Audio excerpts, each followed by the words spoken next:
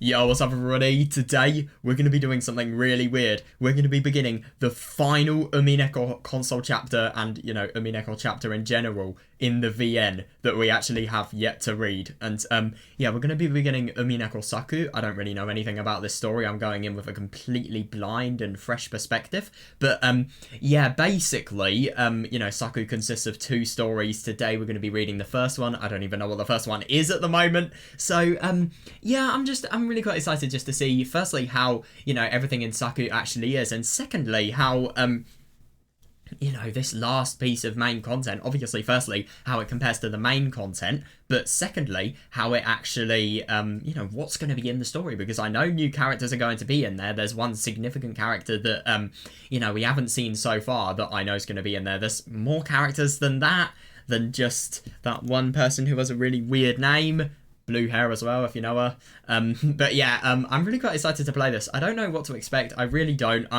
Because of the fact that it's extra content, I'm expecting it to be a little bit worse than the main content. Obviously, I'm going in with a Higurashi-like approach because obviously Higurashi's extra content, some of it was very, very good. And actually, for example, chapters like Miyotsukushi, I think they actually rivaled some of the main content. But, obviously a lot of it wasn't as good as the main content on average, really. So, yeah, that's just kind of what I'm expecting. And, yeah, but let's hope I'm actually disproven. I don't know what's going to happen. So, yeah, let's get into this. And, let's actually see what's going to happen. So, yeah, see you there. Okay, right. So, firstly, I wanted to do something that we have definitely not done before, which is watch the Umineko opening for the console arcs, because I did watch a little bit of this before, but then I realised that this is only for the console arcs. So, yeah, oh my god, we can see Angie there. We see Battler's painting, which is really interesting. Oh my god, that is really loud. Wow. God, it's a very interesting little piece of visual media here. Interesting. God, this is really weird. This is not like anything we've seen before. God, I love the modernness of it. It actually really works. Oh, I love that flash of the CGs. Oh, this is the one that really sounds like Sotsu. Jesus Christ, why does that character to the right look like a fucking stripper?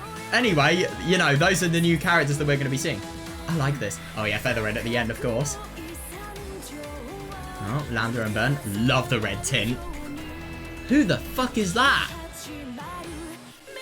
Wow. I saw a moving of the pieces there. That's interesting. Ah, oh, yeah, love that. Yeah. Ooh. Oh, I like that shot of the pirate ship. That's really good. Yeah, who is that person? Oh my god, it's Natsuhi and Kinzo.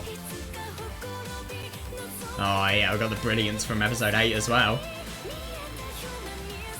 Wow. That is a really cool little piece of art there.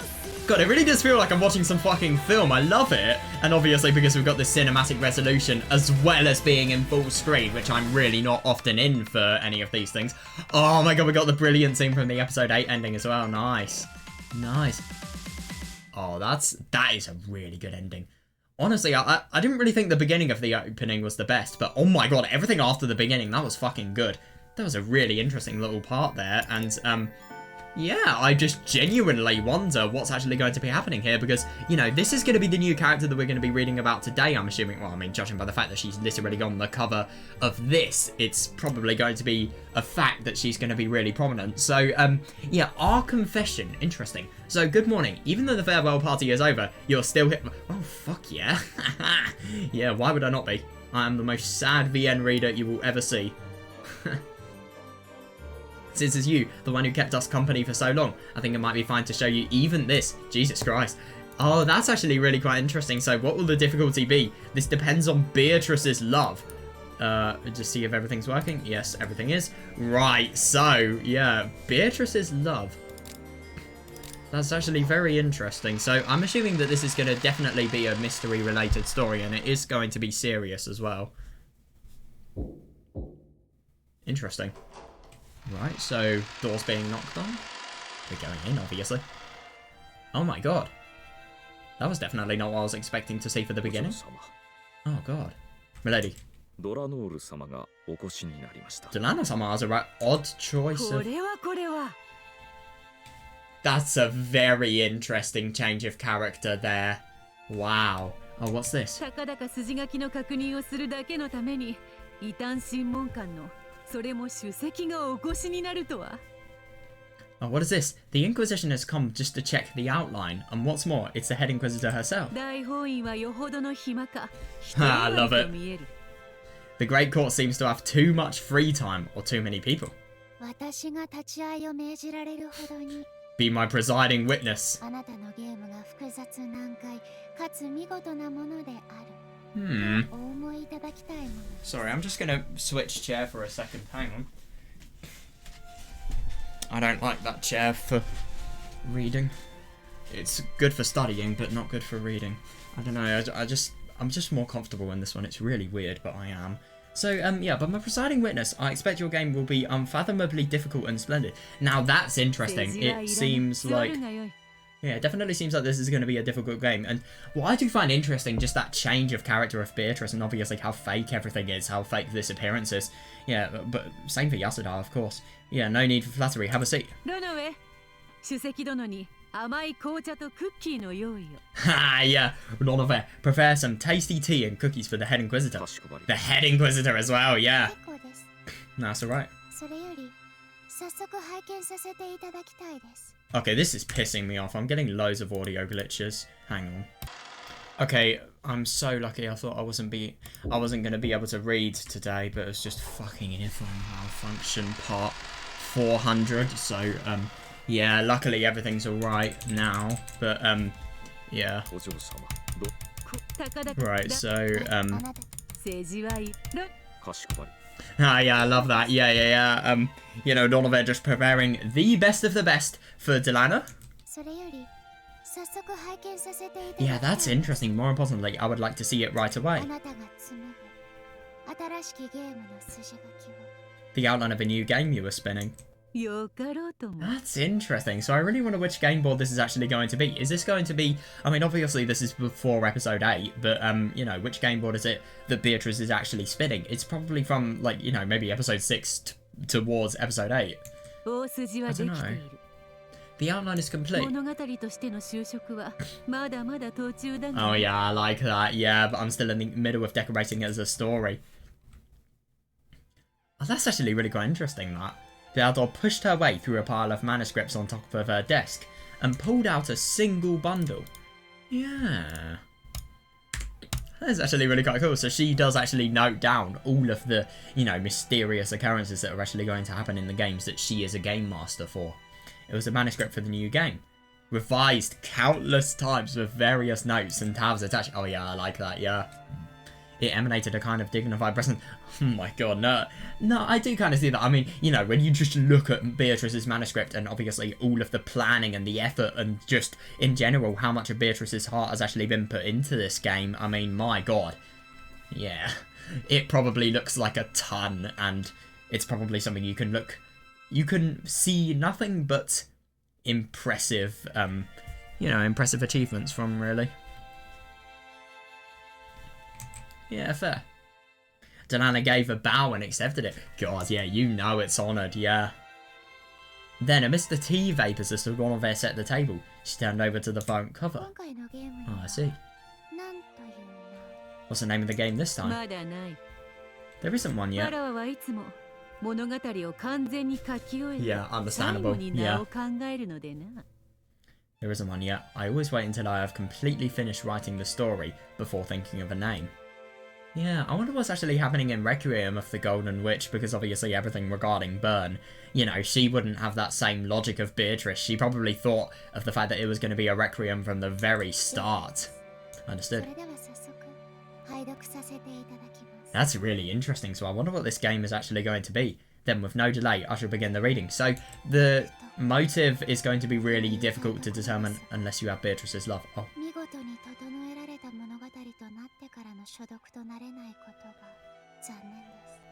Fair enough, yeah. Although, if I may say, it is disappointing that my first reading will be before it has become a beautifully arranged story.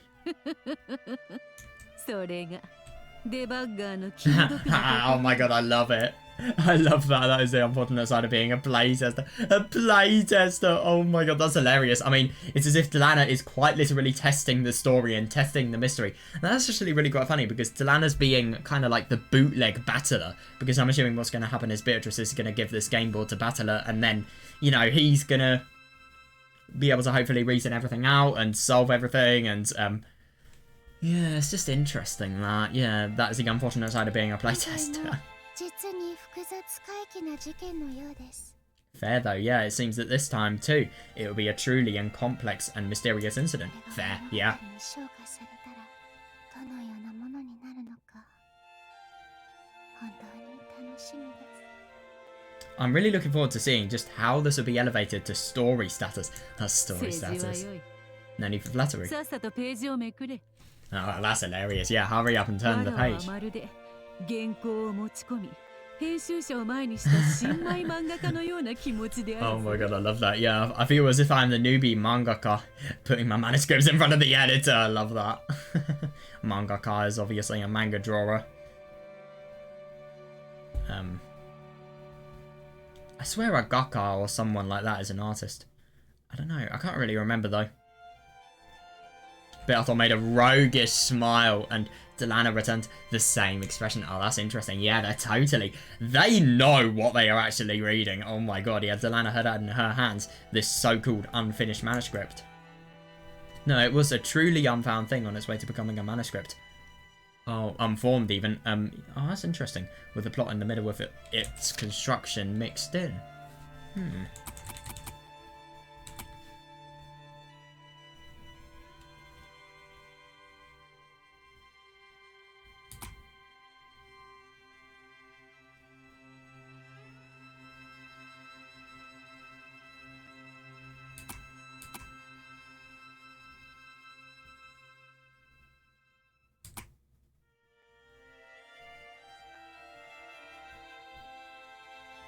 That's actually really interesting to think about the fact that it's not only going to be complex, but it's going to be mysterious as well.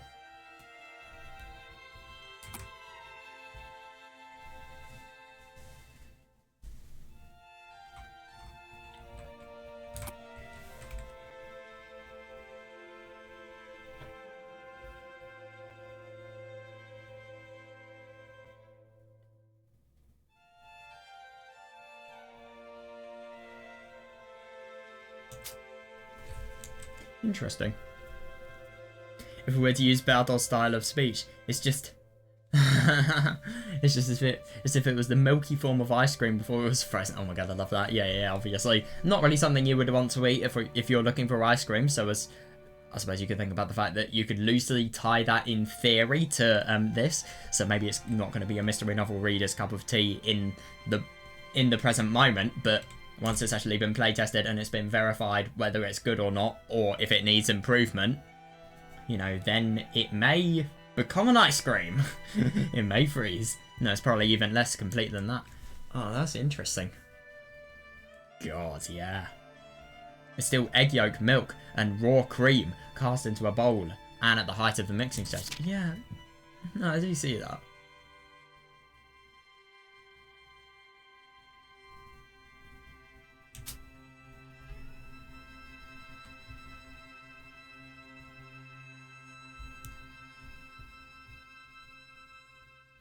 No, I do see that though, yeah. まさに物語の卵です。 It really is just like the egg of a こ tail. れをあなたは時間をかけてじっくりと与 Oh, え yeah. Yeah, that is fair. That's a really odd analogy if you ask me, but I do kind of see that, where it obviously comes from. You carefully put time into keeping it warm and cause it to で hatch. きることならそなたには見事なアイスクリームとして完成してから賞味させたかったのであるがな。 If I could, I would love to show it to you as magnificent ice cream. Since I wanted to allow you to fully appreciate it. もちろんそれが最高です。 Of course, that would be ideal. Yeah, seriously though, yeah. これはこれでおつなものとも思っています。 However, I think this makes for the next best thing. で Oh, きる shit. ことならそなたには見事なアイスクリームとして I 完 love that, 成して yeah. しかし、これは Because even if it's in an incomplete state now, the recipe is still exposed. Oh, that's understandable, actually, yeah. we can see the precious other side of it. The side we could never see from a completed story. That's understandable, actually. I do see that.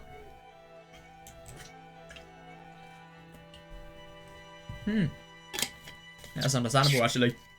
Delana's literally getting a permission that not even Battler is getting. Yeah, it's just really interesting to think about the fact that, you know, I suppose the recipe is still exposed. I mean, obviously, if Delana wanted to completely copy Beatrice and, I don't know, maybe make some business out of, you know, publishing a mystery novel, she could just entirely steal the format of Beatrice's one and then do it. I mean, obviously, she's a literal head inquisitor of heresy, so I don't really think she'd do that. I mean, yeah, she'd probably be convicted herself, but you get what I mean.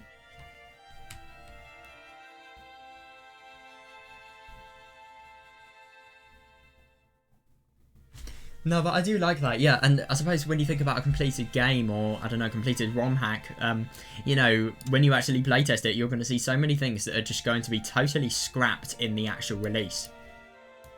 Yeah, but I like that, yeah. This is the unfinished manuscript in a muddy chaos soup state before it becomes ice. Oh my god, I love that. Yeah. I mean, then again, though, I think it's really quite funny to think about the fact that at the moment it's just chaotic, soupy, and it's really, really, you know, convoluted.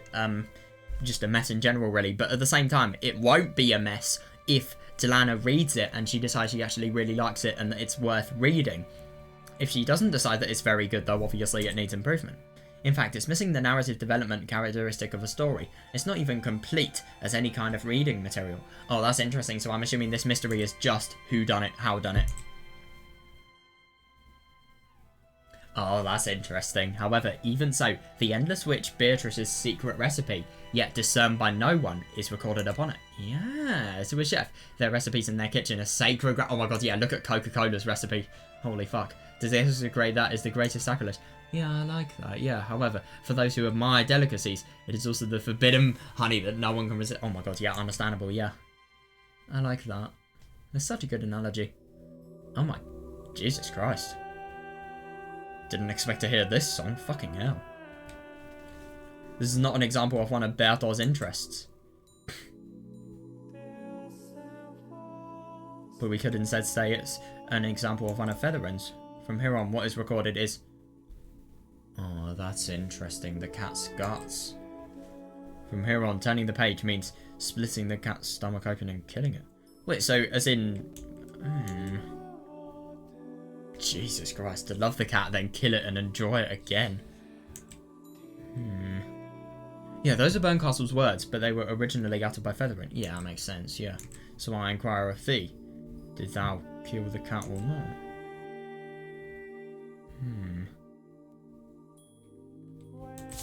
Interesting.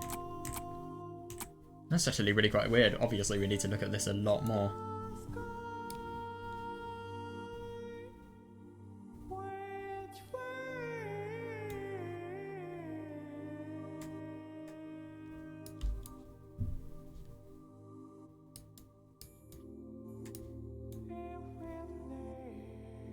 I think I love rereading this because this vivid song that we're hearing right now, it gives such a different mood to it, and it makes the, you know, the feel of it just so different.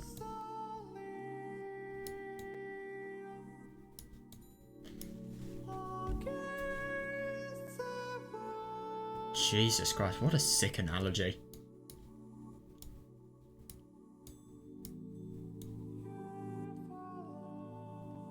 No, but that's actually really quite interesting. I mean, you know, do you want to kill a cat? Do you want to literally make it so that its guts are being spilled out the more you read? I mean, obviously I want to read Umineko, so sadly, yes, but still, I mean, that's interesting. And, yeah, what I just find really interesting to think about is, you know, the fact that, you know, it says there's an emphasis on, you know, splitting the stomach open of a cat, so I don't really understand why it's a cat. Why is it not Beatrice? And, obviously, Featherin has wrote all this tale, so I just don't really understand, you know, what is the true motive. I hope we'll learn it, but obviously if we don't, we'll, you know, once we've looked at everything in the story, we'll come back to this. The ancient Featherin has regretted splitting the stomachs off and killing thousands of tails. Yeah, that's interesting, that, yeah, and in the relationship of irreversibility between knowing and not knowing, oh my god, yeah. She even likened not knowing that. Oh yeah, not knowing to that of noble virginity. Yeah, fair enough, yeah. Thus I ask you again. Oh my god, yeah. Oh my god. That's insane. Doth thou kill the cat or not? Beyond lies. The inside of the cat's stomach. So let's see what happens if we don't kill the cat. What happens here? Oh. This is really unusual. I didn't expect to see a choice here. Thank you. So just... Is that it? That's really interesting. Oh my god. So, I think if that doesn't emphasize how absurdly dark this is going to be, I don't know what will. Oh my god, that's just... That was really quite something. So, it's just really ambiguous to me, and it's going to be very interesting to see, you know, the nature of what's happening here. Shit, I don't know the controls. What do I do? Do I... Yeah, I want to do that. Right. Shit. Is this... Yeah, okay, so, I hope we can go back to the choice. Sorry, cat, you're dying now. Yeah, right. What weird animations. God. Oh my god, yeah, I love the blood. And it's interesting to think about the fact that there's a golden rose. Accomplices. Ooh. God, so we really are seeing the framework of the mystery here. This time, let's make Kraus and Natsuki into accomplices. But Natsuki has a lot of pride, so even if I flashed an enormous sum of money in front of her... Oh my god, seriously, yeah, it's hard to imagine that she'd easily be a partner to a dreadful incident. Just get the exposure of Kinzo out there, to be honest. Just use that as your trump card, really, with regards... What the fuck? With regards to that problem, I'll have to corner her so she has no place to run and no margin for options. Exactly, though. That's what I did with my Battle of Culprit Theory fanfic. You know, if it's so unlikely that somebody's going to commit murder, just make it so that she has no choice, and also her murderous deeds will be exposed if she doesn't do it. Seriously, it's such a good way to get a motive in.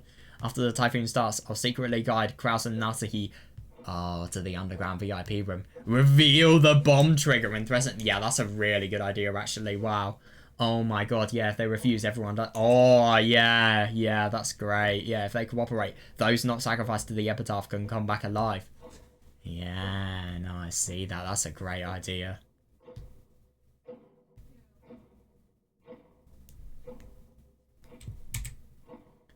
All means to connect the island to the outside have already been completely cut off. Of course, yeah. Yeah, that's nice. Yeah. Oh my god, yeah. Especially because of the phone lines being cut off. They have no way to resist. Interesting. Oh my god, so we're actually going to see the mystery in place while it's being planned. Oh no, I don't like the rain animation. Yeah, so what I find really interesting about this is, well, firstly this, I mean, yeah. She has nowhere to run as well. God, yeah. Yep.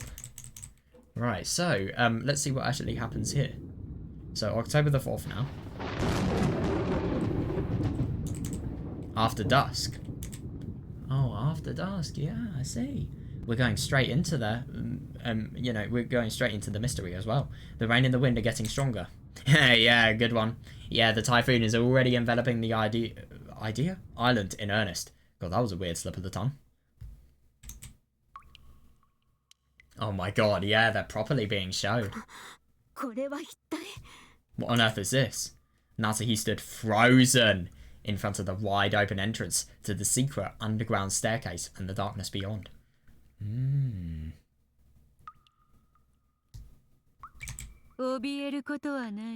There's nothing to be afraid of. We should advance.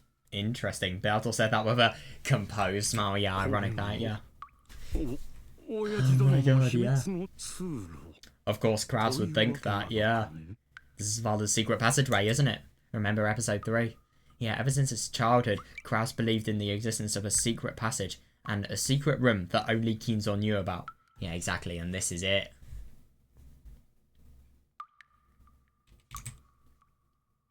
But even so, when it's brazenly right before his eyes like this, he can't enter without hesitation. I mean, my god, you've literally been living here nearly all your life. Like, ever since probably your teenage years. And yet now you are only discovering the fact that there is a secret location that nobody knows about. And then you're going to discover that there's a fucking bomb in there. I mean, what else could be more terrifying? I.e., nothing.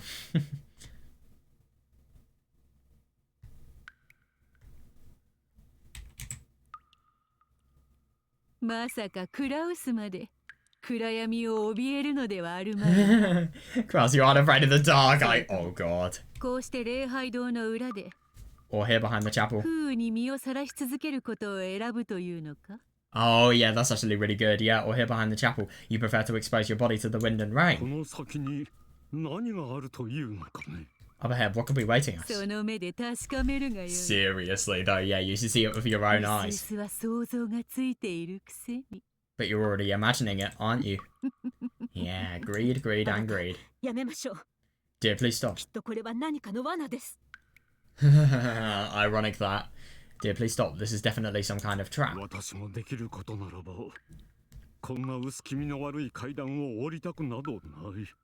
I wouldn't go down those foreboding stairs either, if I could.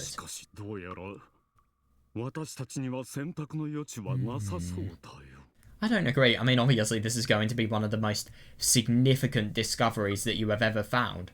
But at the same time, I mean, they do have a choice. They don't have to go down here. I think it's a really stupid assumption to, you know, think about the fact that you don't have a choice. That's not true whatsoever. What? Okay, then. That is definitely not something I was expecting Yasuda to whip out. Holy shit. Yeah, ironic that somebody who is so magic related whips out a gun. Love it. While grinning broadly, Bertol playfully spun the sawed-off rifle head in her hand. Jesus Christ. Indeed, Kraus and Natsuhi have been threatened with that gun and forced it. Ah, so that's why they have no choice. Yeah, fair. Because obviously Bertol will shoot them. Yes, I love this track. They had thought for certain that when they were forced here... No way. It's to make them become the accomplices. Yeah, it was to kill them in a place where no one would notice. By the way, I love that Umineko now has made everyone the culprit. However, now that everyone in terms of the, you know, parents, however, now that they've been showing this secret staircase, they're beginning to think that maybe she wasn't planning to kill them. No, that's completely right intuition. That she knew this secret underground staircase is the cause of Bertol being a witch. Yeah.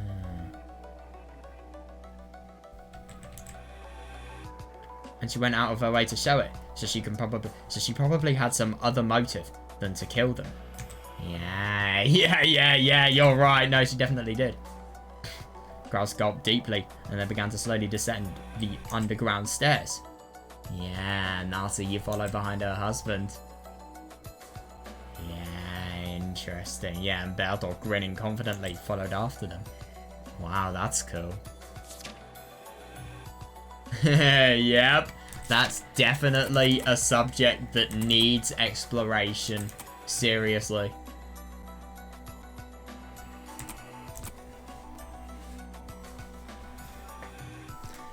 Oh my god, I wonder if you guys heard that click. That felt so good. Holy fuck. I just got the best knee click ever.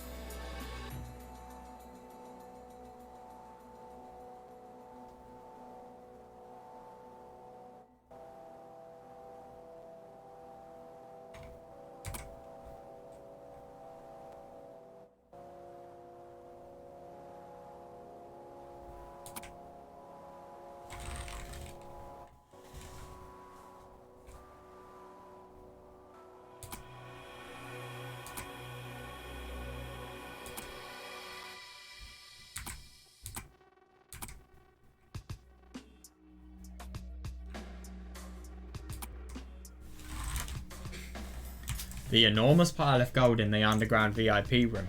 Of course, it makes Kraus and Natsuhi's hearts jump. So they quite literally jump inside their body. No, obviously it's metaphorical, but still you get what I mean. Could you imagine interpreting that literally? Well, I don't really think they'd be alive if that happens, but still. Of course, it makes Kraus and Natsuhi's hearts jump, but that just wouldn't make them accomplices to some kind of dreadful incident. Yeah, you probably need to spark motive in them. Yeah, good one. Yeah, and so the bomb trigger was explained. Since Kraus had a good understanding of Kinzo's madness. Oh my god, yeah. Even the embellishment that Kinzo amused himself with the trigger would... Yeah, seriously, that would blow up the whole island. Wasn't something that could just be laughed off. Yeah, understandable, yeah. It was important for Beato to ensure they fully understood the bomb threat and the authority that comes with it. Yeah. That's the worst thing, now they know. That's... Why would father set up such a bomb device on the island he lives on? That's the funny thing, he didn't set it up. Yeah, great, yeah. God, yeah.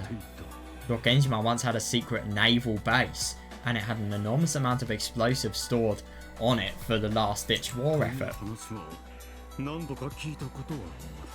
Also, I've heard many times.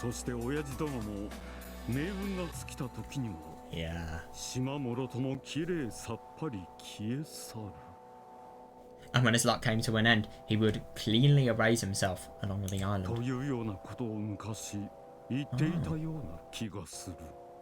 God, I'm actually really quite surprised about the fact that Kinzo has genuinely said that. I mean, this is canon, to be fair, but still, you get what I mean.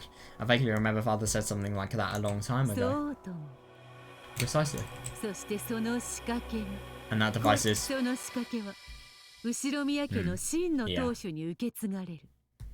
Oh my god, yeah, and that device is a device inherited by the true head of the Ushidomiya family. Oh my god, I love that. Oh god, I wonder what Kraus is going to think there. In other words, right now, only I can control it. By activating it, the device can, at any time, cause a giant explosion. Yeah. That's the weird thing. Yeah, Balthor's explanation may not be convincing enough. In that case, Genji will be there too. Oh, I see. Interesting to think about the fact that we're probably going to see the story actually change now. If the same story also comes from Genji's mouth, its credibility will sharply rise. Fair enough, yeah. So is Genji just going to appear? Oh, I see. That's actually really interesting. So we're really seeing the planning of a mystery novel here and how everything forms together. Yeah, that's really cool, because this kind of was like what I was doing with my fanfic. I mean, I know it was a shitty fanfic, but... And obviously I rushed the mystery, but still, it kind of does maintain a degree of similarity. Yeah, funny that Genji's there, by the way. Yeah, Natsuhi's just thinking, I want to fucking fire you. Why are you doing this? The time bomb device created by the former head. Yeah. The time bomb device created by the former head now belongs to a new master, Beatrice-sama. Thus, hearing the same story from Genji, Natsuhi was at a loss of words. Yeah, seriously. Yeah, and understandably so. Oh my god, I know, yeah. On the island where she had spent so many years was buried an enormous amount of explosives. They could have, at Kinzo's slightest whim. Or by some kind of coincidence. Oh my god, I know, I couldn't agree more, yeah. Could massively exploded. Natsuhi was petrified at the reality that she was still living on such an island even... Oh my god, yeah, understandable though, seriously. I mean, it's fucking weird. And I could not imagine how much of a shock it must have been for her. God.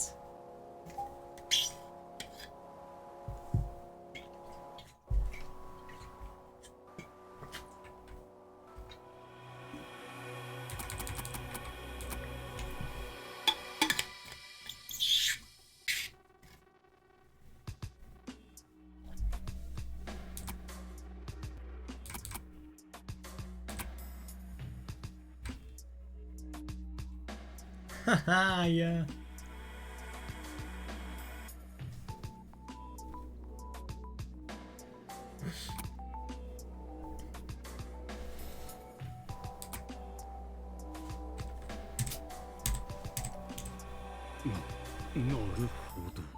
I see.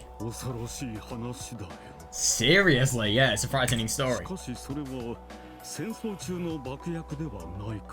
that's a fair question, but at the same time, I don't really think you want to test them. Don't want to risk it. I see, it's a frightening story. But aren't those explosives from the war era? I don't think they'd explode now. That is understandable, yeah. There are no problems. What? Why? The head had periodic inspections carried out. Are you telling me that he was genuinely so mad in terms of his thinking that he actually had inspections carried out just so he could actually, you know, make it so that, well, just so that he could make it so that he knew the entire island was actually going to go up and, you know, become a fucking crater if he didn't actually, think of an idea in time. I mean, my god, if that's the case, then, I mean, I just totally see how these guys can't deny Kinso's madness whatsoever.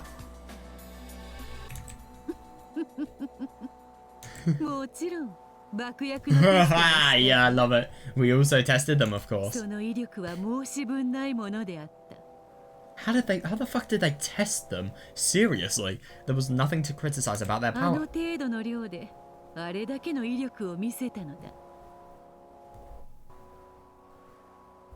With that kind of amount, they demonstrated such power. God, yeah. At the very least, easily everything within several hundred meters of the mansion would be completely blown away. Exactly though, yeah. An explosives test? Yeah, how did they do it? Seriously, where did they do it as well? To assess the power of the explosives, I blew up a certain object. It's something you two are quite familiar with. Hang on a second, are you talking about episode 2 when the shrine actually gets exploded? Maybe Shannon actually breaking the mirror could potentially be a test for the explosive. Could you imagine if that's actually the case? Grass and Natahi looked at each other. They didn't remember there being any kind of big explosion anywhere nearby. Yeah, seriously, yeah. Striking her shoulders with a smile, Beatrice signaled to Genji to explain it then. Interesting. Master, madam. Have you forgotten? Oh my god, about the local shrine. It was that. What? That's actually a really interesting connection you can make with the local shrine. Wow. I am seriously surprised. Yeah, the local shrine built out. Oh my god, I love that they just casually explode a fucking shrine. Yeah, the local shrine built on the reef, just a little ways out from Rokkenjima's port. Yeah, last year it was demolished by some large wave or lightning or something. Or something. Yeah, I really wonder what that something was. God, that's insane. I hadn't really thought about it much. But there's no way some large wave will wash away the whole shrine, let alone the reef. Yeah, understandable, because obviously, the thing is, I always knew the detail of the fact that, you know, thunder struck, and obviously the, Yasuda actually disposed of the mirror once Beatrice had actually told her to. But, yeah, it's just really interesting to me to think about the fact that, you know, it's the case that, you know, the shrine has been entirely destroyed. I mean, I knew some sort of lightning struck near where Shannon actually was, but I didn't realise it exploded. You know, that was just an illusionary way of telling us the fact that the shrine had exploded. I'm just kind of surprised on that myself. But there's no way some large wave would wash away the whole shrine, let alone the reef. Exactly though, yeah. There was a group among the servants who said, purple lightning fell from the sky and smashed the shrine. Ah, yes. Purple lightning. I think that's very possible. Do I have a phone? No, I don't. I don't think purple lightning exists. Let's just do a full check.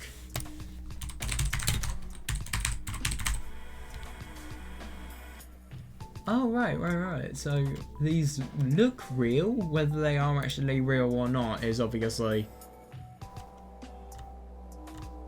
Yeah, it's kind of hard to tell whether this is photoshopped or not. It looks... It really could be both. That looks more real than photoshopped, but I don't know whether I can trust it. Yeah, that's obviously photoshopped. So is that. That's a fucking good photo if that's real.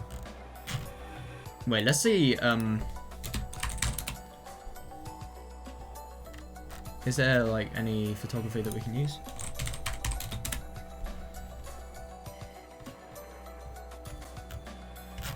I don't know, there's nothing that... Yeah, I mean, I'm sure that's real. Yeah, there's nothing that explicitly tells me it's real, so... I don't know, I just don't really want to trust whether that exists or not. Yeah. But anyway, I mean, it's kind of ridiculous. I'm just kind of curious whether purple lightning is actually a thing or not. There was a group among the servants who said purple lightning fell from the sky and smashed into the shrine. Or some such rumour. Yep. Just one of the many rumours that are probably circulating. But there's no such thing as... Oh my fucking god, I wish I read that. But there's no such thing as purple lightning, much less lightning that could smash a shrine and even destroy the... Exactly, though. Yeah. That's such a cool little twist there. You don't mean... No. Yes, that's how it is.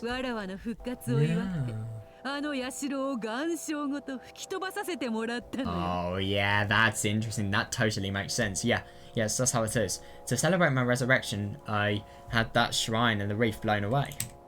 That blows me away. Get it?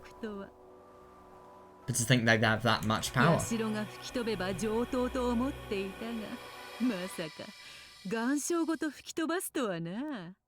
thought it would be great if they blew up the shrine, but I never imagined they would blow up the roof. Yeah, no, I couldn't agree more. I mean, God, you not only destroy...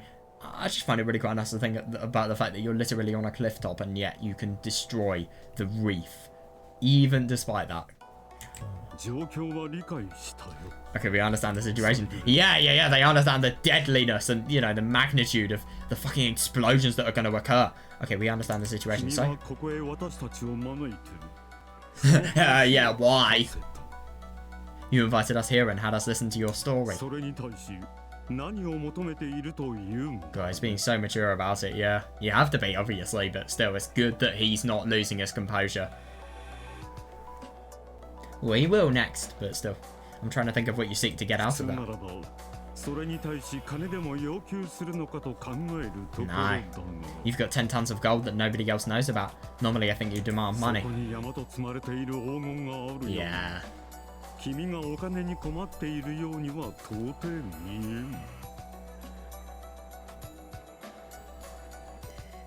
But with all that gold piled there, I can't fathom you having one for money.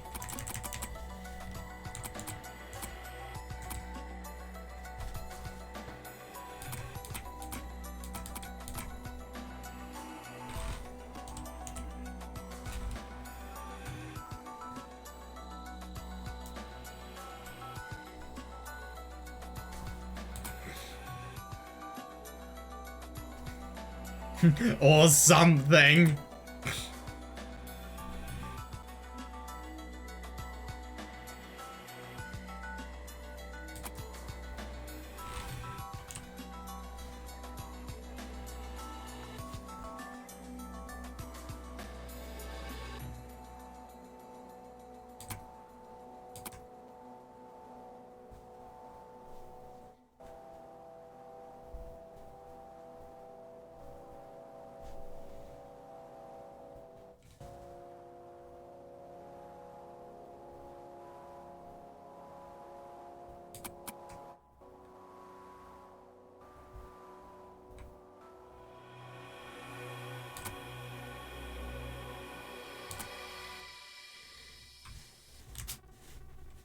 Now, I'll tell you what I find really interesting about Yasuda here is, you know, just how she has always had that really, really destructive instinct, as we can obviously see in the fact that, you know, the explosion occurred 2 years ago.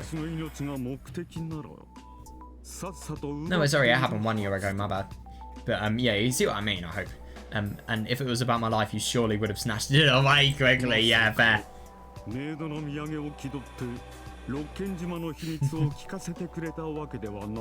No way, don't say anything that may shame your father. Oh god, especially in front of her. You couldn't be telling us Lord Genjima's secret as if you had a change of heart, could you?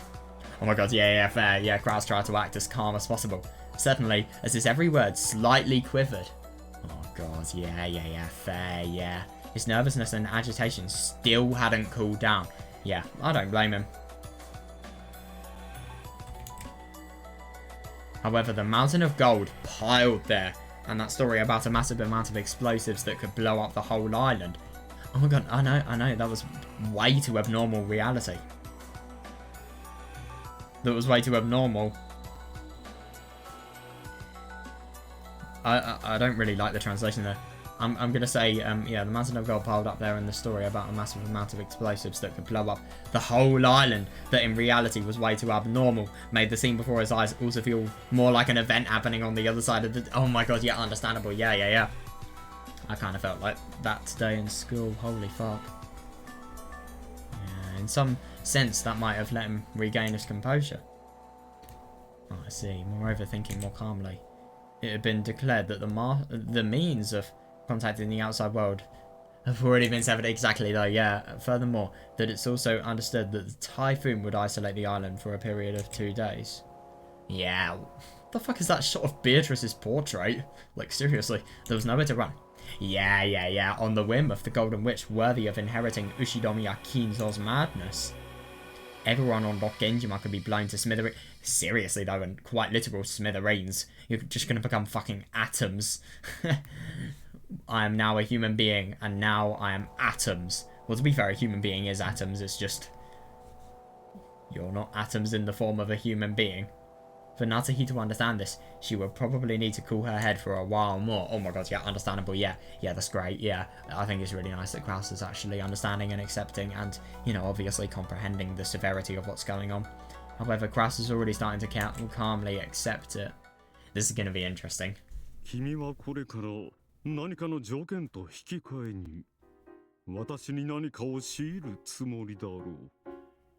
Now you're going to strong arm us into an exchange for something. God, yeah, seriously. Why would this be shown to people, especially people as greedy as you, if that wasn't going to be the case? I can't even imagine what that something is. Oh my god, you do not know what you're agreeing to. Holy fuck. But as long as it's possible, negotiations are open.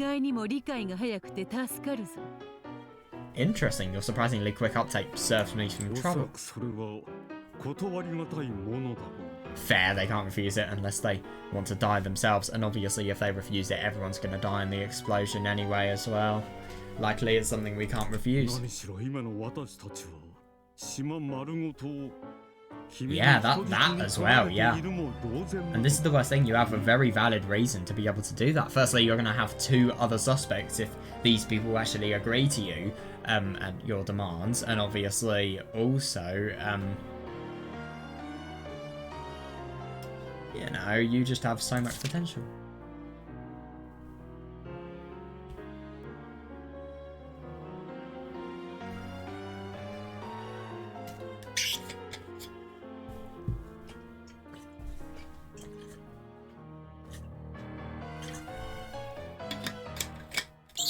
I love strong arm. What a funny phrase.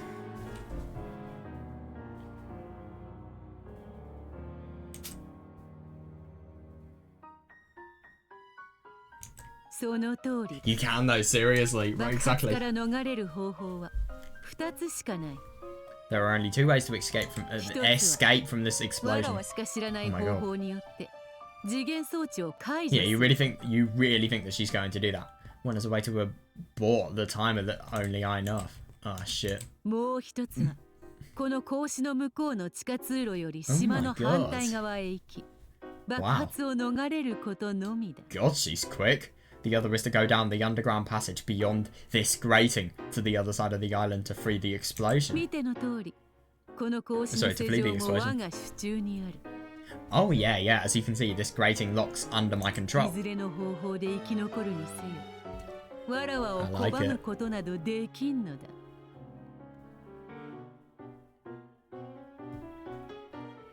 You cannot refuse me given either intended method of survival.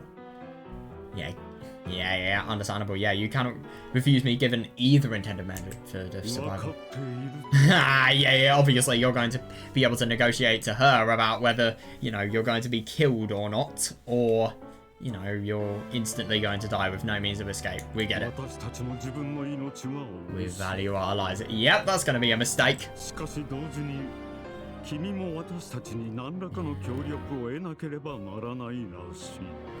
We value our lives, but at the same time, it seems you require some kind of cooperation from us.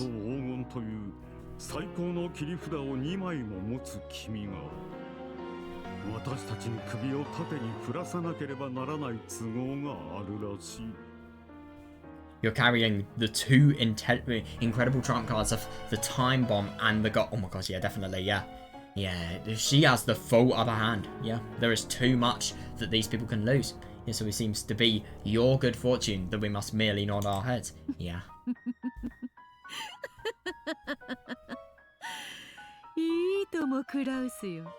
Wonderful, Kraus. Oh god, if that's the way you wish it, let's do it that way. This isn't a threat. Interesting. Yeah, but obviously what happens if you refuse the trade? There's the threat. But then again, I mean, I suppose you're implying that threat with your own head. Beatrice isn't directly stating the threat to you. So I suppose that kind of differs it from a lot of other threats. Wonderful, Kraus. If that's the way you wish it, let's do it that way. This isn't a threat, it's a trade. I wish for your cooperation. Yeah, that's going to be interesting. Let's hear what we get out of it. Oh, fuck, yeah. Yeah. Oh my god, that's hilarious. So, let's make it this entire mountain of gold and the guarantee of your family's life. Seriously though, yeah, you're gonna have to basically Jessica, Kraus, and Natsuhi are gonna be the only people who survive after this. However, you have to give up on everything. Oh my god, fucking hell, that scared me. God. Oh, thank you for awakening me. God, that was just really sudden.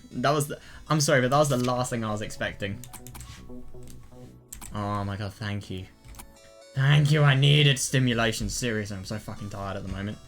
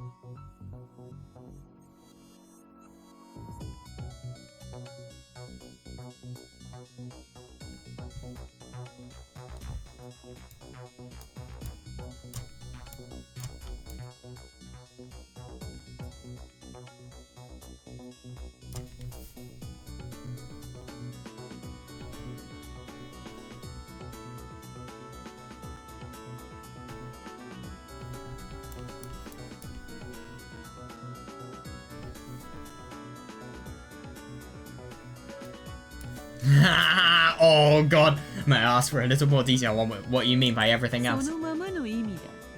It means exactly that! Yeah. Understandable, yeah, since this entire island is going to blow up. Oh my god, yeah, Kraus and Natsuhi were both shocked at such an outrageous proposition. Yeah, understandable, yeah, from the time they lost their composure. Yeah, fair, yeah, but even still, it was an offer that couldn't be refused. Exactly, though, that's the worst thing, because obviously Yasuda will kill them here, if that is the case. God, yeah, Kraus calmed Natsuhi and regained his cool.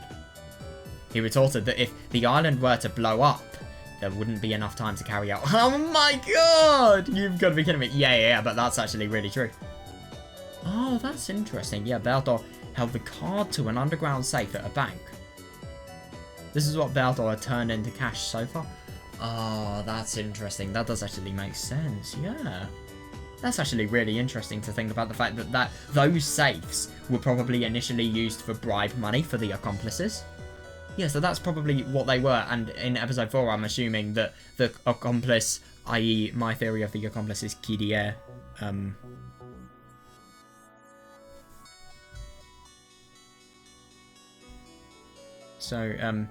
yeah, the accomplices probably died, or maybe they were killed by Yasuda, who knows.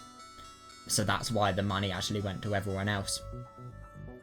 Sorry, not in episode 4, I mean in episode 3.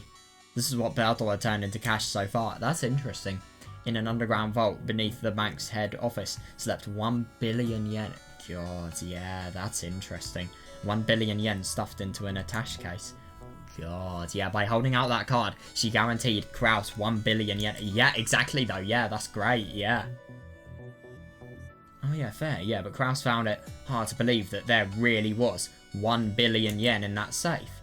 But money can't buy the lives of his family.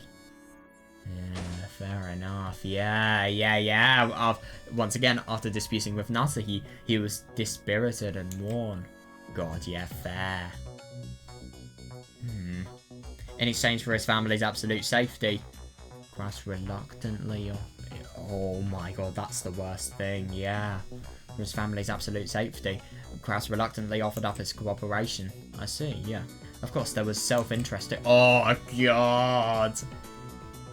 But then again, it's completely... The resort company and project he would have would be completely cancelled out. Why is there self-interest? The island being blown away will probably be treated as an accident. Fuck off! As an accident. And along with that, without any relatives, the investigation at him would become unresolvable. Oh god, yeah. Oh my god, yeah, fair. Of course, this includes Kinzo's death too. Nearly all the troubles they bear would be gone. Oh god, yeah. Jesus Christ, this is sick. I mean, I get that they have loads of trouble, but to actually, you know, to actually think about the fact that, well, then again, though, I don't think he knows that he's actually going to have to kill his entire family. I think, obviously, he's talking about, you know, this family getting alive completely unscathed. Yeah, but the only thing is, I don't think Kraus realizes what he's actually going to have to do to make his family, i.e.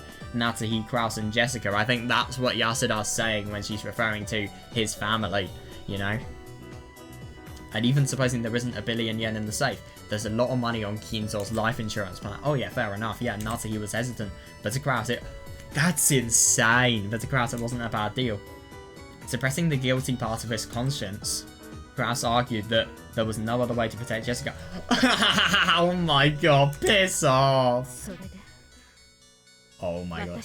But then again, I mean, this is a reasonable judgment until you realise what they need to do.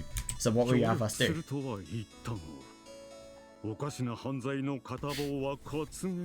Well, this is going to be very difficult then. We said we'd cooperate, but we won't partner with you for some weird crime. Kraus and Natsuhi, he said, completely drained. Fair. God,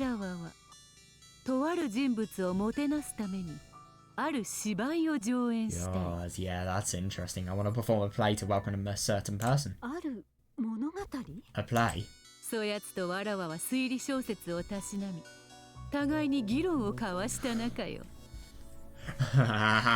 that guy and I have a taste for mystery novels. It's a relationship of exchanging, contesting ideas. Yeah.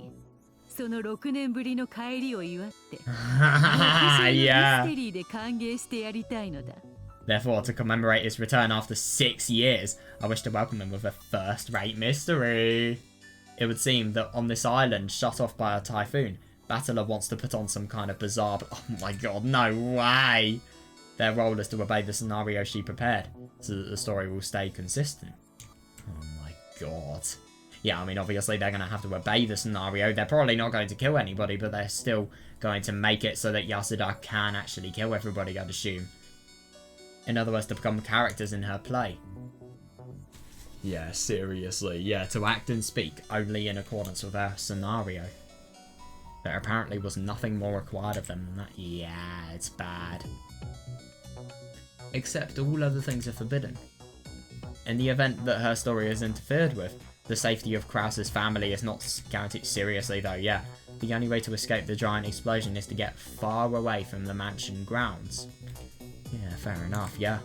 the only way to do that is to escape to the opposite side of the island by the tunnel. Yeah, out from the underground VIP room.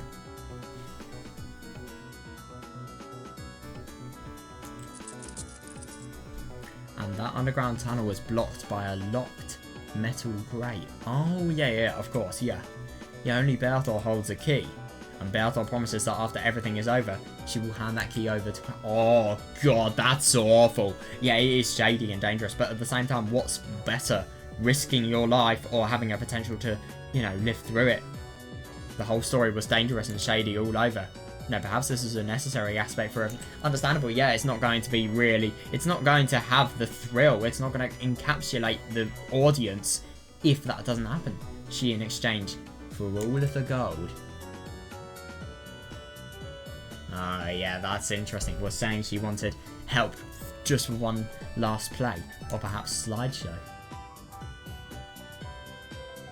Oh my God, yeah. Oh, yeah, the dress of the witch and the portrait she wore, and her whimsical smiling, are perhaps joys only permitted to those who solve the mystery of the epitaph. Yeah, fair enough, yeah. Kraus continued to press for his family's safety. That when the promise was broken and all cooperate... Oh my God, yeah. When the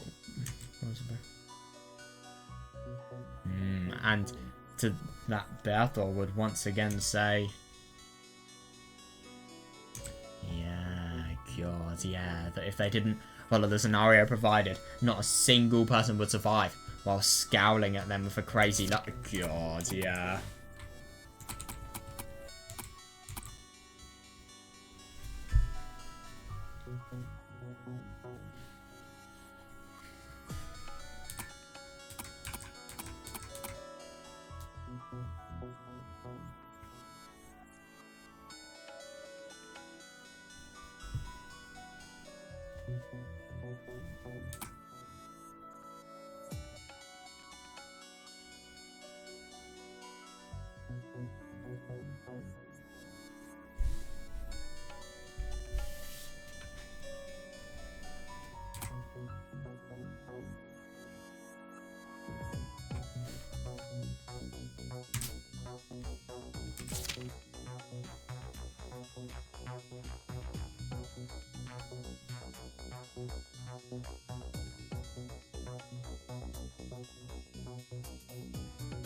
Yeah, that's actually really quite interesting to think about the fact that Kraus and Natsuhi's promise to, you know, Yasuda is actually going to cease when all of the family's safety is going to be, you know, compromised. But the only thing is, what if you make it so that the people have been murdered when Kraus and Natsuhi don't actually know about it?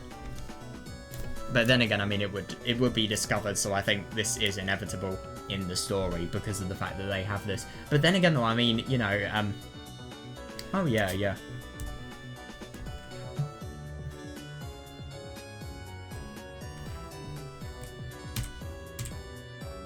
Yeah, but no, I don't disagree, yeah.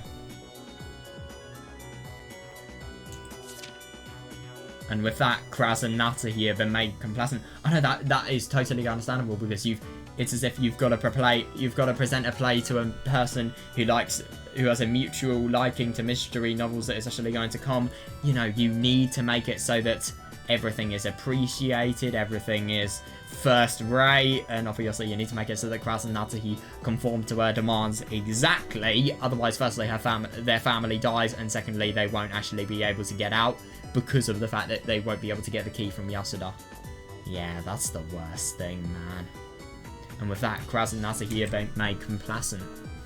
The cooperation of all of the servants and Nanjo had already been arranged. Yeah, funny that, yeah. The preparations for the game board were now complete. Yeah, and finally the story begins. That's going to be really quite cool. So what's going to happen now? Are we going back to Beatrice and Delana? Oh no, we're going to Typhoon.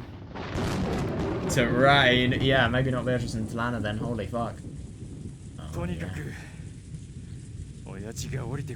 Oh god. So it's going to be really quite interesting to see what Kraus and Natsuhi are actually going to do now. And I also really want to see what that new character that we saw in the, you know, the opening for this chapter. What the fuck is her role going to be? In any case, nothing happens if Dad doesn't come down. Oh my god, seriously though, yeah. Yeah, I've got that right. 私たちは兄さんと話しに来たんじゃない。 We didn't come here to speak to our brother. Oh my お god, 父 yeah. 様と話をしに来たのよ。 Yeah. Oh fuck, I didn't mean to go back. Oh god, come on. Yes, I know, Doc Genjimon 1986, blah blah blah. とにかく。まったくだ How わ。 do I get rid of this? Do I just click that? Alright, yeah, I do, okay. とにかく。まった、 Yeah. 私たちはに音。 Yeah, funny that. Yeah. Oh my god. And obviously having the conscience of, you know, the fact that you have to help out Yasuda now, and you have, and every single every single action has to be in pursuit of helping her. Kraus quietly bore all of the harsh words of the siblings. He couldn't do anything extraneous. Is that how you say that? Extraneous? Extraneous. I think that sounds more reasonable, because obviously strain. Oh, I don't know. I've never really heard that word. I'm assuming it's just synonymous for extreme. Yeah, he must behave in or unreasonable, actually, judging by the second sentence. He must behave in accordance with the scenario provided to him by the witch. Yeah, fair, yeah. In this scenario, he was to wait until midnight, which was soon to be. Oh my god, okay, we're being thrown straight into the action. Then they heard the chime of the banquet hall's grandfather clock. Right, so what's going to happen now? It's midnight. No, it's actually fucking 8:15. It's time for that witch's scenario to take motion. Right, that's actually going to be really quite interesting. Oh, so they're ripping off episode 5. At midnight, there will be a knock on the door of the dining hall. And there it was. Who is it? He meant to say it nonchalantly, but it came out slightly nervous. Oh god. Oh god, yeah, that's interesting. Forgive the intrusion. So obviously this is everything that they have rehearsed. What is it going to be? Forgive the intrusion. It's Genji. He is also a person following Beatrice's scenario. Yeah. That's going to be really quite something. あら、源氏さん。 Oh, Genji-san. どうしたの？こんな時間に。 What is it at such an hour? ちょうどよかった。 This is perfect. 少し喉が渇いてたんや。 I'm kind of thirsty. この辺で少しお茶でももらって休憩しようやないか。 Should we take a little break from now and have some tea?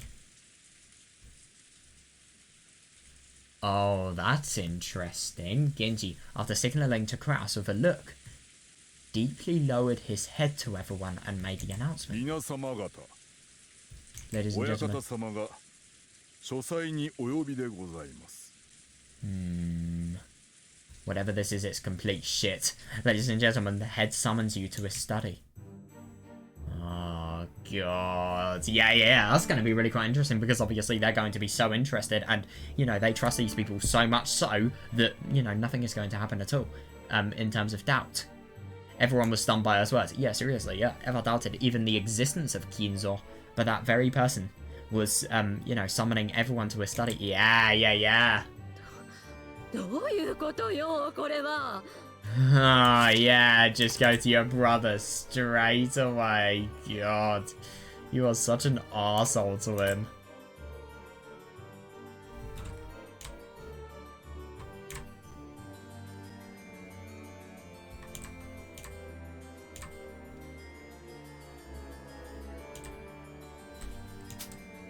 What could this mean? 知らんよ。 I don't know. 親父殿の気まぐれは今も昔も。 God. もならんね。 I mean, obviously, Kraus is doing a good job actually hiding, you know, what he is truly doing. But at the same time, I think, you know, this is so obviously faked. I've never been able to understand father's whims. All according to the plan. Yeah. Oh my god, so this is the part where I lead everyone to the study. And then, in front of the study, he and Natsuki will specifically be told to wait. Oh, God. Everyone's gonna die, I think. And then, obviously, Natsuki and Kraus, they're not going to know. And then, obviously, another person needs to be killed to make up the numbers. Maybe Genji's gonna kill himself. I don't know.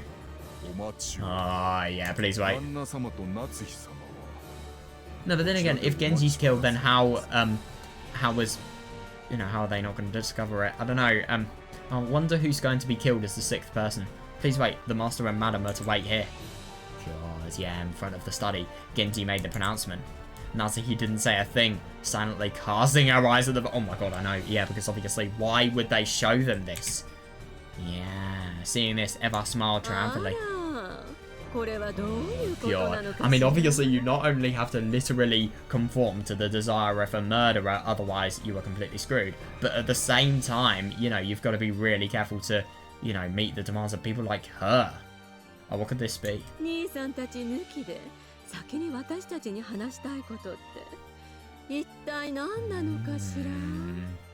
Yeah, what on earth could he want to say to us first, without the two of you? No idea.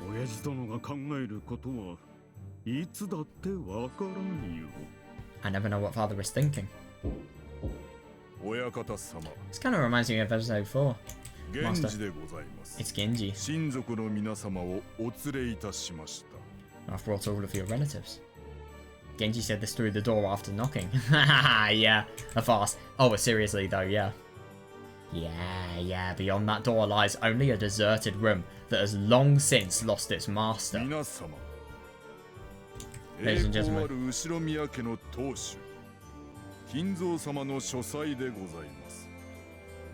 Ladies and gentlemen, it is the study of the glorious Ushidomiya family head, Kinzo-sama. Oh my god, yeah. I implore you. I implore you not to make any careless mistakes. Don't drink his liqueur for a start. Holy fuck. Genji-san. Dad's in a good mood, right? Indeed. Well, I suppose he's sleeping peacefully, isn't he? The master is in a very good mood. Eva's smile is so weird. I don't think I've ever seen that sprite before. I don't like it. Rosa's smile, we've seen that before, but still. Yeah, both Eva and Rosa were visibly relieved. Yeah, understandable, yeah. Yeah, but Kraus and Natsuhi knew the master Genji spoke of was a new master. Oh, that's interesting. Yeah, they're dead. They're so dead. Now, what I do find really interesting is who's going to be killed for the Twilight? Is it going to be Kinzo because of the fact that... I mean, I suppose you could just think about the fact that Kinzo's going to be dead, so obviously that will make up the numbers. Yeah, the master Genji spoke of was a new master. It was that witch. Oh my god, what did they do to this fucking background? Like, why can't we see her face? It's just wrong. Right now, awaiting them inside the study was the Golden Witch, Beatrice. Interesting. The island, the mansion he lived in, was at some point unbeknownst granted to the Witch of the Portrait as its new master. Yes, seriously, it's so fucking weird. This mansion Kraus had come to believe was his home. Oh my god, I know, it's just so weird. It really, really is nothing but weird. And now the fact that, you know, everything is going to be exploded without your will whatsoever and your consent. But yeah, obviously consent doesn't matter in something like this. Jesus Christ. Yeah, this mansion Kraus had come to believe was his home had quickly become a very different place for him. Seriously though, yeah. God, that's going to be really quite interesting. So with Genji leaving, Eva and the other relatives were swallowed up by the pungently poison-scented study. Oh, funny enough that there's an auto-lock. Slowly the door closed, and with the heavy sound of the auto-lock, their existences disappeared. God, yeah. Does this mean our job is over? Seriously though, yeah, or at least for tonight. I don't disagree whatsoever, that woman is ominous. Oh yeah. Yeah, I don't disagree whatsoever. Yeah, who's to blame for that apart from you? Seriously. Pass the basin to Natsuhi any day. Yeah, that woman is ominous. She gives me the terrible feeling that she's capable of destroying herself and everyone else if we're careless in dealing with her. Yeah. I don't disagree though. I don't disagree. I think that's a perfectly reasonable assumption.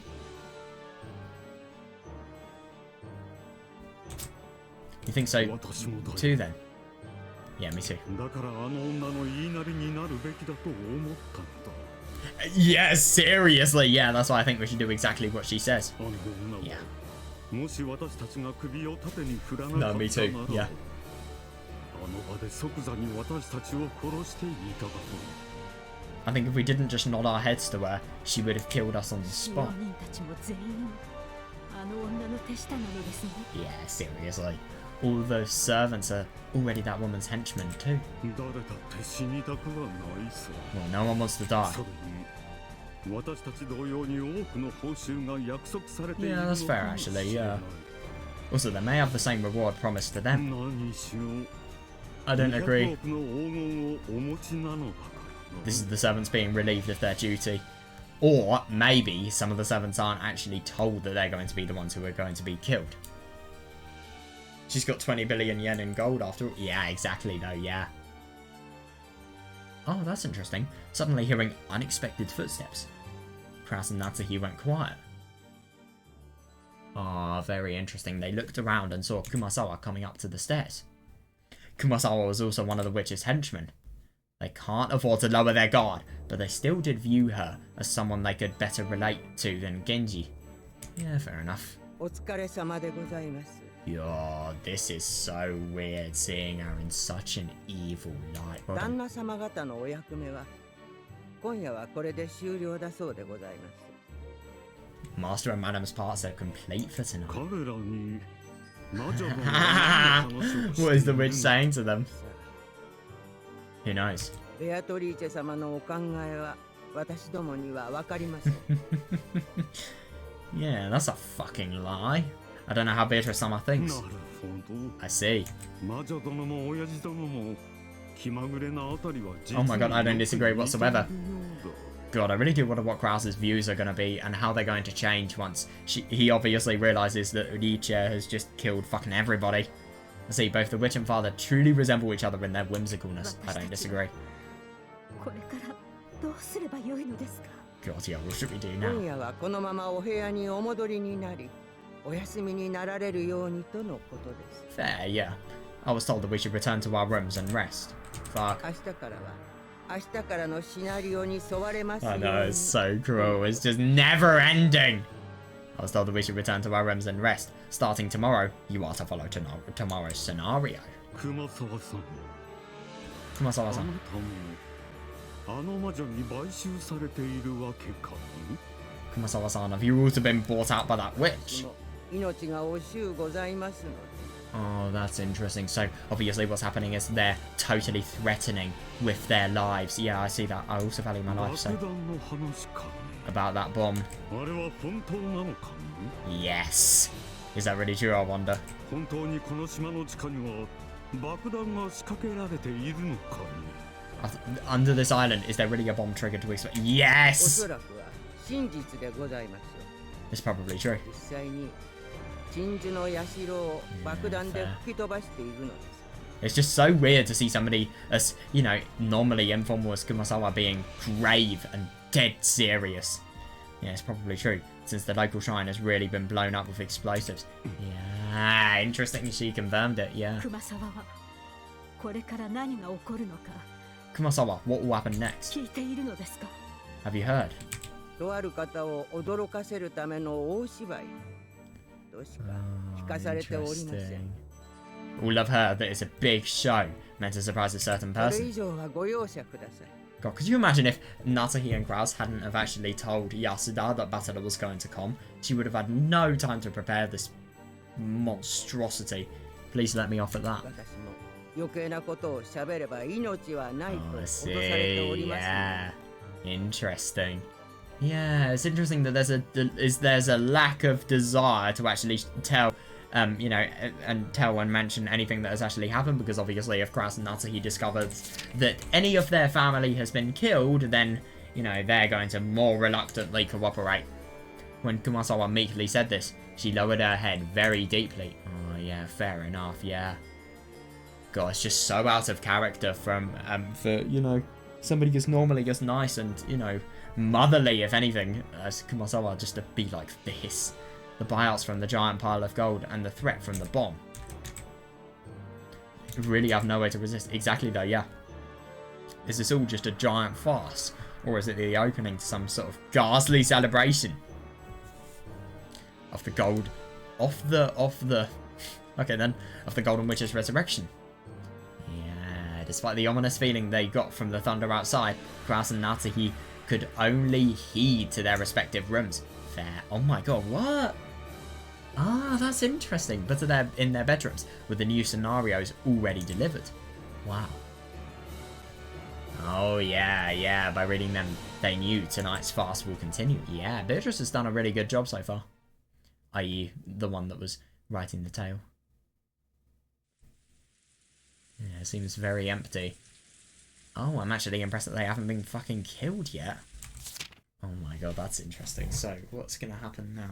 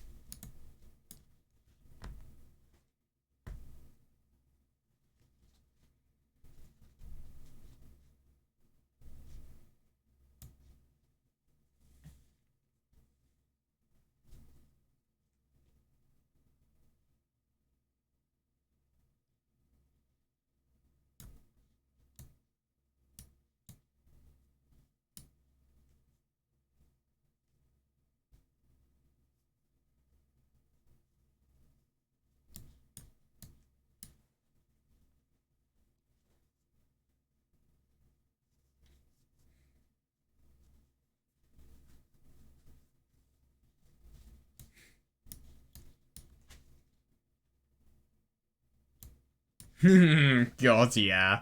God, I'm going to be so interested to see how these people are going to die. Also, when the person in the thumbnail of the chapter is actually involved.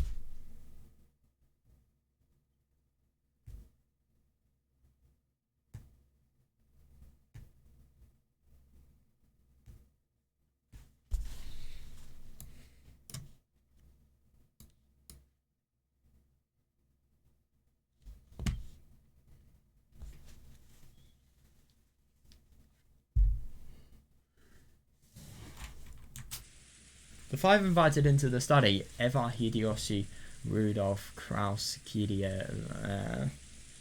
I got tired. The five invited to the take two, by the way. The five invited into the study: Eva, Hideyoshi, Rudolph, Kiria, and Rosa stood firmly at attention, like children called to a ceremony. Oh my god, I love it. Master. Interesting, because obviously when he says master, he's referring to Yasuda. I've brought 5 members of the family. Fuck. Good. Oh my god, this is going to be interesting. Thank you, Genji.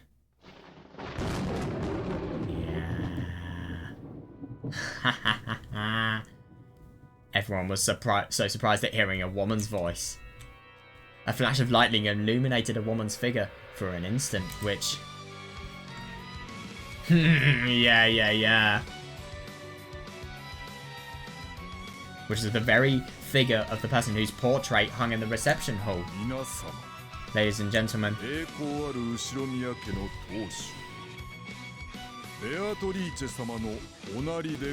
Yeah, not Kinzo. I wonder what Eva's gonna say. It's so interesting just to see more of the, you know, behind the scenes of a crime. I love this. Ladies and gentlemen, you are visiting the glorious Ushidomiya family head, Beatrice-sama. Oh my god, yeah, understandable. Yeah, so overwhelmed by the sight of the witch. They forgot to even close their gaping mouths. Yeah. Oh, and yeah, it doesn't surprise me. Yeah, Eva was the first to come to her senses. What kind of joke is this? Genji, what's the meaning of this? Hey, I'm impressed. Yeah, definitely, yeah. Yeah, because she is the Witch of the Portrait's granddaughter and the Witch of the Portrait's mother. Kind of. She's technically both, I suppose. Hey, I'm impressed. She really just looks like the Witch of the Portrait. Oh my god, yeah, I love that. Is that dress a custom order? Quiet, please. Yeah, you are in the presence of the master. God, very cold. Please refrain from such murmuring. Oh yeah, understandable. Yeah, they were all surprised again, stunned again by Genji's sharp words. Fair enough. Yeah, no, that's not quite right. Oh yeah. Yeah, it was because the more familiar family head had casually appeared from the darkness. Oh, so this is a live scene.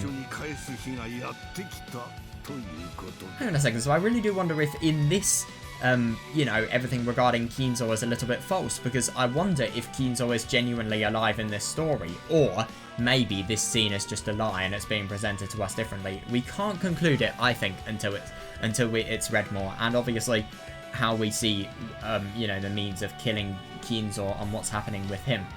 The day that I return everything to my beloved witch has finally become... Yeah, that's interesting tonight.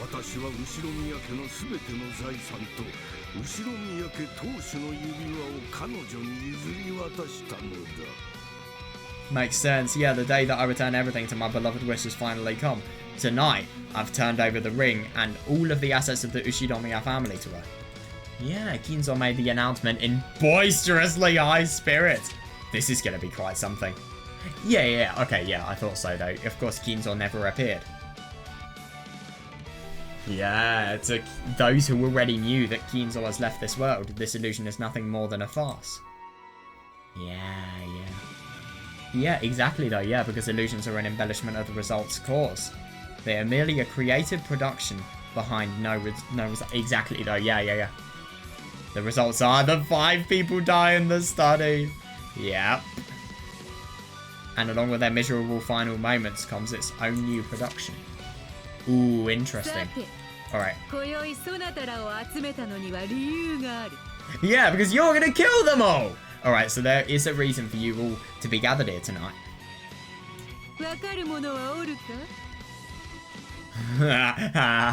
Might there be someone who can figure it out?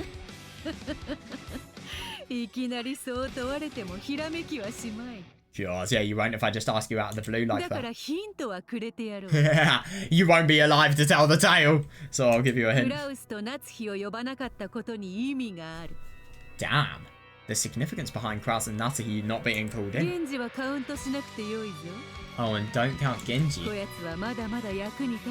God, since he still has his use. That's really interesting. Oh my god, yeah, I wonder if anyone's actually going to be able to find it. Kirie, well, she's a mystery nut. Yeah, suddenly declaring this battle had a mischievous smile creep upon her face. Yeah, of course, there really was no way of any of them to answer such a question. Exactly though, yeah, even Kinzo tilted his head in confusion. Beatrice.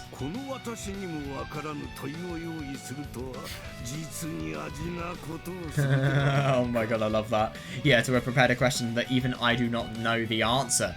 It is truly something astounding.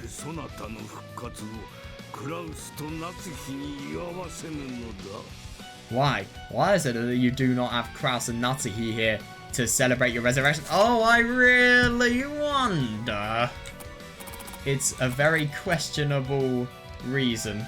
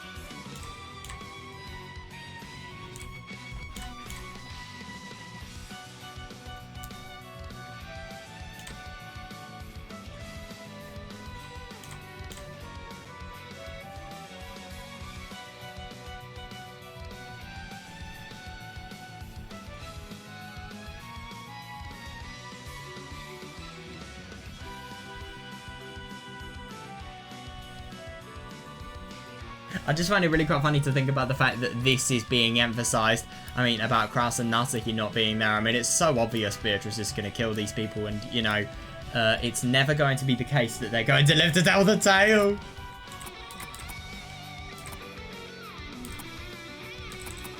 Oh, I don't want to spoil Beatrice's line. I haven't read it, luckily.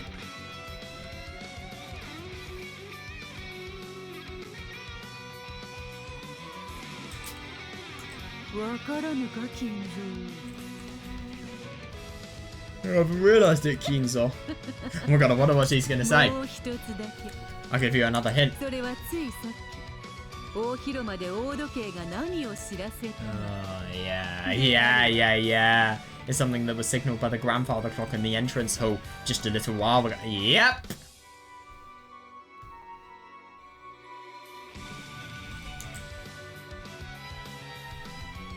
Getting more and more confused, the relatives muttered amongst themselves.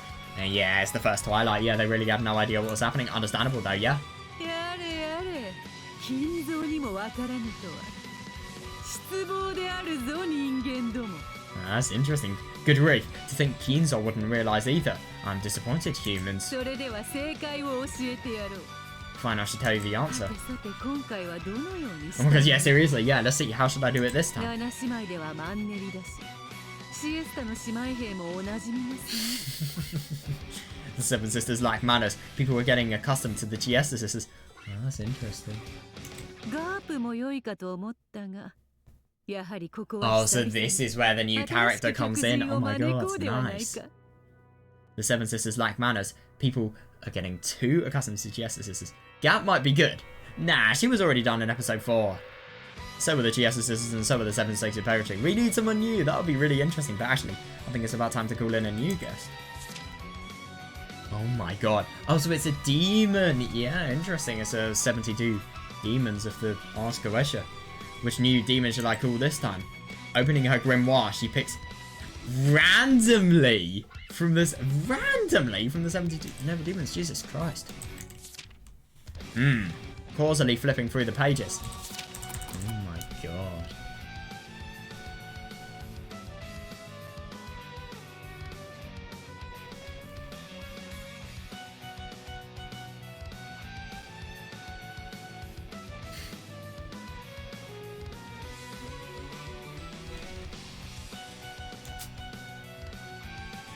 Casually flipping through the pages. The number that appears is 64. Oh my god, it's a Mario 64 reference. No way. Who's number 64 of the 72 again? Rank number 64. Hudaudosu. Alright. Flowers. Hudaudosu.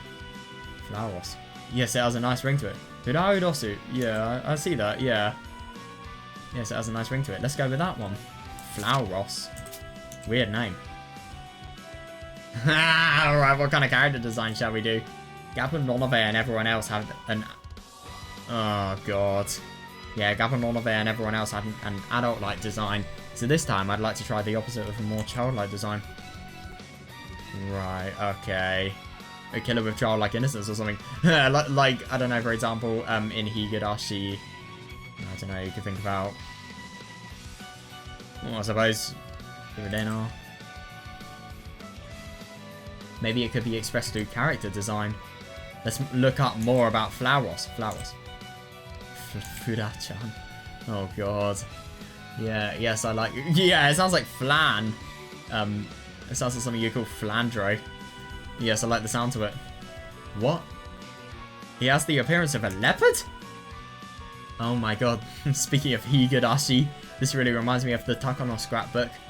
Has the appearance of a man when taking human form. Oh my god, what? A man? Ikugo oh my god, I love that. Ikugo would be so much better. Amended! Oh god, let's make her a cute girl with matching animal ears. Oh no, Sakutaro like cute ears, something like ears. Let's sketch it. Oh my god, that's actually really quite cool. So, I'd assume what Ryukishi actually does is he sketches all of his characters. So I really do wonder if this is sort of like a reflection on Ryukishi's personal stance when actually writing things.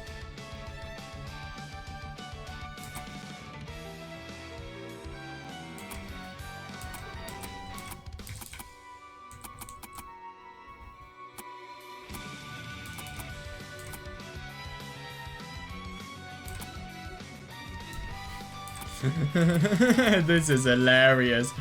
Zun when making Toho. Oh my god.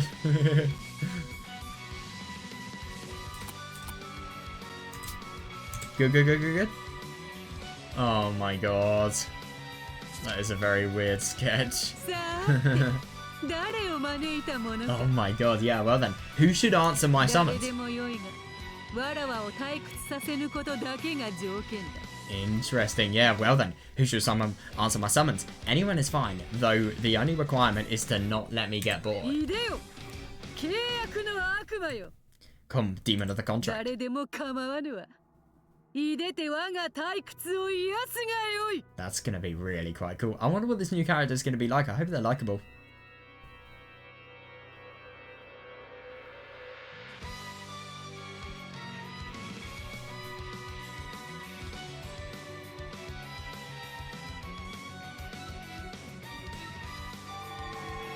Oh my god, so we're actually going to see what Flower Ross's sprite looks like. This is going to be really quite interesting. It looks like it's going to be very lewd, let's be honest here.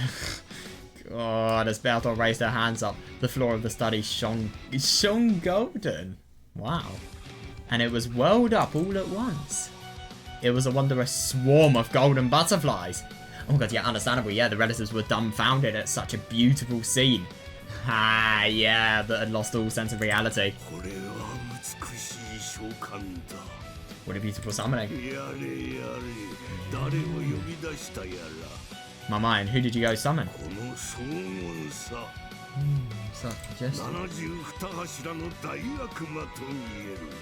Looks like one of the great demons of the 72 pillars. さすがは金蔵 Just as I expected of you, Kinzo. 召喚に関しては実に詳しい Yeah, you are very knowledgeable about summoning. Of course, yeah. 呼び出したるは72柱の大悪魔 Oh, that's actually really quite interesting. 誰が現れるかはわらわにもわからぬがな Yeah, that's actually really quite interesting. So not even Beatrice knows, but obviously the Beatrice that has wrote the story knows. Just as I expected of you, Kinzo, you are very knowledgeable about summoning. That's right. Who I summoned is one of the great demons of the 72 pillars. However, even I do not know which of them will appear. How terrifying you are. Yeah, seriously. To be able to summon a great demon with that kind of careless attitude.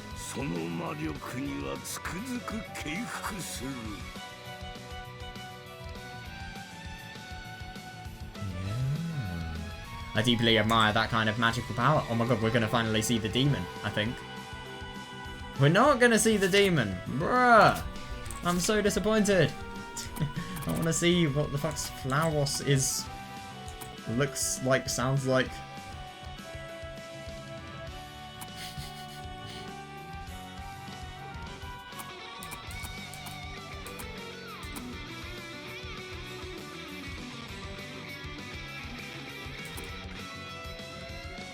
Yeah, she is speaking fucking recklessly though, I can't deny that whatsoever.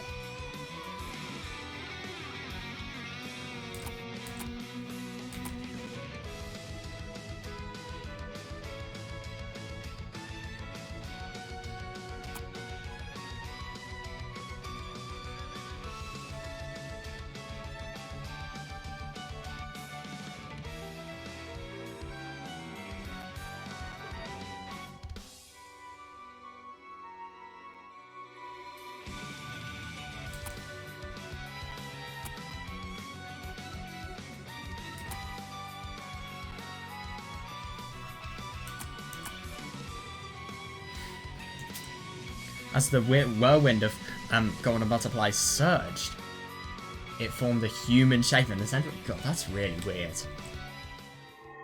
Oh my god, so this is going to be the new character, I'm assuming. Wait, how bad is this sprite going to look? Oh my god. What has Beatrice done? Jesus Christ, that is just... weird. Weird. And also weird. Jesus Christ, I definitely didn't exaggerate one part, if you know where my mouse is pointing. Fucking hell. To be fair, when they said childlike appearance, I thought they were gonna look maybe like... well, I thought they were gonna be a lolly. I didn't realise that they'd maybe be my age, or looking around my age. Oh yeah, that's interesting. So, after it burst apart, a great demon of the 72 pillars showed itself. Yeah. Rudolph wants this person. Well then, who answers my summons? フラウロスで God, the fact that he knows Flauros, that's hilarious. It appears to be Flauros. It's interesting, those ears, they look so awful. They look so out of place as well. What is this strand of hair as well? It's really weird. Yeah, seriously, that's Kinzo for you. No, I do see that. Yeah, you are far from human. You're fucking dead. Yeah, to be able to tell from just a glance, you really are far from human. He can tell this because of the fact that he's dead, so he can see spirits, I'm assuming.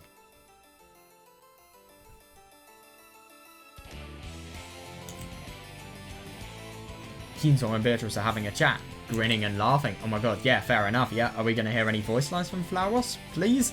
However, the other the relatives were just standing still with their minds, but oh yeah, understandable, yeah. Flauros. It's been a while.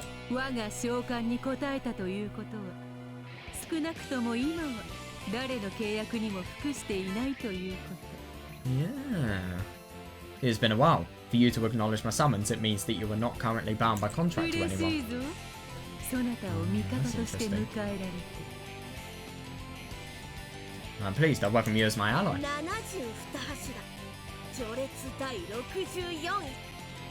Very weird voice, I did not expect that. Rank number 64 of the 79 Noble Demons. Yo, what a weird accent. What a weird sort of voice. Wow, rank number 62 of the 64 of the 79 Noble Demons. Flauros of Hellfire is here. God. Ah, yeah, seriously, to human's eyes, she probably looked like a girl still in middle. Seriously, though, yeah. Ah, yeah, I can imagine her being evil, especially with a smile like that. However, she's one of the 72 great Noble Demons. Flauros, seriously, though, yeah. Yeah, with their terrible power, she lays, with her terrible power, she lays waste to her summoner's enemy. Oh, yeah, I like that. Her specialty is devouring and burning them to ash.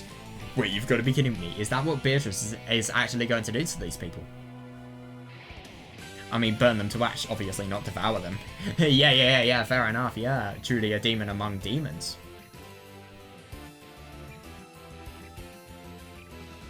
God. There's just some random summons. Oh, yeah, but it seems I got someone interesting. What the fuck is that? This is the weirdest lip movement I think I've ever seen to imagine that my summoner was the great lady Beatrice. Yeah, even though I'm here for business, it looks like it's gonna be. Even though I'm here for business, love it.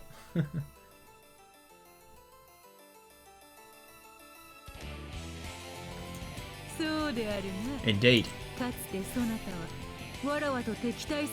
Interesting. Once you were contracted to an enemy witch of mine.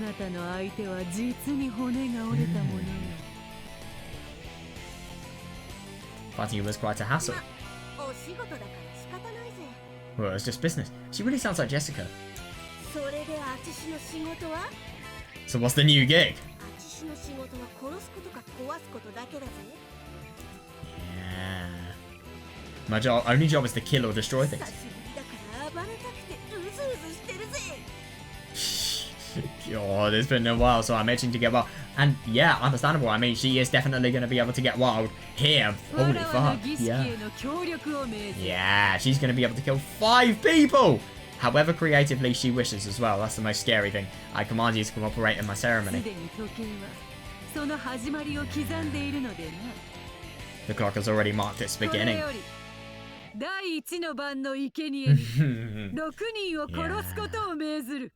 I command you to kill 6 people as sacrifices for the first twilight.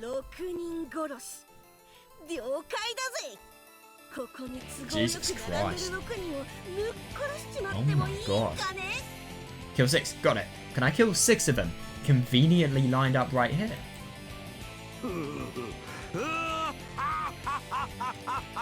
Keeps on laughing like a pirate?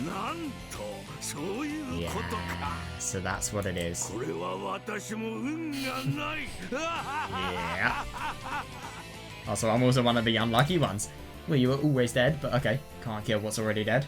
Kinzo finally understood the reason for which everyone was gathered in his study. Exactly, though, yeah. In Beatrice's mind, the sacrifices of the first Twilight had already been decided. Yep. Father? This is going to be interesting. What is the meaning of this? Eva timidly asked. But Kinzo just continued in his mad laughter. Yeah, I'm afraid you're not getting an answer.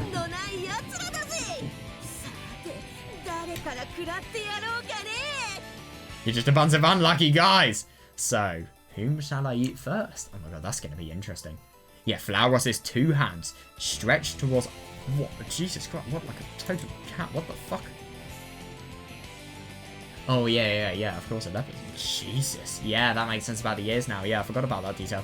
Yeah, her appearance was now not so much that of a human's, but of a ferocious leopard. Oh, Jesus Christ. Don't hate me. God, you guys didn't do anything wrong.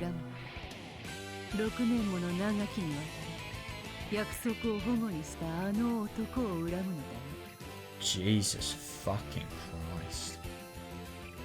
God. Don't hate me, you guys didn't do anything wrong. If you're gonna hate someone, hate that guy who trashed his promise for 6 long years. Fucking hell, that's unbelievable. The fact that she would actually say that. God, they all stare befuddled. Yeah, understandable, yeah. Beato bent down into the sofa's shadow. Oh my god, yeah. Oh, when she stood up again, she was holding in both of her hands. Oh my god, in both of her hands.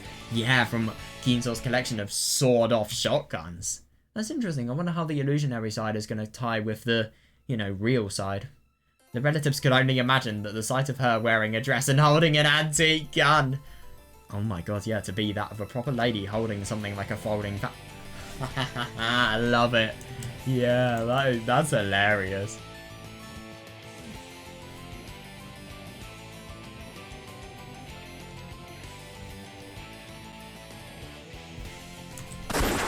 Oh my god, very loud sound effect, holy fuck. But yeah, I think that's definitely how they would do.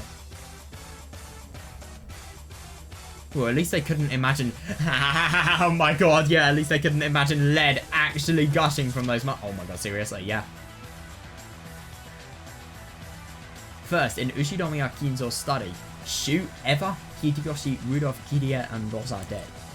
The door to Kinzo's study is thick, so the sounds of these guns won't be heard easily. Great, yeah. Great. Oh my god. This is great for tiredness, stimulating GABA-like music. Nice. By the way, can I just put something out there? I do not like GABA-like music. Unless if it's Siberia Layer 3. Okay, I said it. Okay, I'm gonna say it. I actually like that song. I give it B tier. Okay, anyway, this is really irrelevant.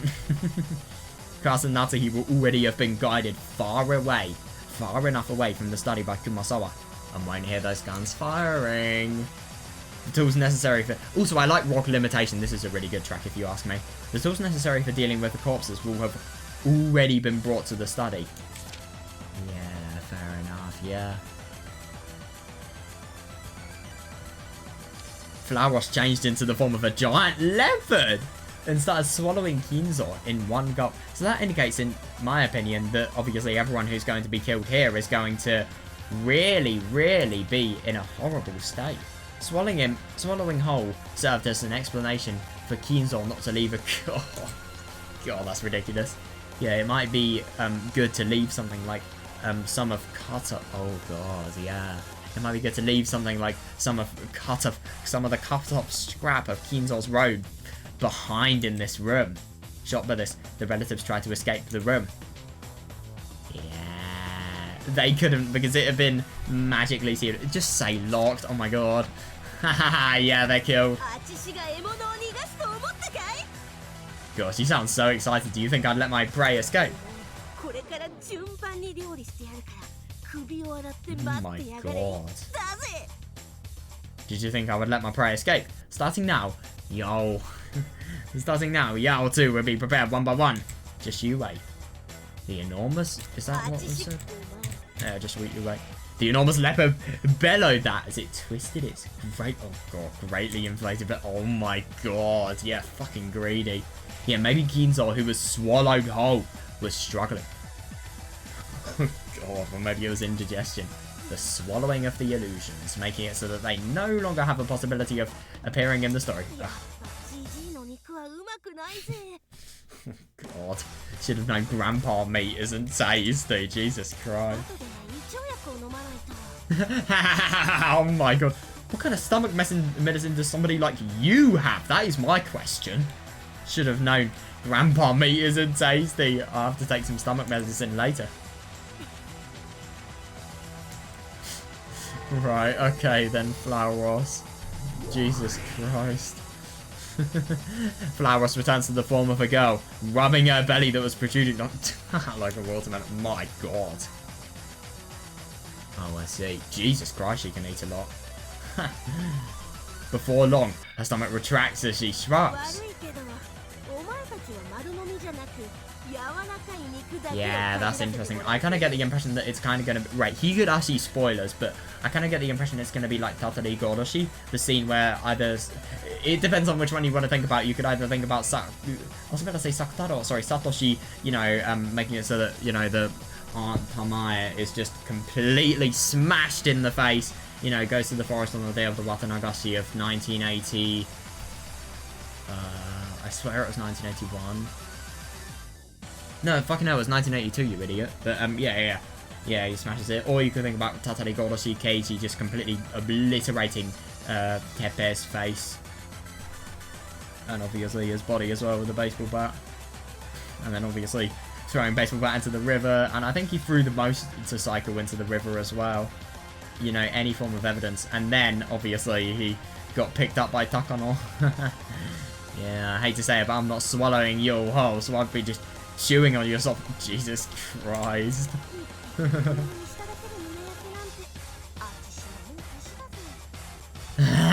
For me to get such a sour stomach from just swallowing one. Even I've become old. God. I would have thought if you become old, then maybe would meat of older humans taste better? I don't know. Yes. Are we dreaming?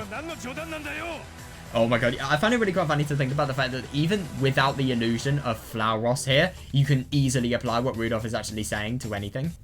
Are we dreaming? What kind of joke is this? Shit. God, yeah, it's not gonna work. Is someone out there? Please open this door. We're gonna open. With the door that would never be opened again as long as the first twilight lasted behind them. Yeah, some of the relatives were banging on it. Fair enough, yeah. While others were in front, staring at Flower Ross. God, yeah. Yeah, there are 5 people left. There were always 5 people.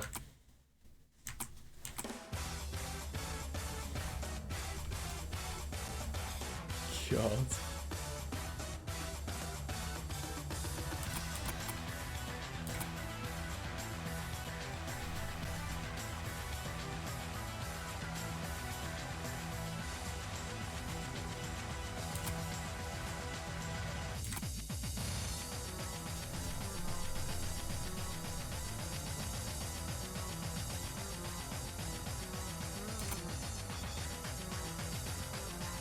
God, I actually really like this track. It's growing on me.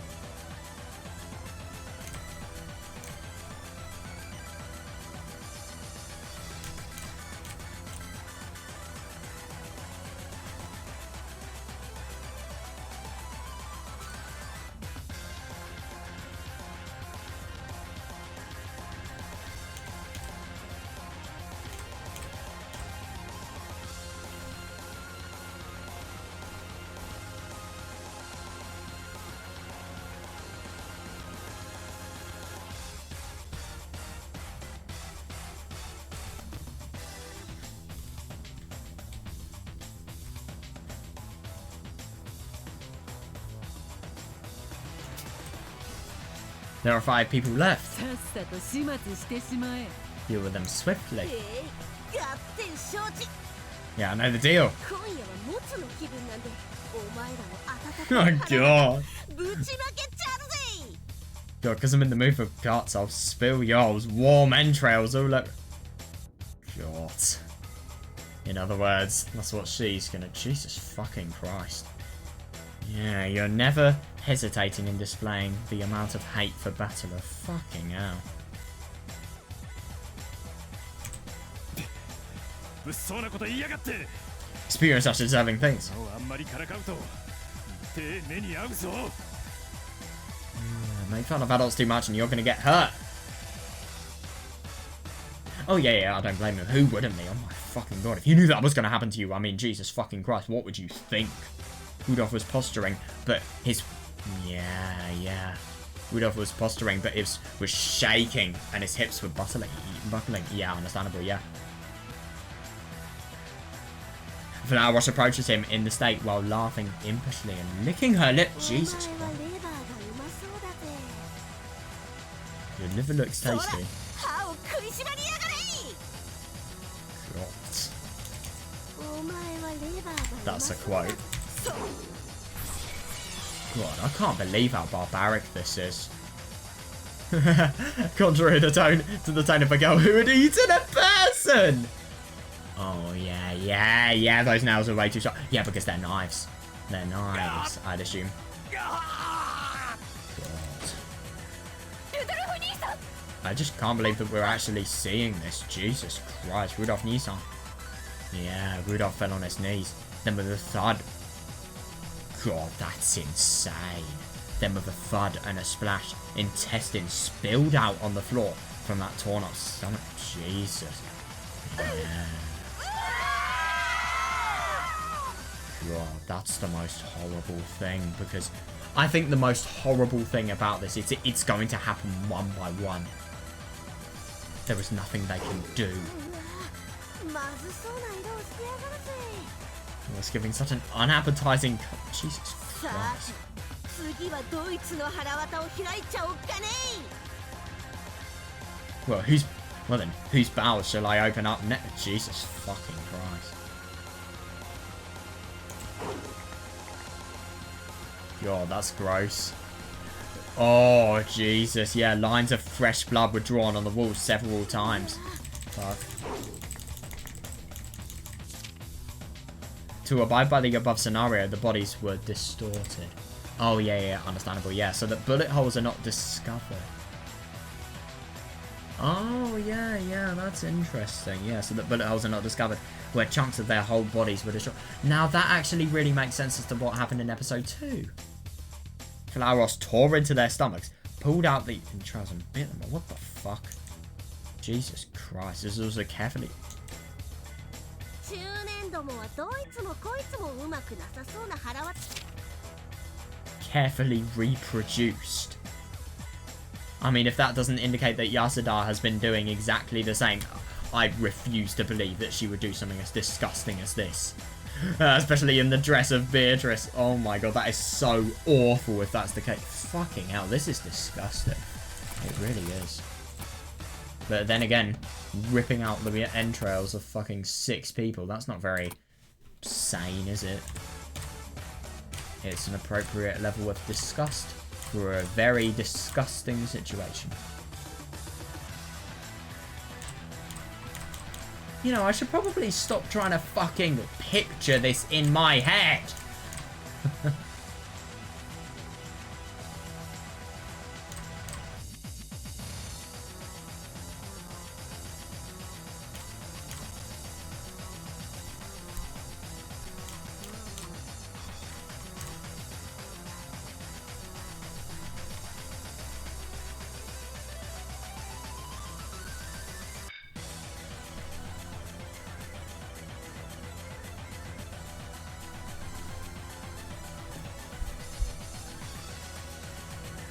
I actually really am starting to like this track. It's so epic and it really fits the mood. This is absolutely carefully reproduced. 中年どもはどいつもこいつもうまくなさそうな腹渡しやがるぜ。心臓がお腹でゴロゴロする。吐きそう。That's probably reflective of Yasuda. Middle-aged folks, all of them have such unappetizing guts. Jesus Christ. That's a quote right there. I'm gonna throw up. It's a terrible time. Yeah, seriously! Sure is.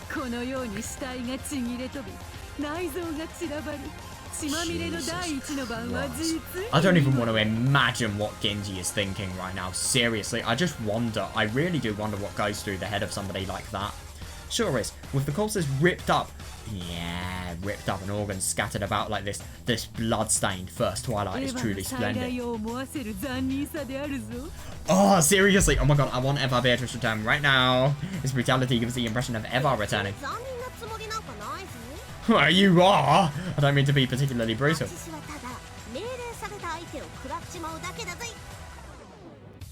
Yeah, you're still fucking eviscerating people. That's not exactly respectful to the dead.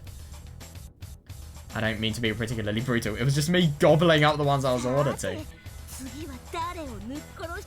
Oh my god, I wonder. Imagine if she says Kraus and Natsuhi. Well then, who am I going to slaughter next? Fucking hell. I love how she enters sentences. That's so funny. Because I was locked up in a furnace for 100 years. Jesus Christ, I'm bored out of my mind for being locked up in a furnace. How are you alive?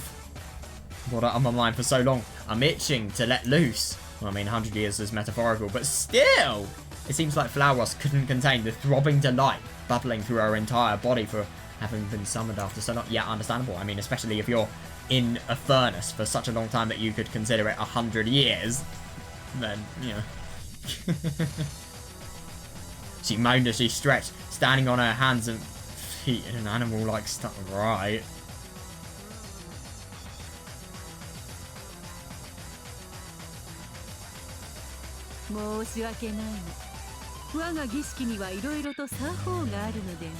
I'm sorry, but my ceremony has various rules to follow. Yeah.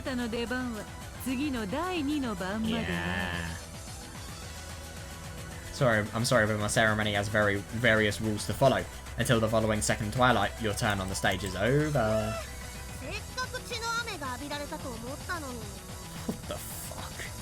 Dang, even after I went as far as to bathing in a rain of blood?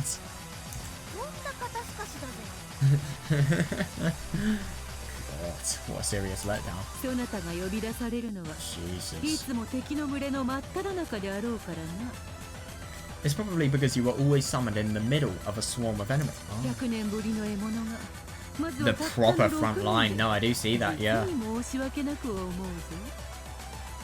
I'm truly sorry your first prey after 100 years is only 6 people. Well, you see. Oh my god. Oh my god, I can imagine her just eating her way through an entire fucking war. God. Well, you see, even though I love all-you-can-eat most of the time, oh my god, Flower Ross would murder an all-you-can-eat buffet. Like, imagine the biggest Chinese buffet you can think of. Like, imagine any, you know, Chinatown buffet. No, imagine every Chinatown buffet. Imagine every single piece of food in Chinatown. Even if it isn't sanitary or safe to eat, or it's just raw. Or not safe for a human to eat, at least. Yeah, she's going to eat it. She'd probably eat packaging, knowing her. Well, you see, even though I love all you can eat most of the time. Yeah, fair enough, yeah. I don't hate a dignified course meal served in small portions. Since you've summoned me.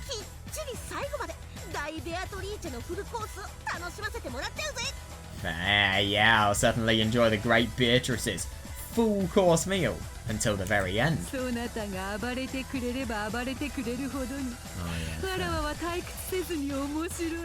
God, yeah, the more you rage and rampage, the more interesting it is to me.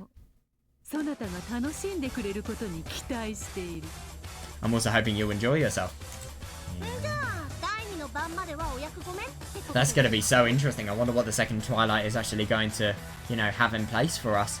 So, shall I be dismissed from my duties until the second Twilight then? Yes. Until then, feel free to relax. Alright, I'll do whatever I want until then.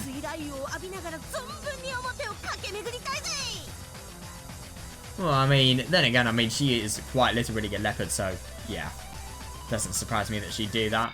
Alright, I'll do whatever I want until then. I want to dash around freely outside, showering in that intense thunderstorm.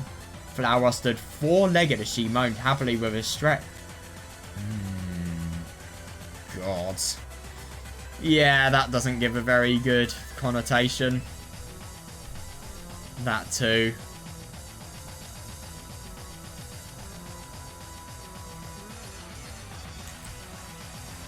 Yeah, that's interesting. Her body slowly glowing red. She burnt brightly.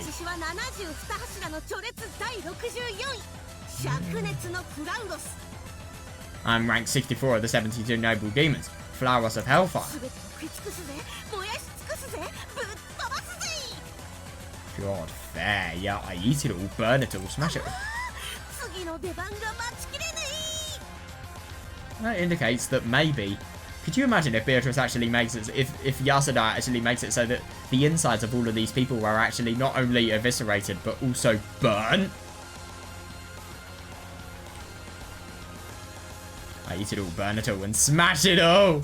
Oh, I can't wait until it's my turn again. That's going to be really interesting. I do wonder what's going to happen. Yeah, her bright red light turned to white. Turned to white. Weird. And suddenly caused a giant explosion. Suddenly. Yeah, that's just something you suddenly do, isn't it? The room splinters and everything turns white with smoke and dust from the blast. Interesting. Oh my god, yeah. That's going to be really interesting to think about what's going to happen now.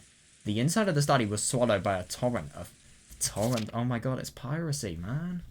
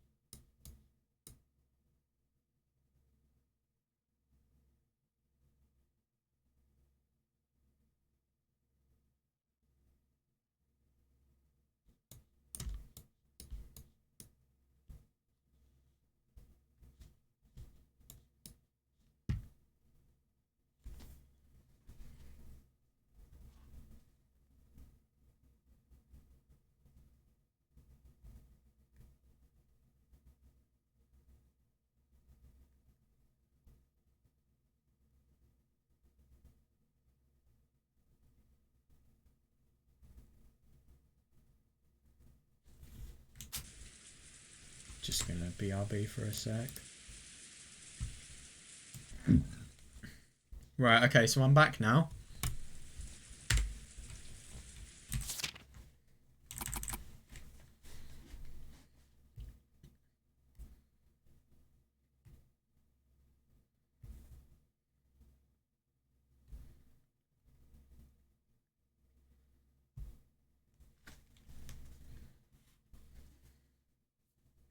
I love that he just casually caused a fucking explosion. The inside... yeah, the inside of the study was swallowed up by a torrent of blistering rain. Flowers' expression broke a gaping hole in the... Explosion broke a gaping hole in the wall of the study. God, you don't need to be so flashy.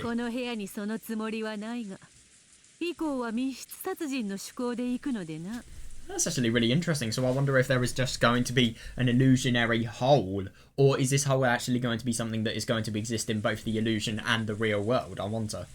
You didn't need to be so flashy. I wasn't planning to do something like that, since the idea was that it's supposed to be a closed room murder. Interesting, that kind of unfettered destruction of the wall is intolerable. それは悪いことをしたぜ。 Well, yeah, she's a demon, to be fair. It's in the job description. I did something bad. 父は殺すのと同じくらい壊すのも大好きなもんで。 Oh, I see. I love destroying us about as much as I love killing. 焼き払うのはもっと大好きだぜ。 Oh my god, and I love incinerating most of all. God. Oh, I see. As she yelled, Flowers returned to leopard form and leaving behind flaming footprint. Oh my god. Jumped out into the storm-filled sky. Oh, Jesus Christ, that's really cool. From the giant hole in the wall, she landed in the middle... Oh, right. She landed in the middle courtyard, kicking the walls and prancing about until she disappeared into the jet black sky. Oh, I see. Yeah, fair. Yeah, I love that. I mean, you just have such a, desire to destroy things that the second you actually are, freed from your prison of being literally trapped in a furnace, you're freed. And then secondly, even better, you destroy everything. It seems she just couldn't help herself after being separated from the physical world for so long. I see. No, I do see that though. Yeah, she's the kind that never bores.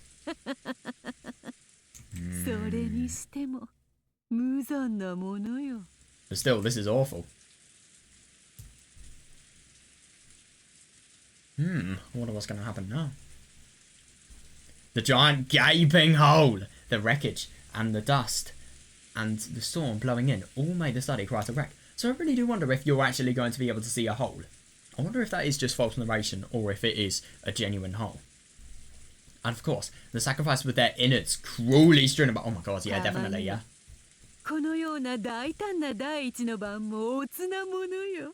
Well, sometimes a bold first twilight like this has its own charm.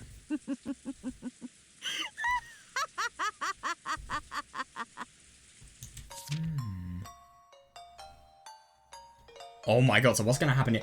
What? Hang on a second, what? Then Kraus and Natsuki were to be brought to the scene and made full witness to everything. Why? So it would probably be good to get them a bit dusted up. Oh yeah, understandable, yeah. Something like having them do one roll on the floor of the trashed up study should do the trick. Oh my god, so after the murder of the first six, Beatrice sneered, "Aren't you oh my god, yeah, understandable, yeah, Kraus and Natsuki, who, since the seal had expired, managed to flee out of the door or something." They've definitely thought of this.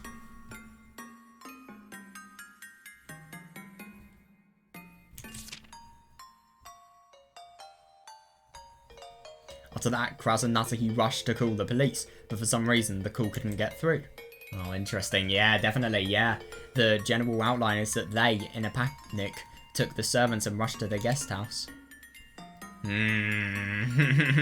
But both Shannon and Kanon can't go together, so this part will have to be done carefully.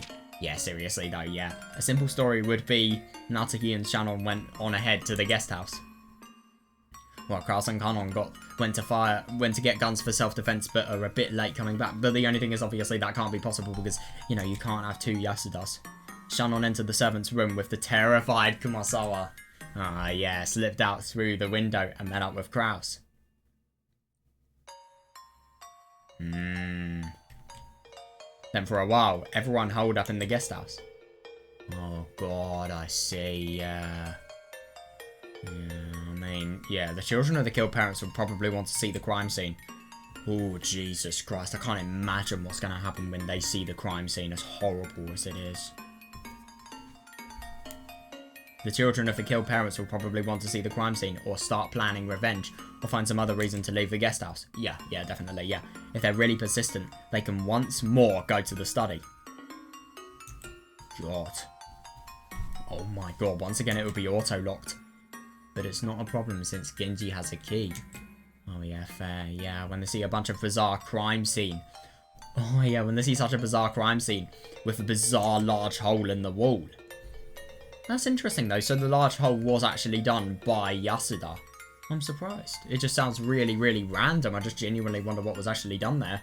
I mean, it does indicate, obviously, because of the fact that, you know, Flauros is explosive, that, you know, a genuine explosion has happened. It's really weird, that. I wonder what it's going to be used for in the next part of the story.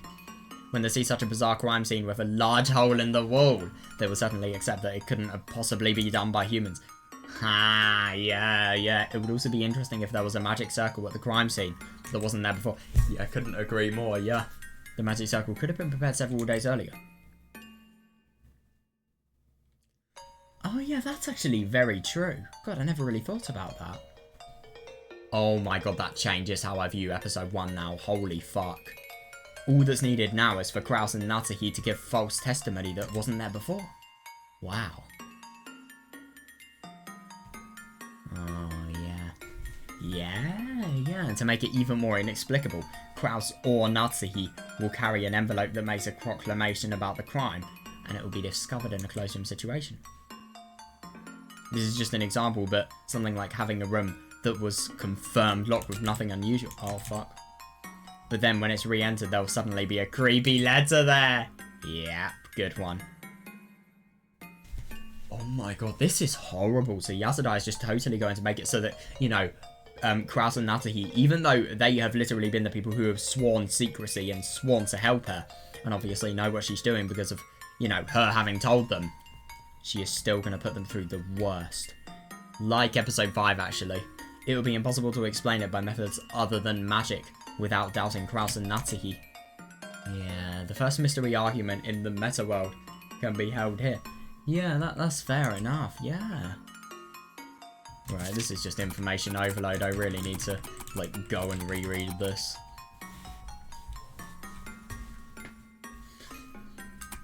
That's unbelievable, though. And, yeah, it's just interesting to see here how ridiculously difficult their goal is going to be. Yeah.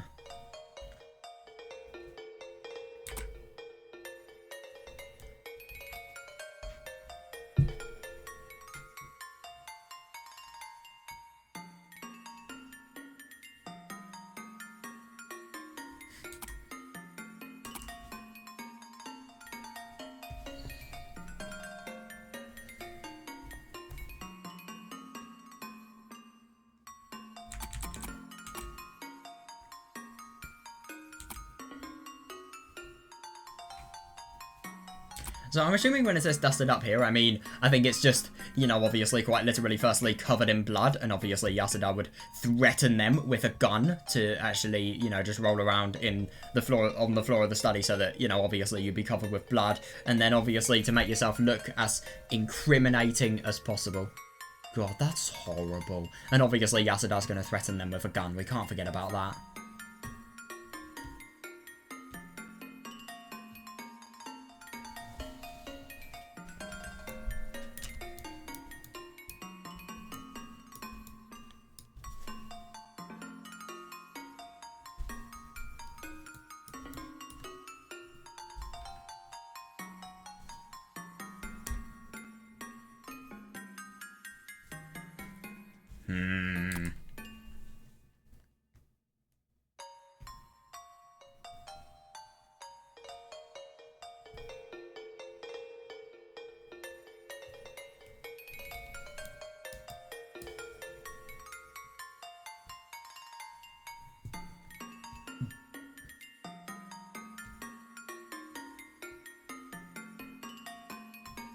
Yeah, that's reasonable, yeah. Yeah, I like that, yeah.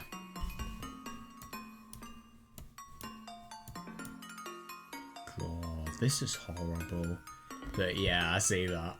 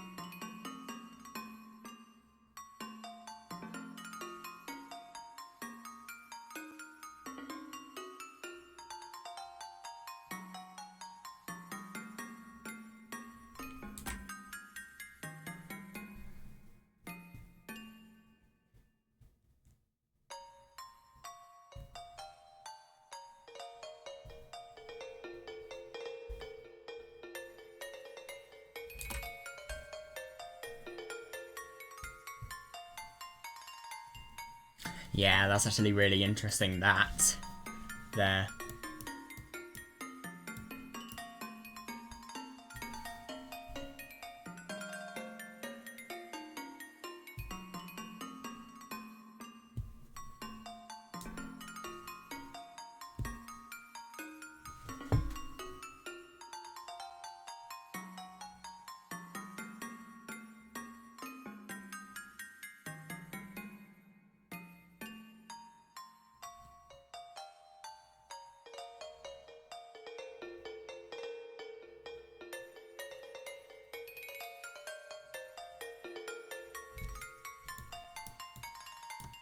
Yeah, that's really good. Yeah, I think this actually indicates that Battler, this is an early stage of Battler.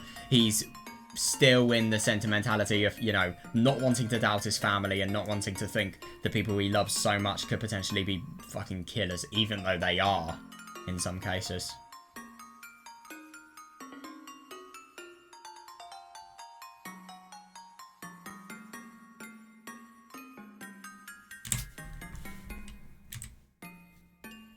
Probably he won't be able to think of anything. Is this canon we're talking about here?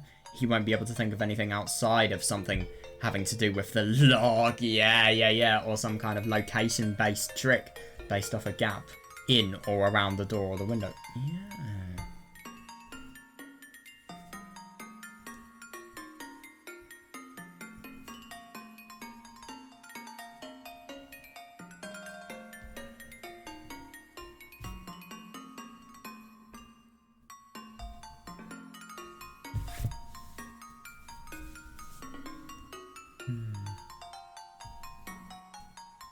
Yeah, I love that, yeah.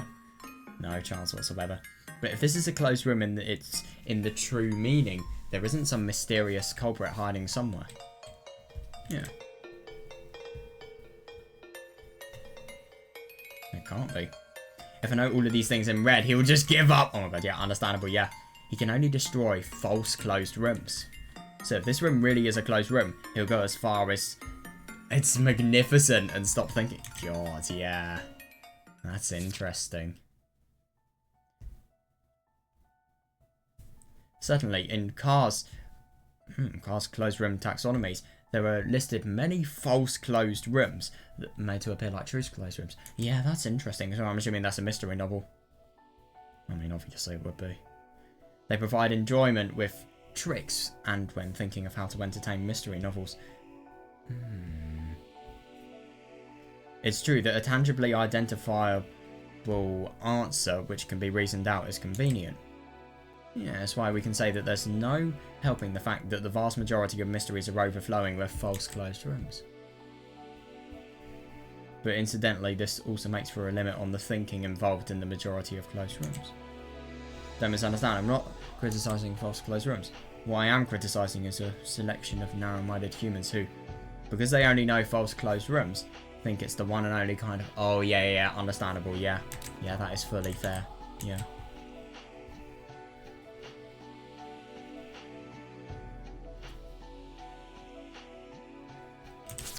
Yeah, it's interesting. Battler won't be able to understand the true nature of the closed rooms whatsoever.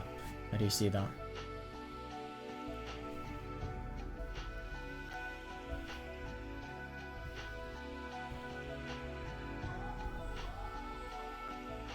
Yeah, that's really good because obviously you need to have a false closed room, and if you want to make it appear to be a true closed room, then you obviously need to have a conclusion that is very easy to reason out, because if you don't, then obviously that's going to be really difficult for, you know, it's not only going to be really difficult for the reader, but there's just going to be a big hole in your plot if you can't actually reason out why it would be a false closed room.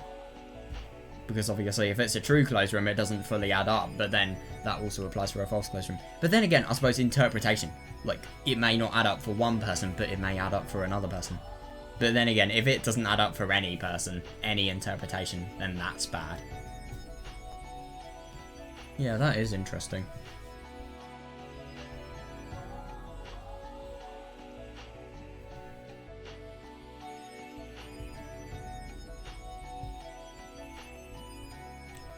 Yeah.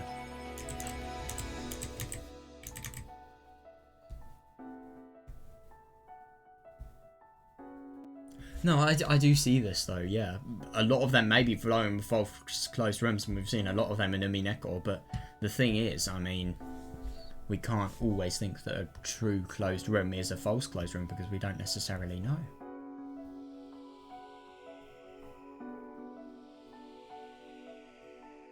Jesus Christ, he's really going hard here.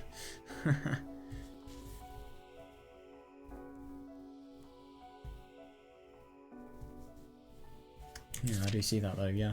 However, we mustn't forget that in Car's closed rooms taxonomies, there are also descriptions of methods for murder in true closed rooms too. Yeah, that's interesting, yeah. In fact, if guaranteed a perfect closed room in red, it becomes easy to reason, yeah, based on H.H. Holmes's... Oh, right. Closed rooms taxonomies. I swear I've heard that author's name before. I don't know, though. Yeah, it does make sense. Because saying Holmes is a little confusing. Oh, yeah. Yeah, let's use this legal name, Boucher, for now on. Oh, I see. Yeah, that's understandable. H.H. Holmes, it would be really annoying. According to Boucher, closed room mysteries can be explained by 3 categories. Oh, that's interesting. To make these categorizations extremely clear, I've written them below. Oh, I see, yeah. It's only these 3 categories. Right, so the crime was committed before the closed room was constructed. Yeah, makes sense, yeah. The crime was committed while the closed room was up. Yep, also makes sense. Oh, yeah, the crime was committed after the closed room had been destroyed. Yep, that one's even better, yeah. It's only those 3 categories.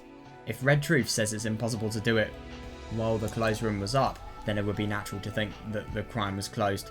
Yeah, exactly. Yeah, it would be natural to think that the crime was committed before the closed room's construction or after its destruction. Yeah, if we are to use an incident of the sudden appearance of a letter in a closed room as an example, then the letter was placed before the closed room or after the closed room. Yeah, I agree. Yeah, it's just these 2 categories. If you're incredibly clever while the closed room is in place, that could be a solution. While the former... with the former, you can doubt the person who confirmed its absence when they locked the room. Yeah, with the latter, you can doubt the person who discovered the letter. Yeah, understandable. Yeah, in other words, if you base your thinking on Boucher's closed room taxonomies, you can immediately suspect that someone in the Ushidomiya family is cooperating with the culprit. Oh, that's interesting, and it should be clear as day who is more suspicious between the children from the guest house. Oh my god, yeah, who confirmed the closed room. Yeah. Oh my god. And it seems to be, and it should be clear as day who is more suspicious between the children from the guest house who confirmed the closed... Oh my god, yeah, exactly. Yeah, who confirmed the closed room. That is what looks like a closed room. Well, then again, I mean, it could be a fake closed room. And the lone survivors of the previous tragedy, Krause and Natsuhi, who claimed to have been witness to a demon summoned by a witch killing their relative. Oh my god. So the interesting thing about closed rooms that I'm just kind of confused. What is different between a false closed room and also, you know, a false closed room and also, for example, a closed room that was actually constructed before everybody realised it was a closed room and or after it was discovered? What is necessarily the difference between these things? I just want to fully get that in my head.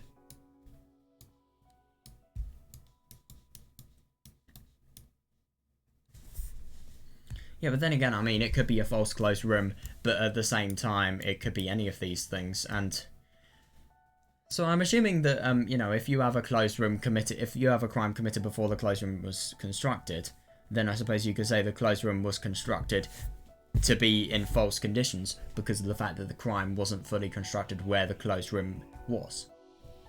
And then, obviously, I think, I don't know, that could be a true closed room, maybe? I think it could be, that's valid. After the closed room, though, what would that be? I'd reckon... Oh, yeah, of course it would be a false closed room. So, I think this is the only true closed room. I don't know, though, it's kind of hard to tell. Because I don't really know anything about mystery novels. This is my first time I've really looked into anything mystery related.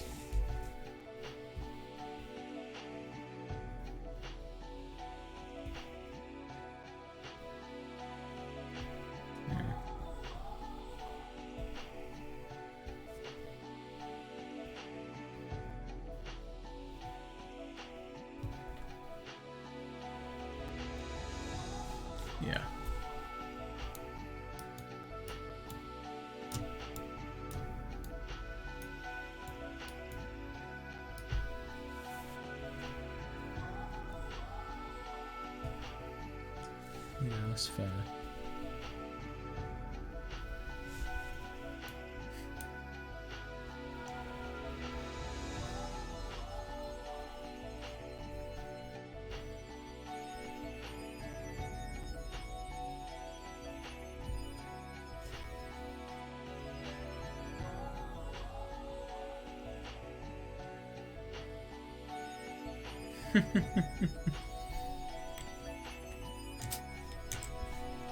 Oh god, yeah, the funny image. Yeah, for those who see this world as a mystery, they won't be caught by this kind of deception. Yeah, understandable, yeah, because declare I saw a witch, I saw magic, I saw demons in this one. Oh yeah, it just means that you've seen Yasuda. Yeah, it's the same as confessing to being bought out to a play in the culprit. Yeah, to play a part in the culprit's ruse. Yeah, I couldn't agree more. What a simple and cheap mystery. Probably for those people who love to read the mystery novels that I have boundless respect for. They'll see right through it with a big laugh. Yeah, fair enough though. Yeah, I do see that. To witness demons, even with a brazen display of fantasy as proof, is to mystery the height of satire. Who no doubt get laughs. Yeah, fair, yeah.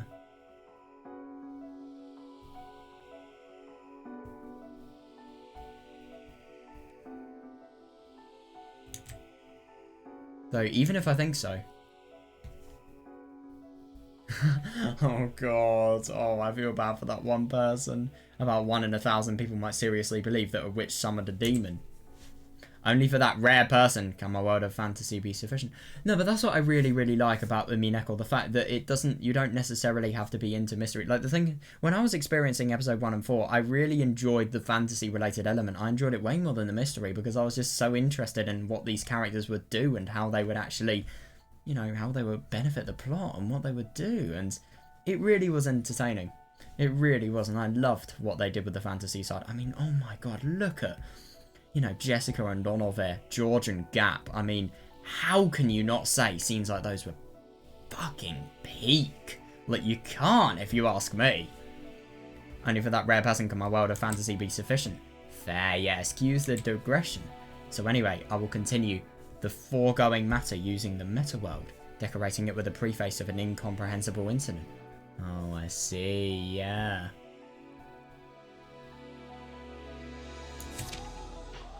Oh boy. Yeah, the target of the upcoming second Twilight will be Shannon. Yeah, sure thing. We'll have it so the woman will go up to the guest house's second floor while Kraus and the servant men fortify the first floor. Oh, I see that. Yeah, just making it so that, you know, nobody will leave. They'll all be together. There's no possibility of Kraus and Natsuki being able to do the murder. Yeah, nice one.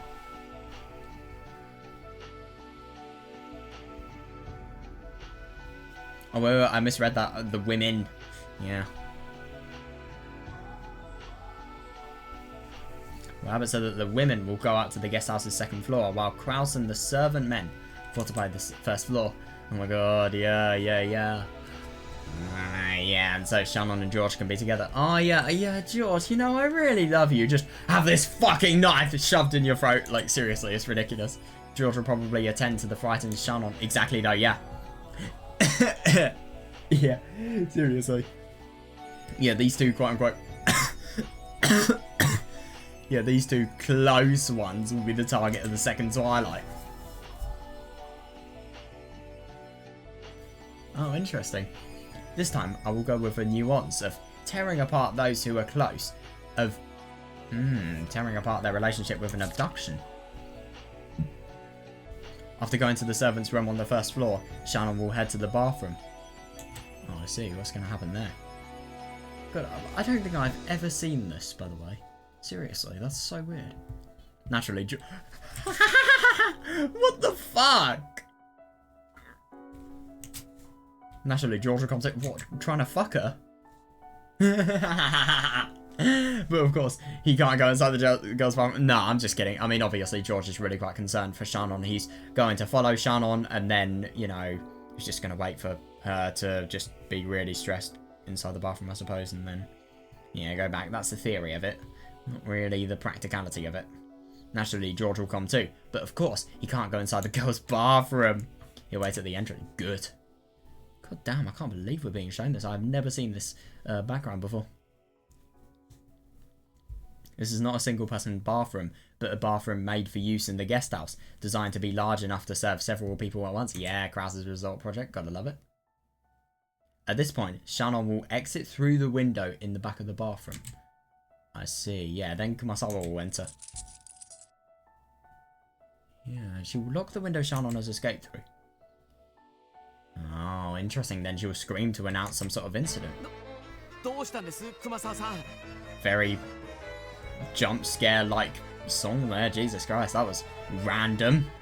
We just had such a peaceful song and then we have this. What's wrong, Kumasawa-san? I'm gonna open the door.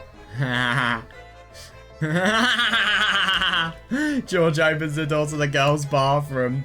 When he does, oh my god, yeah, that's interesting. When he does, Kumasawa-san's face will be pale and she'll be pointing to a stool, shaking. This is the funny thing about Kumasawa. I think it was such a key clue when she said she was a really good actor. Hi. What happened? Yeah, that's... Shannon went into the girls' bathroom before Kumasawa. Yeah.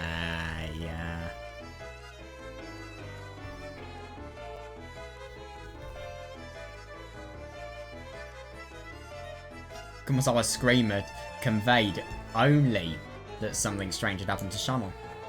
Ah, yeah, fearing the worst. George peered into the stool that Kumasawa was pointing at.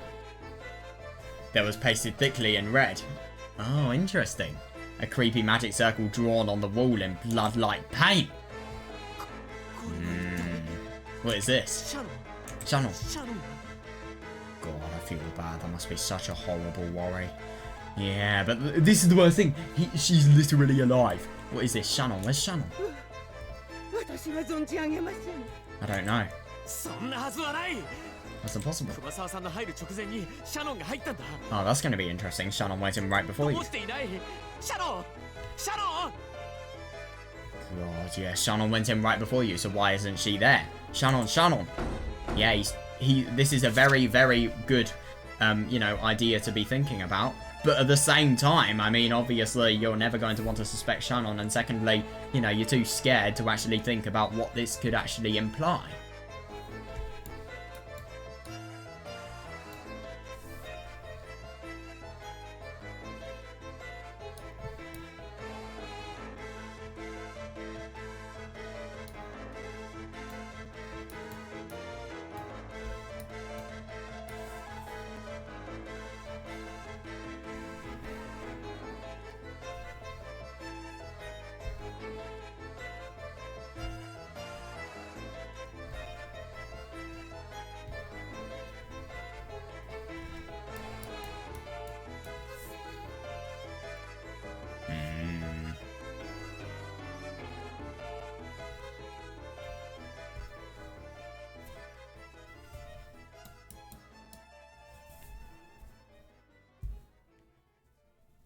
There are only 3 stores, but all of them were empty. Yeah, there was only one entrance. And since George had been there the whole time, right now, Shannon should be somewhere in the bar. God, I feel so bad. He's literally having to become a perv. I mean, God, things are in emergency conditions when somebody is literally going and checking all of the stalls of the girls' bathroom. Oh my God, I hate that I'm actually saying that out loud. That went way too far, I feel. It's hard for George to imagine, but she could have left through the window in the back. Yeah, that's so interesting. Yeah, reasonable eyes. However, it's locked from the inside. Oh, yeah, fair enough, yeah. And, he can't understand why Shannon would need to crawl out a window in the... Yeah, because you don't know your lover, mate. Your lover. It makes no sense. This couldn't happen. Yeah, Shannon suddenly disappeared and was exchanged for a creep... Oh, fucking hell. Of course you'd think that. Yeah, Shannon was suddenly disappeared and was exchanged for a creepy magic circle. Yeah. George-sama. Oh, that's actually very interesting. Yeah, George-sama, that's one of the head's envelopes. Oh my God, I just love how desperate they are. That's hilarious. On the toilet, in the stool with the magic circle.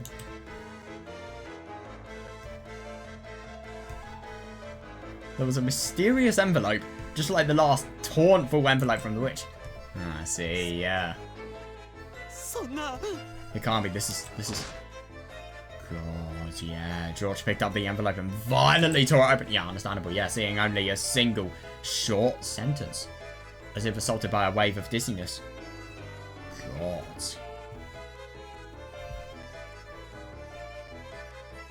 George staggered into a wall, collapsing against it. Jesus Christ, what was on the letter? Oh my god. Oh, yeah, he staggered because he was killed by Kumasawa. Is that what it's implying? On the second twilight, tear apart the two who were close. Yeah, I think Kumasawa is definitely dead. Oh my god, since I'd like to make Flauros the one responsible, I want to leave some Flauros style evidence. Something like having the stool be hideously burned. Jesus Christ, or having traces of an explosion from inside. Oh my god, the meaning of explosive diarrhea it's just taken another turn. Holy fuck. Oh fuck. How does one accidentally press the up arrow twice? Having traces of an explosion from inside it. Yeah. Inside the toilet. Once again, they'll find the weird evidence that they'll think clearly could not be produced by human. Yeah, firstly, you're going to think about why, obviously, Yasuda has escaped. Secondly, how she has escaped because of the fact that the window was locked. What was happening regarding Kumasawa. You know, why George was in the fucking girls' bathroom. You know, just loads of questions like that. Especially a man of dignity like George. I mean, you really think that would be the case? Once again, they'll find weird evidence that they think clearly could not be produced by human means. Yeah, definitely. Regarding this, it could all be prepared with leisure before the incident. Yeah, I don't disagree. The only problem is... Oh, yeah, fair. Yeah. No, I do see that, actually, yeah. But the only problem is the possibility that one of the... What is that? Women? That one of the women would come into this bathroom beforehand. For that, the day before the incident, the bathroom on the first floor of the guest house could be out of order. Yeah, just put one of those shitty hotel cleaning signs on the doorknob. So it would be necessary to, instead, use the bathrooms of the various bedrooms. Yeah, great, yeah. Nice. Yeah, exactly. Yeah, this in itself can also be interesting as foreshadowing for the trick. Or if the flashy decorations were something that couldn't be noticed from the outside, having the stool's door closed would be all that's needed to keep guests from seeing them. Yeah, exactly.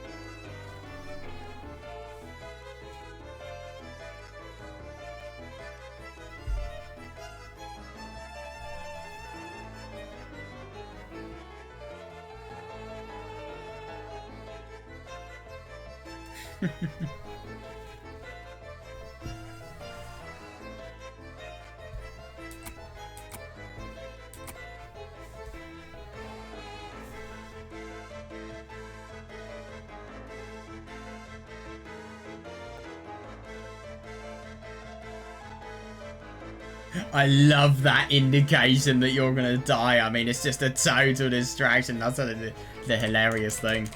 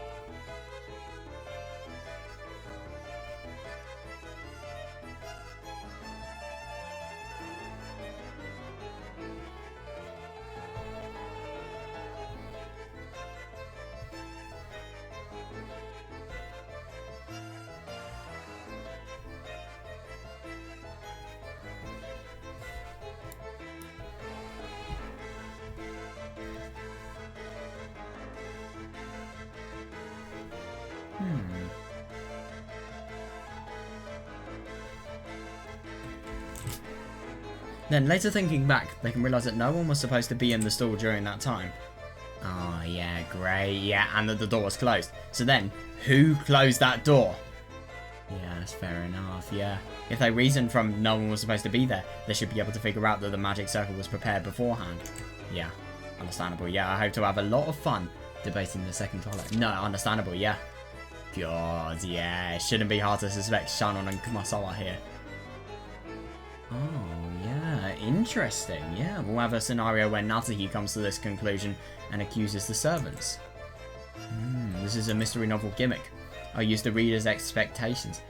Oh, that's interesting. So this will give us context for episode 1. I'll use the reader's expectations. The reasoning coming from the other characters is usually wrong against them. Oh, yeah, no, I see that. Yeah. Oh my god, that's great what they actually did in episode 1. God, the more I read, the more episode 1 becomes clear to me. Yeah.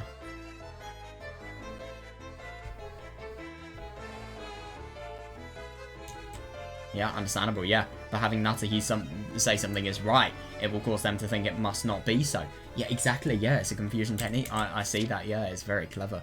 So after that, Natsuhi and Kraus will level suspicion at the servants. Yeah, great, yeah. Of course, George and the others will object. Ha! Fuck off. Yeah, of course, George and the others will object. They will insist that the servants are victims caught up in the same situation as everyone else. Yeah, fair. Yeah, after the discourse between Kraus and the servants, the decision will be to hunker down in 2 separate groups, a relatives group and a servants group. Yeah, great. The relatives group will stay in the guest house, and the servants group will go up to the mansion. I see, yeah. In the middle of all of this, George will probably insist on looking outside for Shannon. Oh yeah, understandable. Yeah, he can look as much as he wants. No, he's not going to find them, yeah. Wait, hang on a second. You just said that George was killed. What? Oh. He can look as much as he wants. He'll probably be quickly chilled to the bone in the thunderstorm, give up, and return to the guest house. I'm just so confused. It said that George was killed, though. What?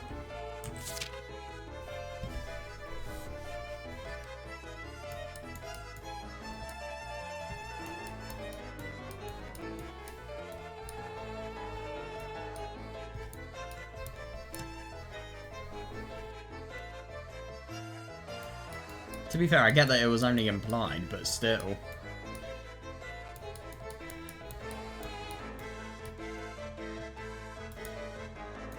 But then again, I mean, he violently collapsed, so that indicates that, you know, he has been knocked out. He's been knocked out by Kumasawa, so as a result of that, you know, he hasn't necessarily died, but he's, you know, still been very badly injured. Okay, yeah, that's fine.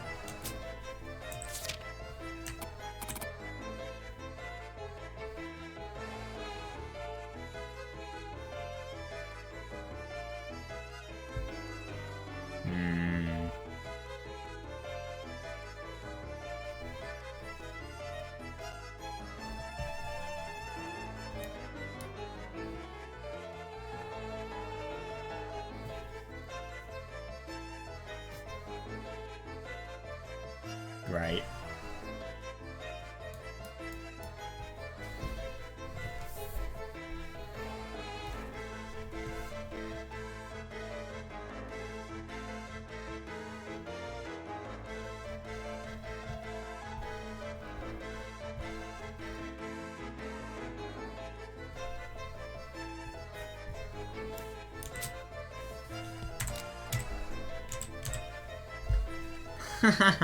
Yeah, he'll probably be quickly chilled to the bone in the thunderstorm, give up and return to the guest house. God. It's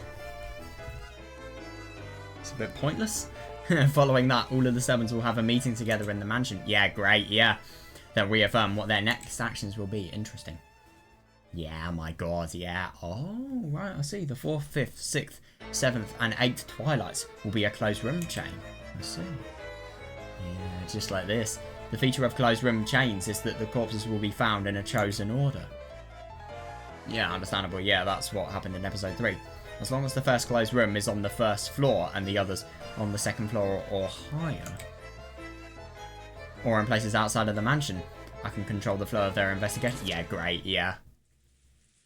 Yeah, it's going to be interesting. So is this going to be the meeting here? 使用人たちよ。 Servants. さあ、いよいよ。 God, so they're going to die here. Servants, your turn has finally come. Wow. Beatrice gathered all of the servants to the mansion's banquet hall to make this pronouncement. Yeah, God that as well. Fucking hell. Genji, Shannon, and Connell's expressions were calm. Oh yeah, fair. But Kumasawa and Gordas 本当 were. にうまくいっているのでしょうか。 Is it really going well? 不安ですね。 I'm worried. こういうことは初めての経験なもので Yeah, since I've never fucking died, I don't think he knows he's going to die. I think he just knows he's going to be faking, you know, death in a closed room. Since I've never done something like 楽 this. しいやら緊張するやら Fair. Yeah, you're nervous. Since I've never done something like this, I'm not sure whether I'm enjoying myself or I'm nervous. Yeah, typical of him. God, I find laughter while trying to appear composed. They don't know. Oh my god, they don't? What? Wow, I'm just genuinely surprised. Obviously, they know that they are going to be in part of a conspiracy, but yeah, that does actually make sense that they haven't been shown. That's really interesting. Well, nobody could have checked. It's always a cat box truth, that one. The only people that do know are Genji and Yasuda, really. And Kras and Nasuhi, obviously. Well, no, Kras and Nasuhi don't fully know. Well, no, they do know now, actually. They don't even know that Eva and the others are really dead. Yeah, seriously, though, yeah. This is Bertolt's deception, made possible by our discovery of the gold. Yeah. Oh my god. That's insane! Wow, they believe that the 5 victims were also paid off and they're just playing dead. So this is just a total farce. Nobody actually realizes the true, you know, nature of what is going to happen to them. That's impossibly cruel. Fucking hell. Barring exceptions like Genji, most bribes, most bribees, most bribes are easy to manage. Yeah, if they aren't informed that they're involved with... Seriously, though, yeah! Yeah, obviously Genji's an exception, I totally agree. Most bribees are easier to manage if they aren't informed that they're involved with the murder. It's case by case, though. ではそれぞれ決められた部屋へ移動してもらおう。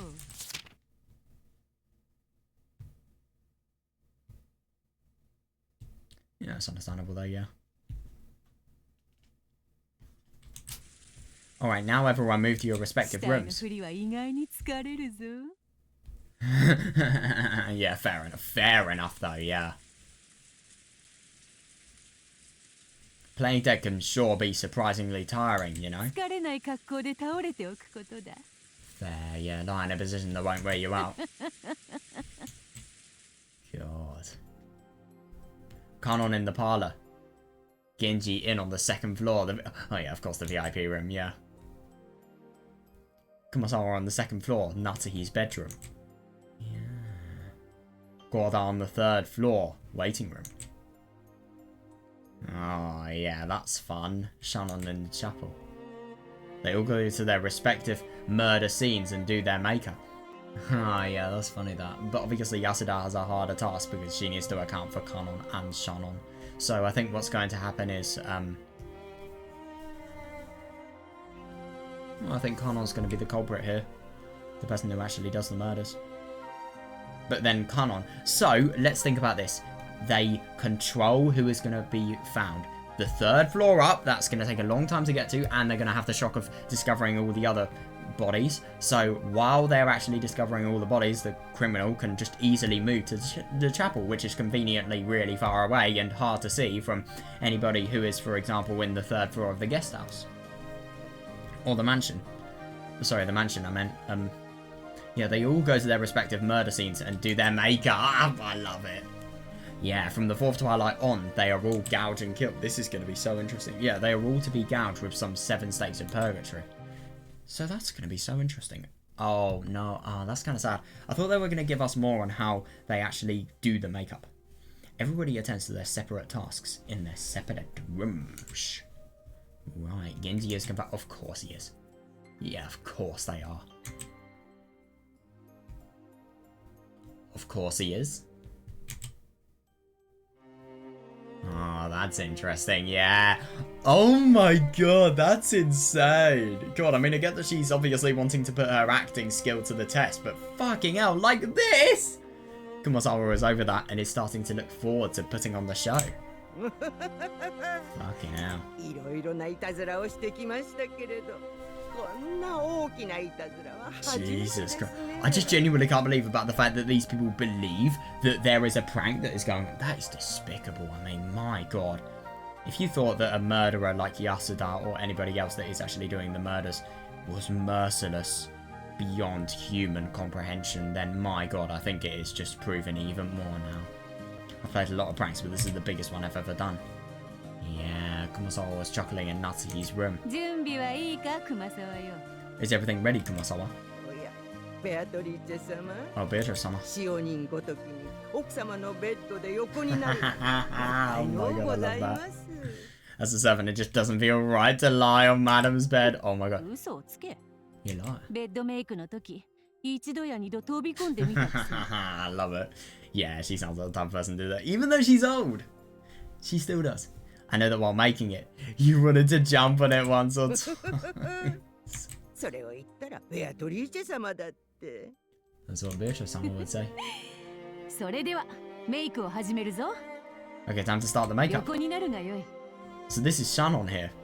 Time to start the makeup. Lie down. それでは Alright. Kumasawa takes off her shoes and starts to get on the bed. Oh, I see, yeah. これこれ。 Hey, hey. 死体がわざわざ靴を脱ぐか。 That's an understandable question. Yeah, does a corpse go and take off her shoes? 履いたままでよい。 You should keep them on. 奥様のベッドに土足で上がるなんて。 Oh my god, 申し seriously. 訳ない気がします Nah, they're trying to disrespect Natsuhi and probably will do to Kraus soon, you know, as much as possible. To get on Madam's bed while wearing shoes feels like something I really shouldn't do. Kumasawa climbed onto the bed with her shoes on. Yeah, that's hilarious. Beato opened her makeup 良い bag. 姿勢は見つかったか。 Have you found a comfortable position? ただ横になるだけでも長時間同じ姿勢を維持するのは疲れ Yeah, る。 fair enough, yeah. Have you found a comfortable position? God, that must be a nightmare, yeah. No, I see that. I mean, I cannot hold the same position at all for the life of me, so I just don't know how people would do it. I really don't. Obviously, if it's very important like this is, then if it's a really quite good prank that they want to do, then fair, but still.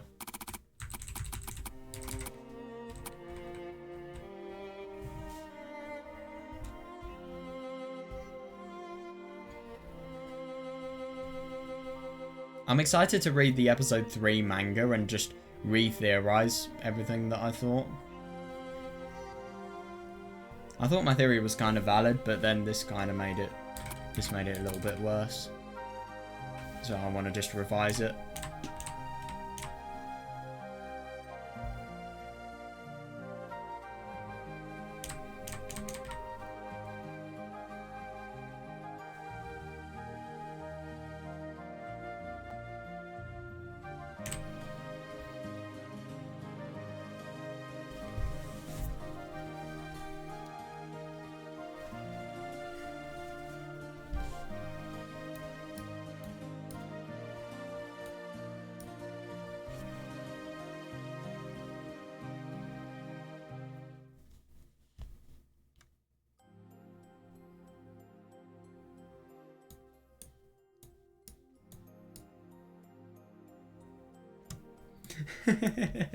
Oh my god, I love that. I mean, there is such a small amount of 7s that get to lie on their fucking master's bed.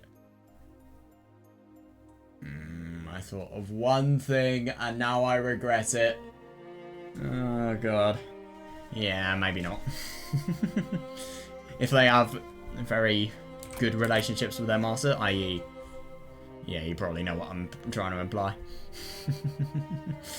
That would be the only scenario I can think of that actually being acceptable in.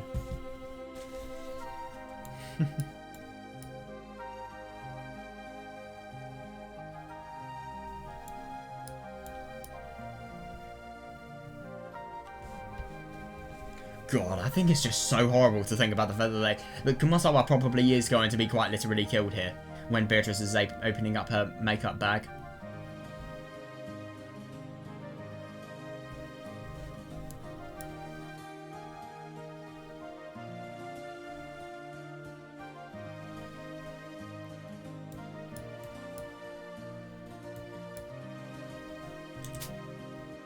Have you found a comfortable position?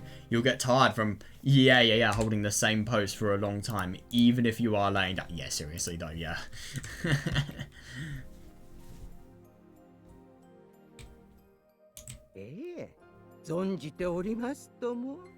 Yes, I know.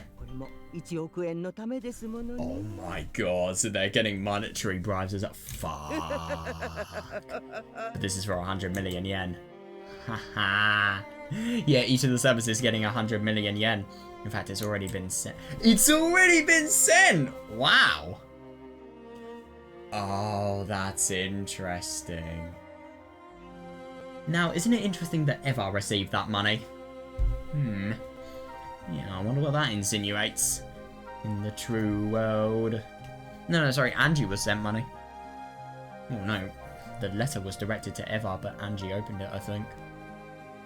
In a few days, bank keycards should arrive at their homes, and yeah, fully makes sense. Yeah, and interesting that Nanjo had it as well, so I find it really funny that that just inadvertently reveals every single culprit. Wow.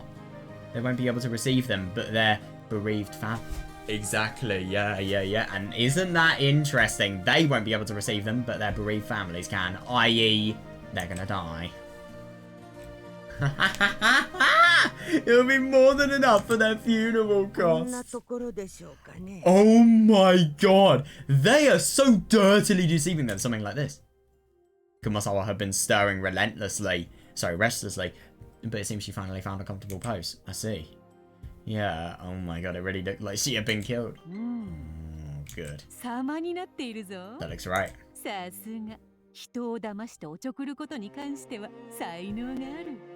You definitely have a knack for fooling people.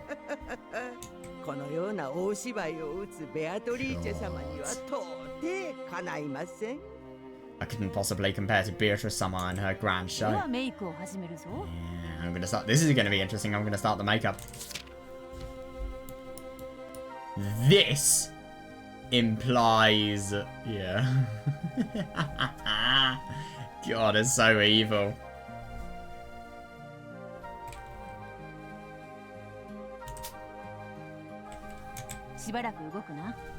I'm gonna start the makeup. Hold still for a minute.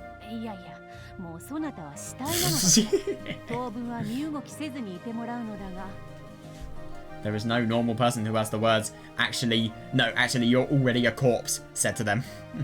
I'm gonna start the makeup. Hold still for a minute. No, actually, you're a corpse, so don't move for even a longer one.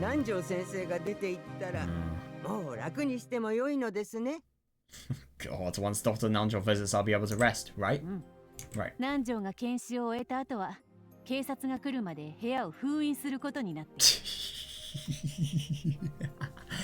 I think if that doesn't show how much she's being lied to, don't know what does. After Nanjo does his autopsy, the room will be sealed until the police arrive. This is insane! When that happens, you'll be able to rest a bit. Fair, yeah, but you'll still be a corpse. Yeah.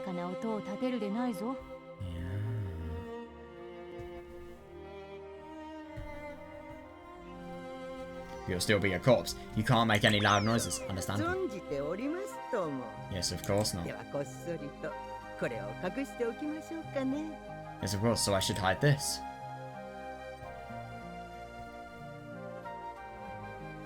What the fuck?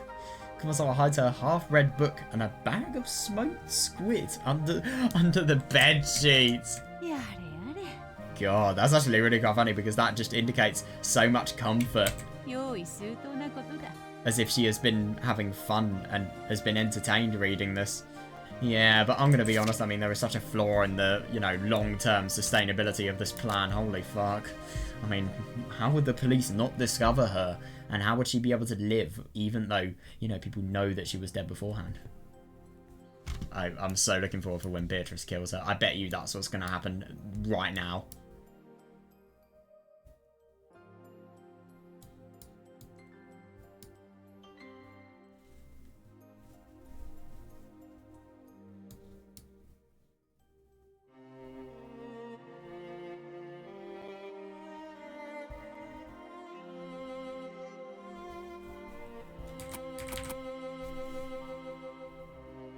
A bag of smoked squid, I love it. Mama, aren't you well あま prepared? りリラックスしすぎて気取られるでないぞ。 I love that. So she's literally gonna read while faking a corpse. Oh my god, could you imagine if she just gets into a really, really intense moment of a book and then, you know, all of the people that actually come in, you know, they see the fact that, oh no, a corpse has been discovered. She's reading her book, she just can't put it down. My, aren't you well prepared? Careful not to relax 毎 too 日 much. 芝居が失敗したら報酬もなしなのだからな。 Oh, yeah, that's a good incentive. Don't forget that if for some reason the show is a failure, there will be no... God, yeah.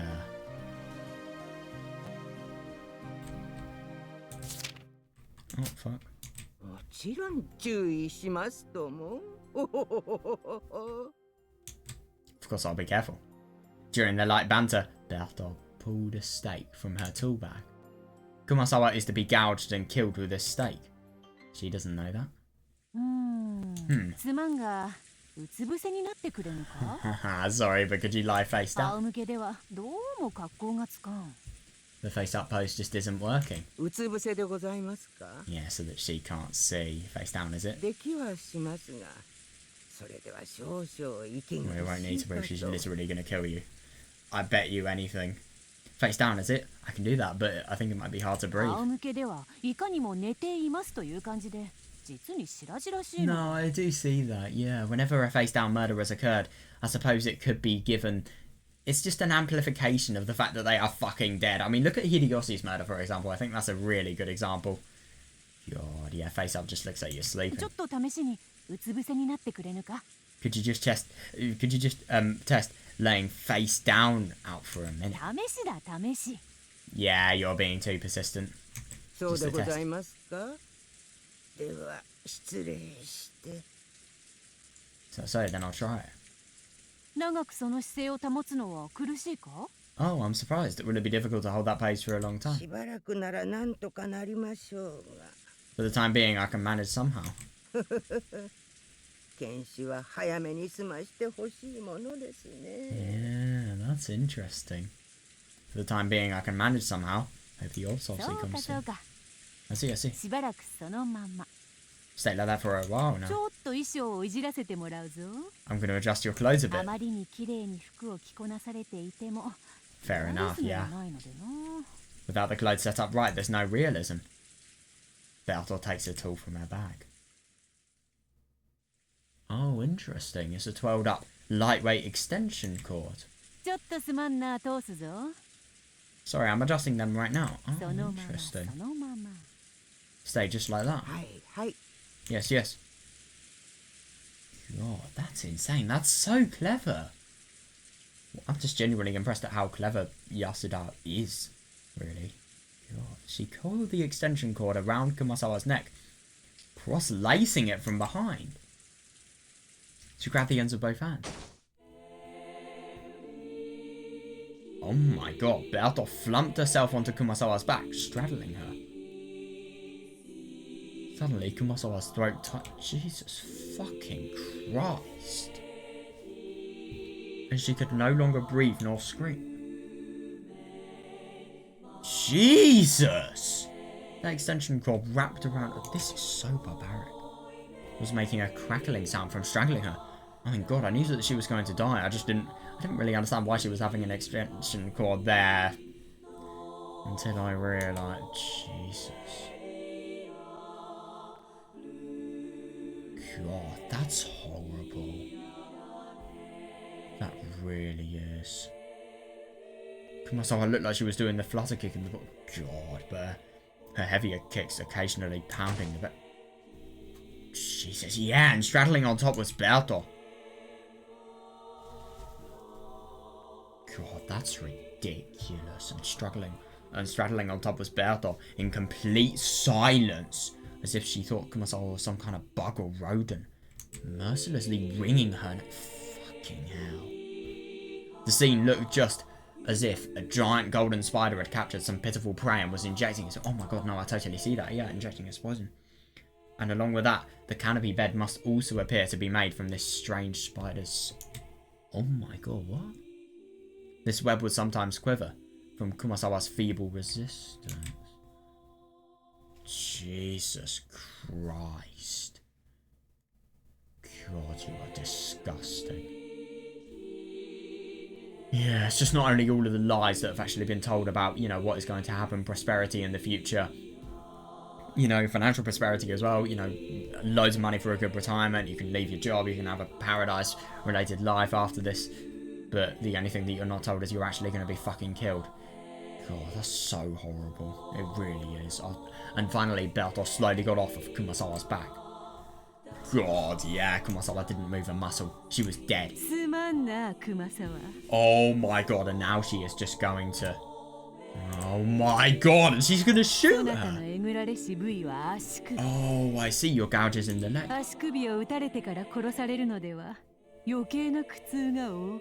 Jesus fucking Christ, after all of this you care about her pain?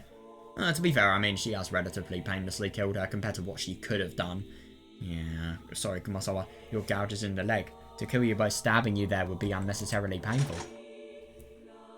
Oh my god, yeah, done with her strangling tool. God, her strangling tool literally made it so that...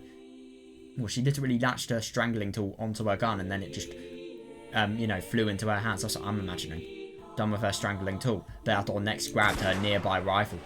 Yeah, and then aiming at Kumasawa's calf, she pulled the trigger. Jesus Christ, the gunshot wasn't loud. Ha, I love it. It wasn't like the bang sounds from the TV or movies. God, that's surprising. At most, it was as loud as uncorking a champagne bottle. Oh, that's so barbaric. It really is. I mean, there is just nothing but just brutality and mercilessness. And, you know, the fact that she views her as some sort of bug or rodent after that fucking fake conversation. All of it being completely fake and just, you know, how absurd that is and just how rude and how awful and how just murderous it is. It's just insane. I love that we're being shown this because it just properly shows some of the true malice of Yasuda that we never really have been able to see. I mean, obviously we know that somebody has been killed and it's awful, but you don't quite know how awful and filled with lies and deception and, you know, just how malicious it is until you really see the ins and outs of it like this.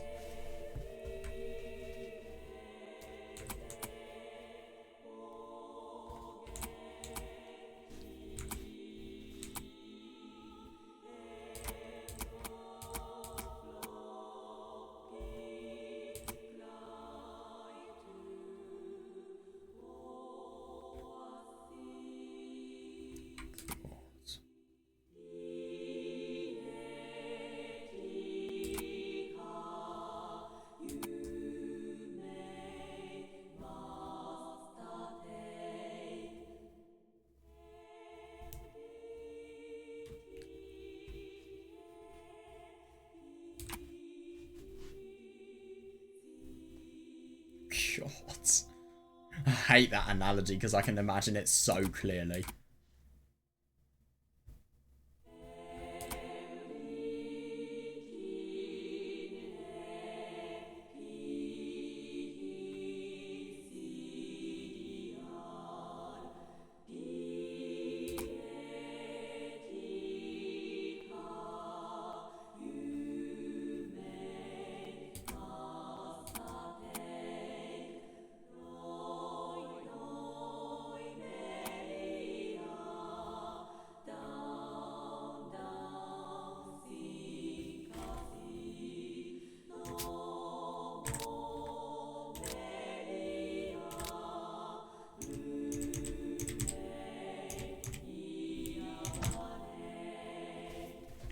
God, this is insane. But then a splot of blood flies. Yeah, and there's blood oozing out of the discomforting hole as it's being fished into. This time she was digging into it with tweezers in hand. Jesus fucking Christ. Yeah, that does actually make sense. Yeah, she picked out the bullet that was just shot into the calf. What a fucking psychopath. Seriously, what the genuine hell? Then she unceremoniously tossed it into a small vinyl bag she had in her larger tool bag. Jesus. Yeah, already stored in that vinyl bag were several blood-stained bullets. God, and to think about the fact that she has done this so many times. And the fact that you can just so casually talk about it afterwards. I think you can never truly understand how damaged of a person Yasuda has become and how sad it is until you have read this story. I really don't. God, this music is so fitting, by the way, can I just say that? The deaths of the 4th and 5th Twilight can be taken care of with just a gun. Fair, yeah, but it gets more troublesome as the Twilights go on.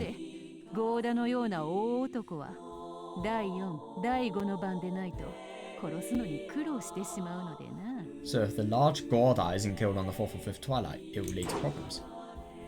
Oh god, that's insane. Then, taking the stake, she put the tip into the bloody, still oozing hole in the car. Fucking hell. God, using her body weight, she carefully pressed it deeper. Jesus Christ. That is just, I mean, that's just new levels of disgusting. When she let up, the stake was cleanly plunged into the calf. She was still a bit worried that it might fall out before it's discovered. No, it won't. You've fucking put it in deep. But it should still be enough to sustain the idea of sacrifices. Oh my god, I know. Yeah, sacrifices being gouged with stakes. Yeah. And now Kumasawa, Gorda, and Genji have been killed. Jesus Christ. God. That's for Kanon, who will be the first discovered. He can't die yet because he still has work to do. Yeah, fair. Oh, I see. Yeah, he will take time. He will take his time drawing magic circles on the doors of all of the crime scenes. Yeah, great. Yeah. Nice one. Yeah, the chapel is far from the mansion, so it won't be searched first. There are 4 scenes to find in the mansion. Yeah, there are 4 scenes to find in the mansion, but they'll have to break a window to get in since they're all locked.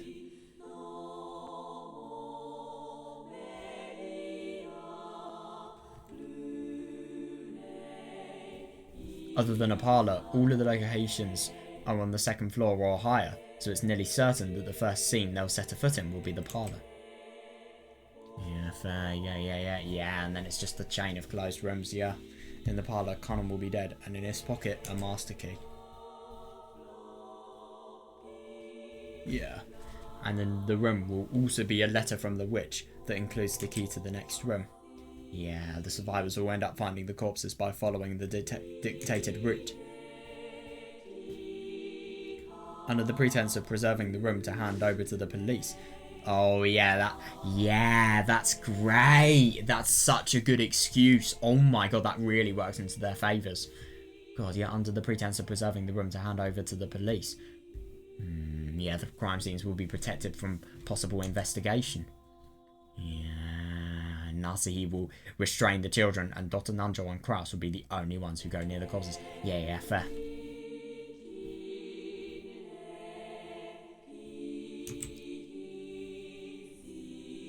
Oh yeah, god, yeah. Jessica might try to rush to Kanon's corpse, so she'll require special attention. Oh god, yeah. Yeah, this is gonna be difficult. God, I think if this is not gonna show malice, I don't know what will. Hold up, I just gotta do something real quick. Alright, there we are. Okay, we're back. So, yeah, let's actually see what's gonna happen now. So, okay, and don't care, kill yourself. Yeah, this is actually going to be really interesting to see what they are going to do about Jessica and, you know, obviously her naturally very bereaved reaction to seeing Kanon. So, yeah, let's see. Let's just do a bit of a reread firstly.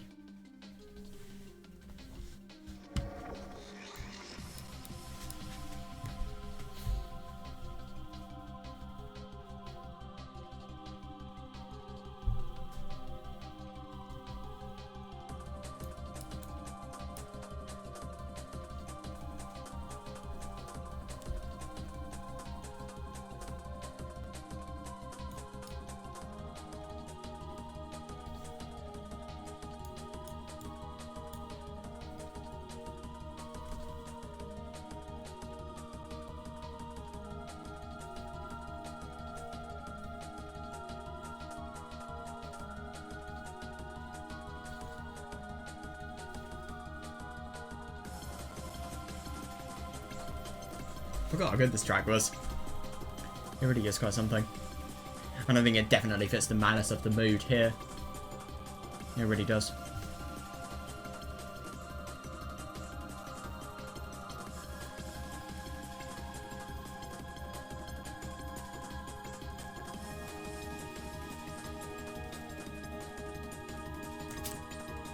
Kanon-kun, Kanon-kun. God, yeah. Oh my god, this is just... Jessica, calm down. God, I just find it so horrible to think about the fact that, you know, these people... I mean, I get that Jessica's obviously... Natsuhi's obviously doing this for, you know, her family, because obviously if she doesn't do this, Jessica won't be able to survive past this. But the only thing is, oh my god, just to say this with, you know, malicious intent and, you know, intent of covering something up to your fucking daughter. I mean, how could you do this? This might... I'm going to be honest, if I was like this, I think this might... If I was in Natsuhi's position, I think this would be the hardest moment of my life. Seriously, I'm not even joking. Don't look back, don't come in.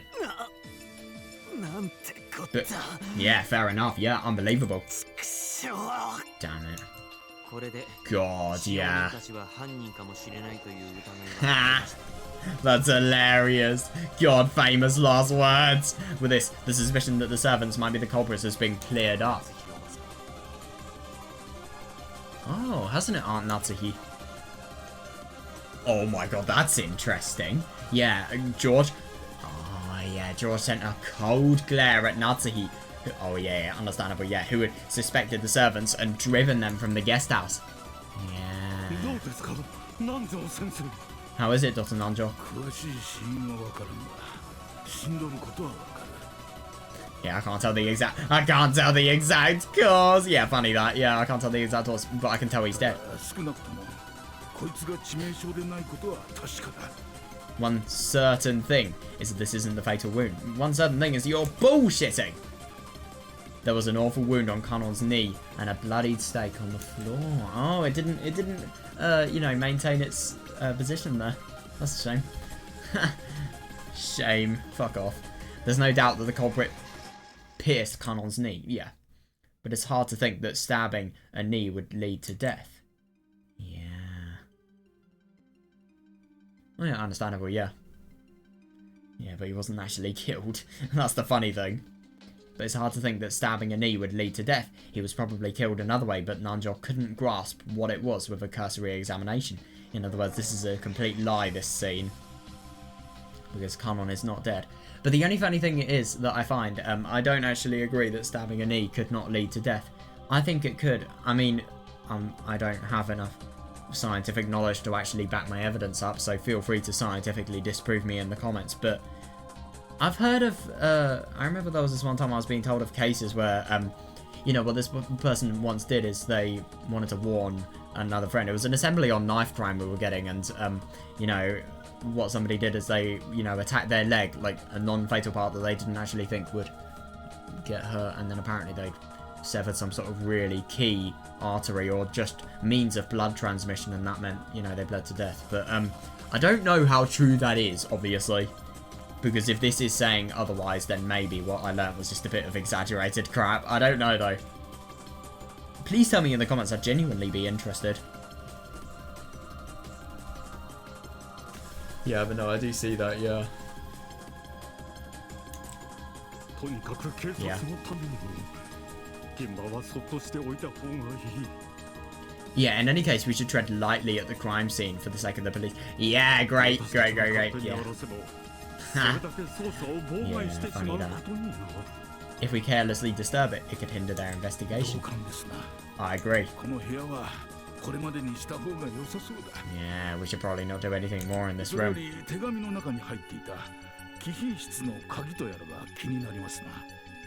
Yeah, fair enough. Yeah. Just, I love how they try to divert the focus. God, Umineko reread is going to be so fun. Seriously.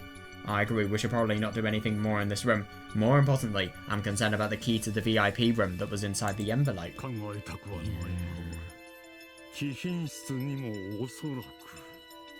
don't want to think about it, but the VIP room might also I find it funny to think that Kraus and Natsuhi probably know that they have to divert the attention, but I don't know whether they know that these people have died. Yeah, let's go and see. What is all of this? Yeah, true. If we hadn't driven them off from the guest house. Yeah, Kraus hung his head and pulled at his hair. Sorry, come on. God, yeah, that's interesting. For not being able to trust you in the... This guy's a brilliant actor. Holy fuck.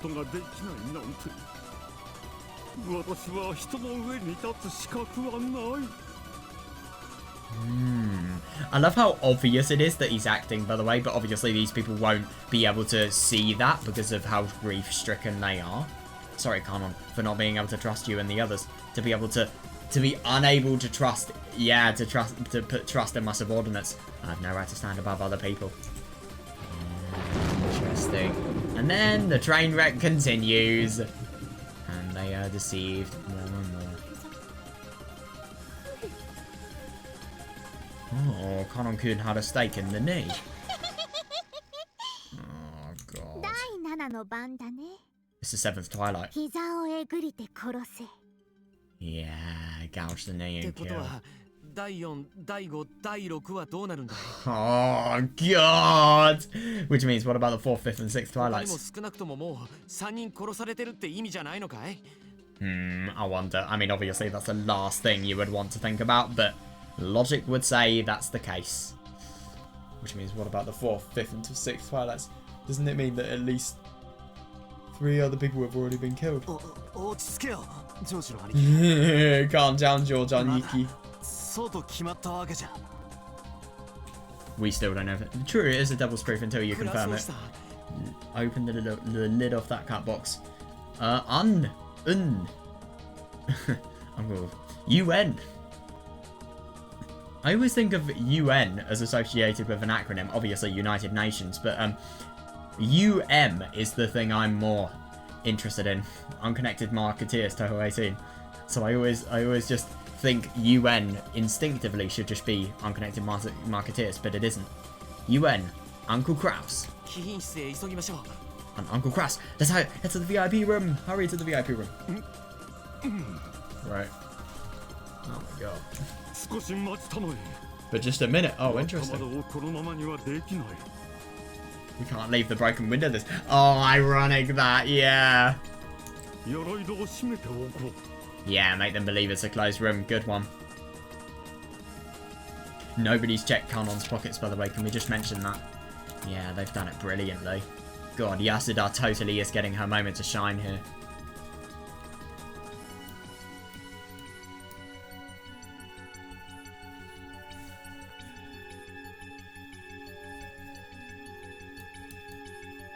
God, it's just so unnecessary, these deaths, by the way. Can I just mention that?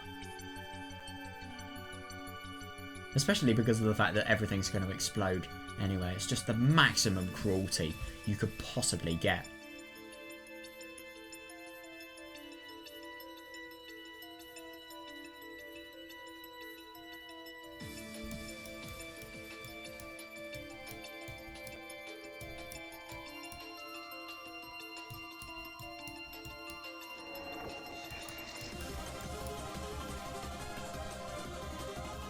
God, this creates such fucking good atmosphere. Can I just say that? This theme. It suits this theme so much. Ooh.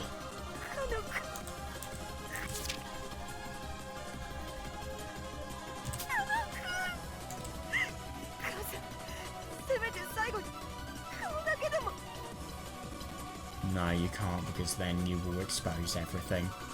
He isn't even in the room at the moment, by the way, probably. Mum, can I at least see his face one last time? Yeah, I understand how you feel. God, I know, and I can totally see why Natsuhi would be so upset, yeah. Fucking disgrace of a mother, to be honest. But at the same time, I mean, if you only knew... Aww.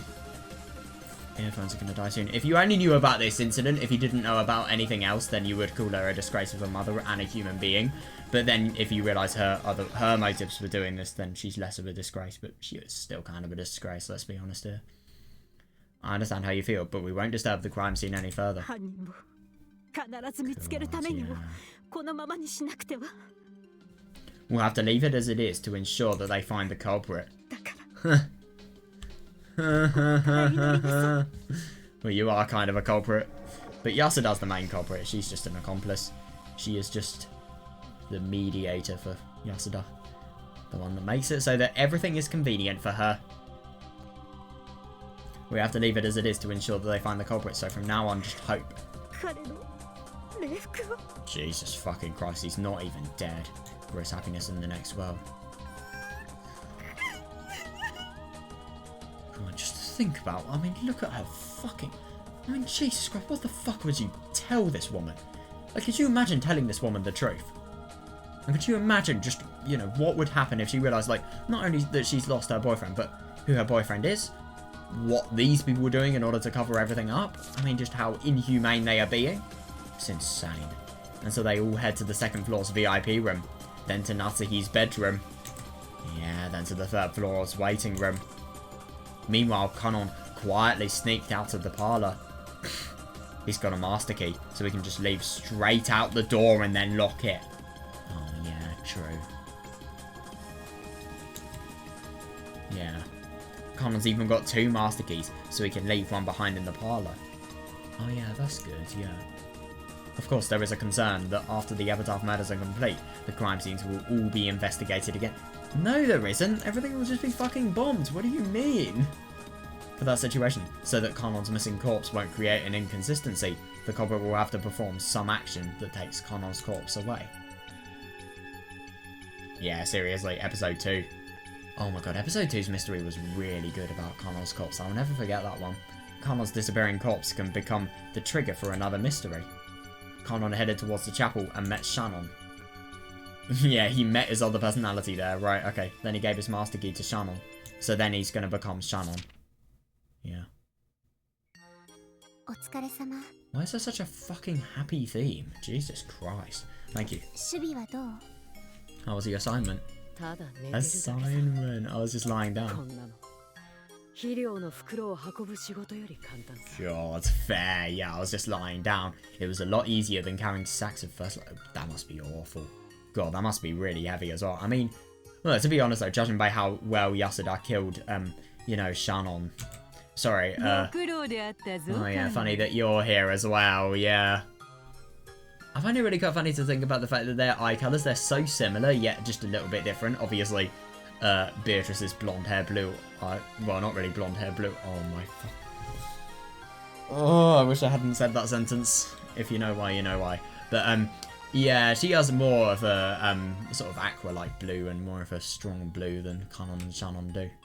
Good work, こ Kanon. れでそなたはお役御免だ Yeah, you can fuck off. With this, your roll is over. Yep, 2 more Yasudas left. Thank you, Beatrice-sama. じゃあね姉さん Bye, sis. また次のゲーム版で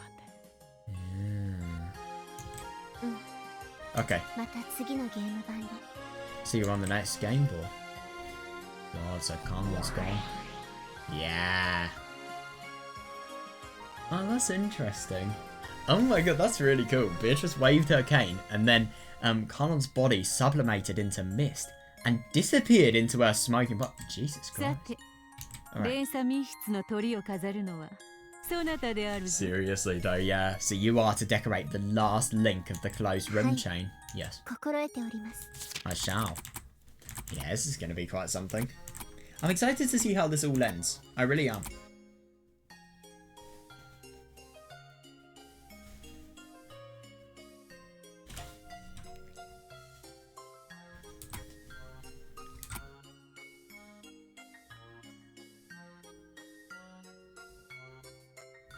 Yeah, that's great, yeah.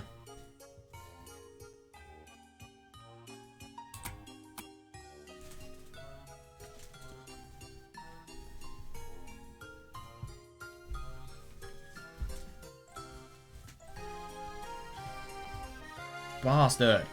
Fucking hell, that hurt. Sorry, my knee just really hurt me all of a sudden.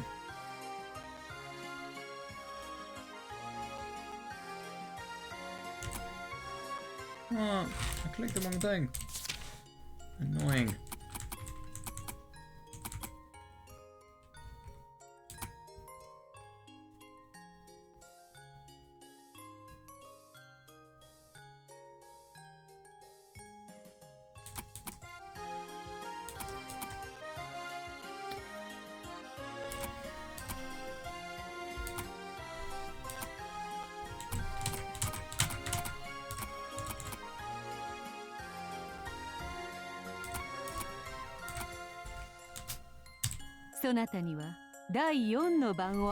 Oh, interesting.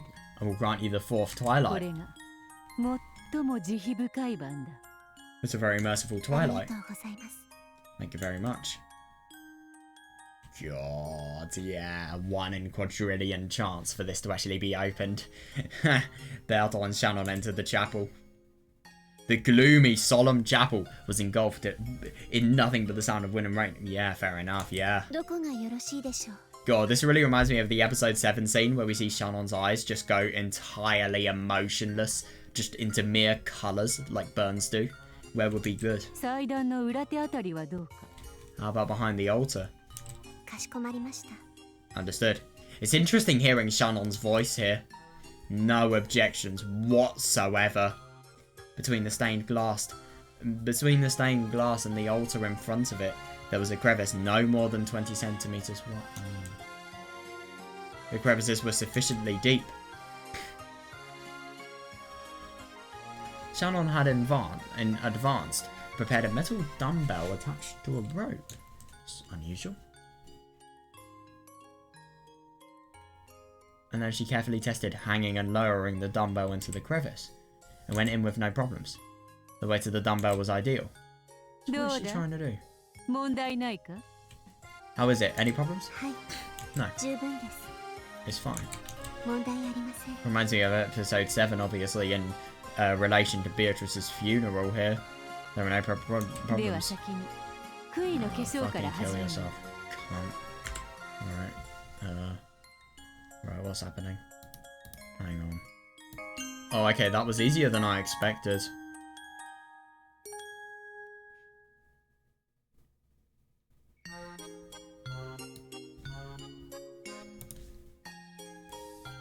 Right, so we'll just read on. We'll just read like this for the rest of it.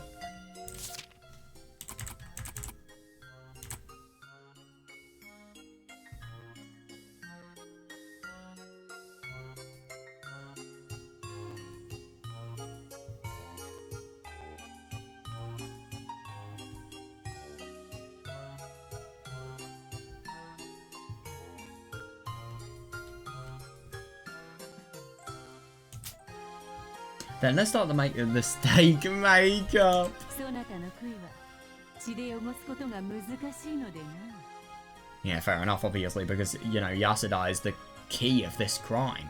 She can't fake her death. Then let's start with the steak makeup. It's pretty hard to stain your steak with real blood after all. Yeah.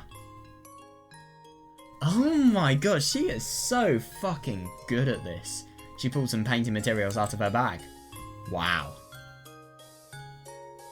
Oh, that's interesting. It's the exact same stuff used in movies and the like. And so she applied blood makeup to the end of the steak.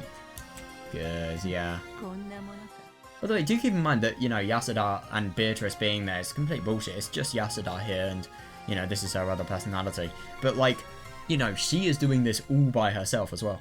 そちらの準備はどうだ Are your preparations? はい Yes, こちらも準備できました I'm ready. Shannon tied a pistol to the end of the rope. Shannon tied a pistol to the end of the rope opposite that of the dumbbell.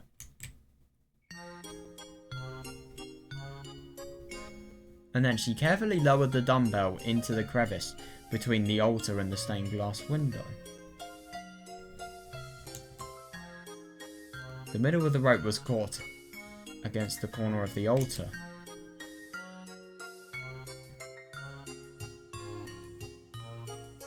Since the dumbbell was heavier than the pistol, as soon as she lets go, everything, gun and all, will be pulled into the crevice. うまく落ちそうか？ Does it look like it will fall in? はい、 Yes. 問題ありません。 There were no problems. Interesting. Shannon hands the pistol tied.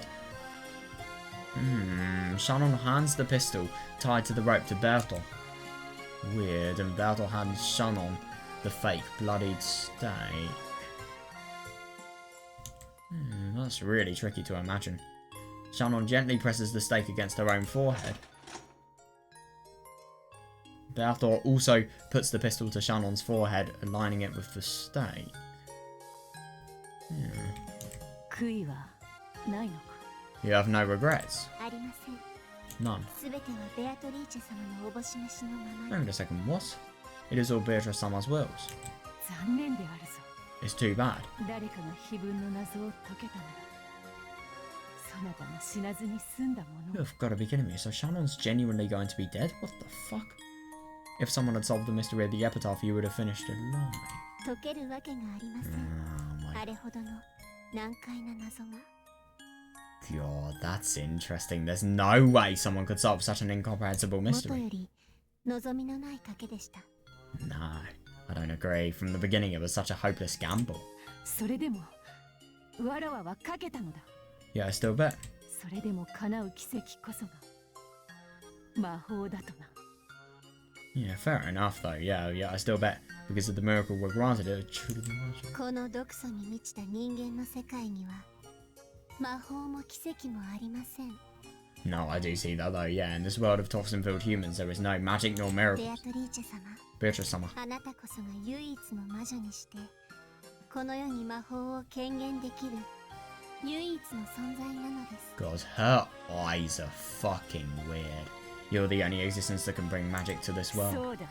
That's right. 我こそは黄金の魔女ベアトリーチ I'm the Golden Witch, Beatrice. ェ。安らかに眠れ。 Rest in peace. 次にそなたが目覚めるときは、そこは黄金鏡だ。 I can't believe this. So Shannon is actually getting killed here. The next time we awaken, it will be in the そ Golden こに Land. はそなたの愛するジョージもいる。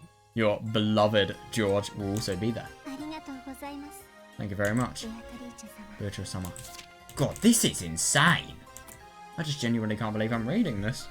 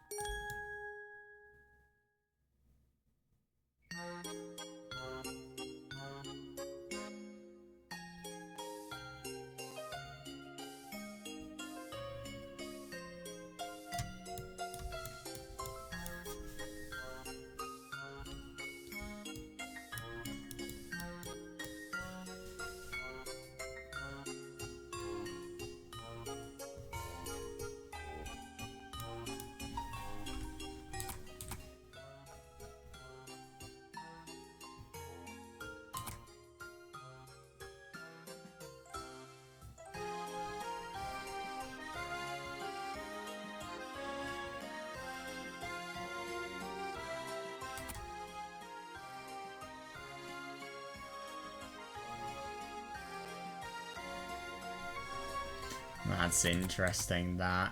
Yeah. That does actually make sense when you tie it to the epitaph why Shannon would be killed here. It's just interesting to think about the fact that she does genuinely kill herself at the end.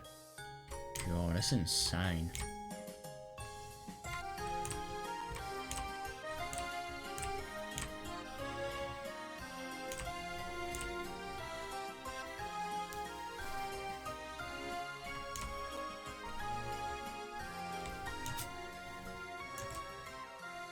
Yeah, that's really interesting.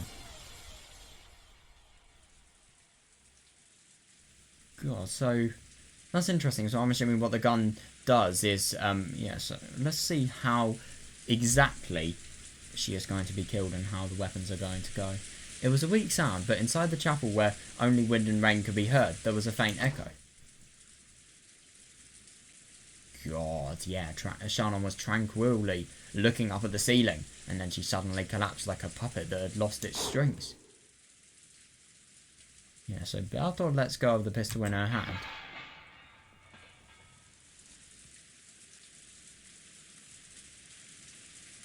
Yeah, that does make sense. Yeah, and when she does, the pistol, pulled by the heavy dumbbell. That's so smart.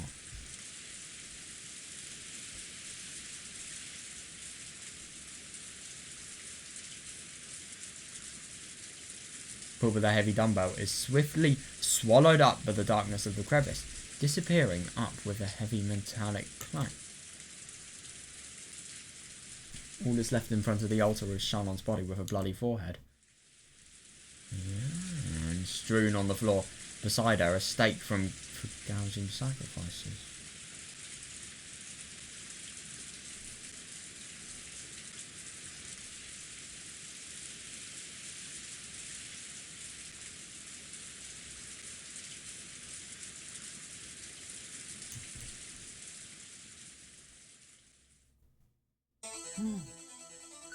Oh my god, it's going to be interesting to think about what happens with Beatrice now that Yasuda's dead.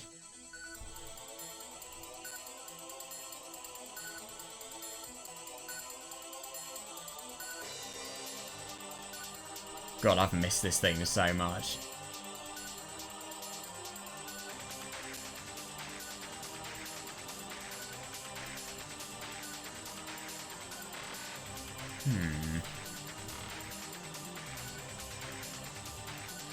I'm just getting really distracted by this music. Sounds really quite nice. I never really noticed the percussion before. Yeah, and obviously this part's the part we all know and love.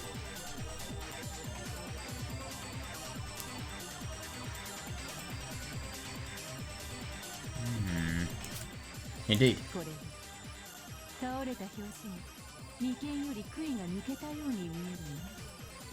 Jesus, this way it looks as though the stake came out of her forehead when she fell. Fucking hell. Oh, and with another wave of her cane, golden butterflies took the shape of an envelope placed next to Shannon. Interesting. Oh, interesting. Oh, that is very, very interesting. So they're deliberately going to make it obvious that, you know, Kanon's corpse has disappeared. Right. Inside was entrusted with the first key, the key to the parlour.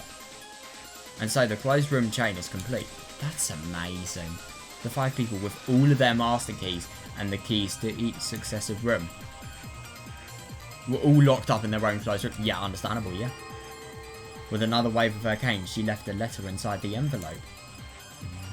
It says something about Connell's corpse being borrowed. As another sacrifice of the ceremony, kill yourself. And so they'll rush back to the parlour. But at that time, the parlour will have long been completely empty. Yeah, seriously, don't. Oh, God, poor Jessica, though. Well, I mean, Jessica could have seen Connell's face's corpse if she was really careful enough. They'll never be able to see this face of Connell's corpse again. Now. With this, the epitaph murders are over. Oh my god, I wonder what she's thinking there. So what do you think, Basila?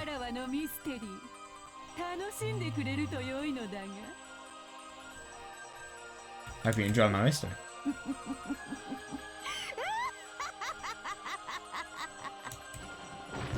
Oh my god.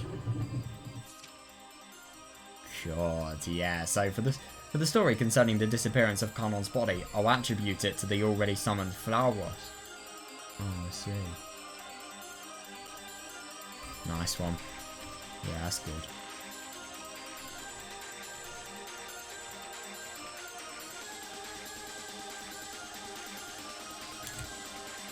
Even after Connell's death, his soul will battle against Berthold and Flower. Oh my god. But it will be all... Yeah, seriously though, but it will be useless to lose him once more. Yeah, his corpse will be swallowed up by flowers. Something like that.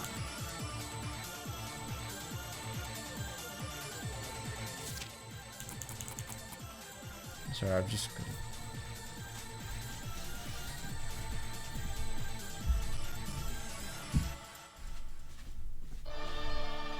Fucking love this piano part, by the way.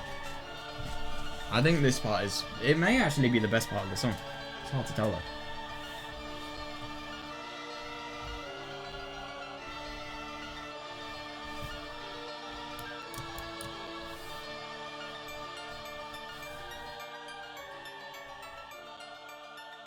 Yeah, I hope you enjoy my mystery. Also, I've killed your entire family. Oh, fuck.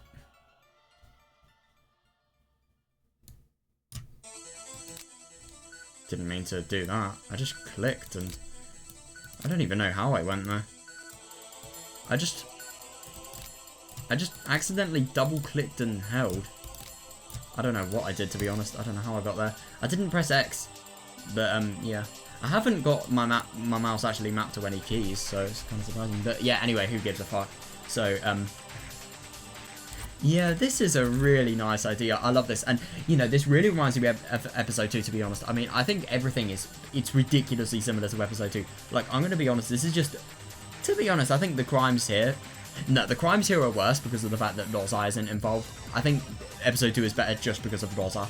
Oh my god, episode 2's manga is going to be so fun to experience. I'm intending to experience the manga once I've read everything in Umineko, which probably will be on Saturday, so I'll start it on Sunday. It will be useless, Zen Dame Da motherfucker! Yeah. And with that, this game's serial Epitaph Murder incident comes to a close. All that's left is to rewrite it into a fantasy story with Flauros as the culprit. Yeah, understandable, yeah. Nice, I love that. That's probably similar to the writing process that Yukishi went through. Oh, it really is a good mystery, I can't deny that. That's what it is at present. Yeah. Oh yeah, understandable, yeah. That's what it is at present. I will arrange it into a proper story format, but that's the really tough part. Okay. The displayed story and the undisplayed story. No, I totally see it, and it's genius how he does it. I think episode 4 is the best example of how you can brilliantly do it. Matching them together as literature is truly an ordeal. I know, you don't just have to think up the tricks, which is already fucking hard. You have to then make it so that a plausible story about fantasy can actually be derived from it. Because the thing that I really like about Umineko's first 4 episodes is you can equally have a story of fantasy that you can, you know, use for the mysteries. That's what, it's just so creative. It really is, and I love that they've done it. そしてその上辺の物語だけを読ませるのですから、あなたの物語は何とも贅沢な限りです。 Yeah, I see that. Yeah, so by only letting the surface be read, your story reaches the height of extravagance. No, I do see that though, yeah. Indeed it does.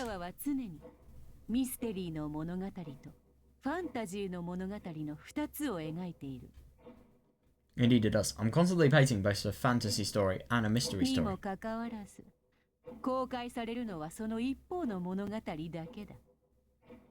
Nevertheless, I release the one story. 牛より最も上質なる肉をわずかだけ切り出し、美味なる料理として、残りはすべて捨ててしまうかのような贅沢だ。God, it's like the extravagance of cutting out just a little bit of the best part of a cow and cooking it, and throwing out all the God, what a disgusting analogy. I think that's a little bit inaccurate as well. I think it's like getting the best part of a chicken and then getting it out, just because, you know, cows probably have a lot more meat that a human can eat. So I just think, I don't know, like, if it's a little bit, I think that's just too small of a portion, I think. But then again, I suppose you could think about the fact that the magic and the, you know, veil of fantasy that all of the mystery is actually being hidden by, you know, that could potentially be considered something that is really small. I do see that.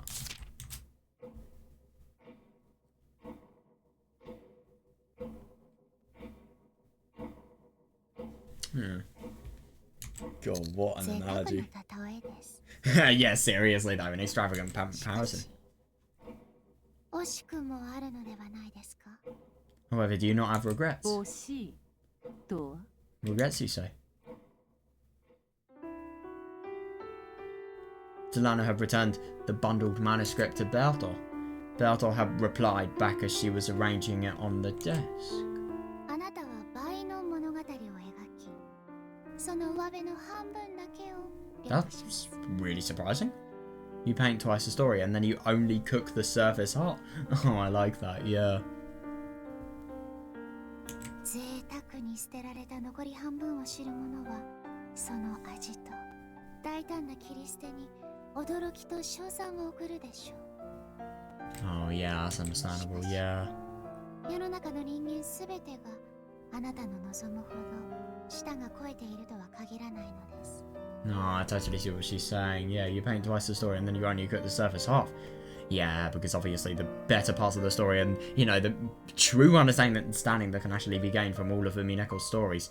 You know, I think it's really good because obviously this lets us easily get into that half that we may have missed beforehand. But, you know, beforehand, it may have been really inaccessible and there may have been people who wouldn't have necessarily been able to get there just due to a lack of ability, and I totally see that because obviously Yukishi was probably writing for a really high ability audience, but I suppose the fantasy kind of immerses all of the audience, and obviously episode 7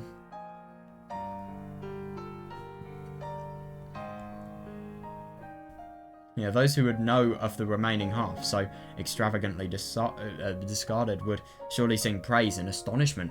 Yeah, at its taste and bold cuts.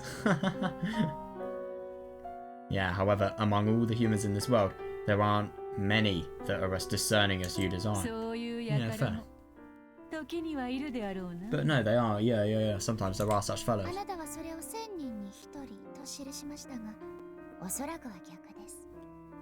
God, you wrote that it was for 1 in 1,000 people. No, that was 1 in 1,000 people who would think the culprit is fantasy related.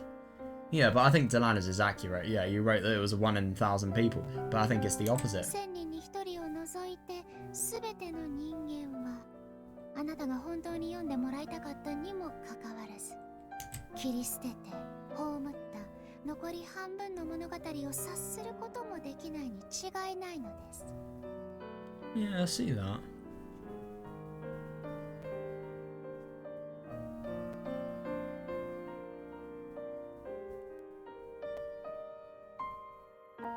Although you want all the other people beyond that 1 in 1,000 to truly read your story. Oh my god, yeah, there is no doubt they won't be able to grasp the half that is stripped down and buried away. No, I totally see that, yeah. And that's what this story is great for. 良いではないか。 But isn't that just fine? 贅沢に上辺のみを切り取って物語として。 I know, that's the great thing. I mean, I just love that, you know, that you can read a story, but you haven't truly read it because of the fact that you haven't understood every single little component. And that's kind of what I'm going to do with the manga. I'm going to use that to hopefully, you know, create an accurate theory that I believe in and doesn't have any inconsistencies. This knowledge really will help me. But isn't that just fine? It's extravagant literature where only the surface is preserved as なら story. ばその読み手も1000人に1人を除いて全てを切り捨てるというのもなんとも贅沢で良いではないか。 And it's not casting aside all of those readers beyond the 1 in 1,000 itself, so very delightfully extravagant. それであなたは良いのですか？ Are you happy with 人 that? は物語を読まれるため No, に that is 書くの fair, で but す。 well, then again, not in the mystery genre. People 誰にも paint 読 stories to ま be れ read. ることのない物語を書き、自ら闇に葬るなど、 Hmm. 贅沢の極みを超えて愚かしくさえ思えるのです。 Are you happy with that? People paint stories to be read. To paint a story not to be read by anyone. To cast it into darkness by one's own will. No, I do totally see that. Yeah, it's beyond extravagant. It can even be thought of as foolish. But then again, I mean, obviously from an outsider perspective like you, sure, but not from Beatrice's perspective. 良いではないか。 Isn't it fine that way? 1000人の999人に理解できるように記したものが文書と呼ばれるなら。 If things written so that 999 out of 1,000 people can understand them can be called civilization's 1000人 writings. 1人にしか理解できない我が物語は、記書と呼ばれるにふさわしい。 No, I do see that, yeah.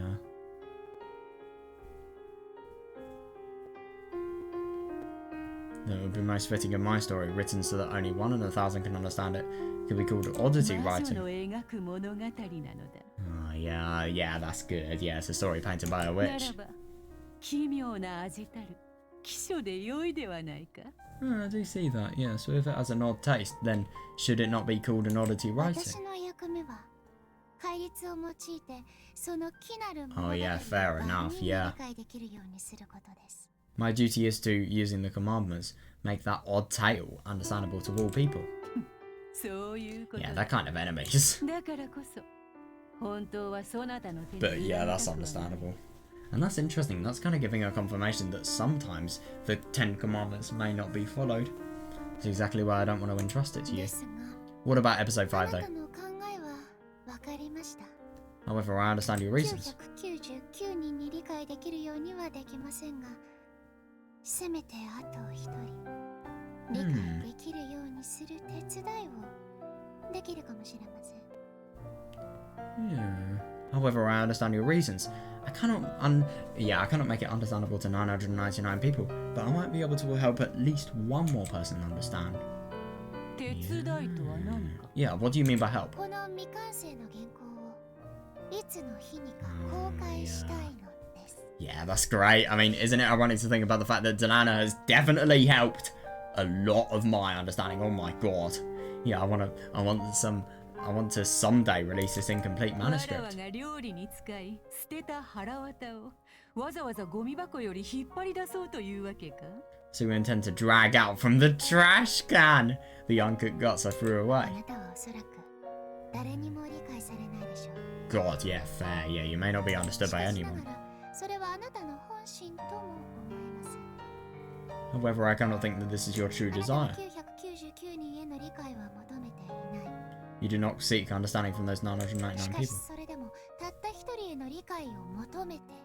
Yeah, fair enough. And I mean, you know, I'm going to be honest, I kind of fit into people who are definitely trying to, you know, understand Beatrice as much as possible. And I really, really want to. That's what I'm going to use the manga for. I want to understand her and Yasuda as much as possible. Yeah, however, you were still seeking understanding from one そ still の a 一 single 人 individual. さえ現れぬ可能性もあるわけだからな。 It's fair. There is a possibility that not even that one person will 自 appear. 分の Nah. 気持ちを誰かに理解してほしいと願うのは恋する少女だけではない。 It's not just younger girls in love who wish for someone to understand their inner 千 heart. 年を経た魔女とてそれを願うのだ。 Yeah, that's very fair. Yeah, even witches who have experienced over 1,000 years want it.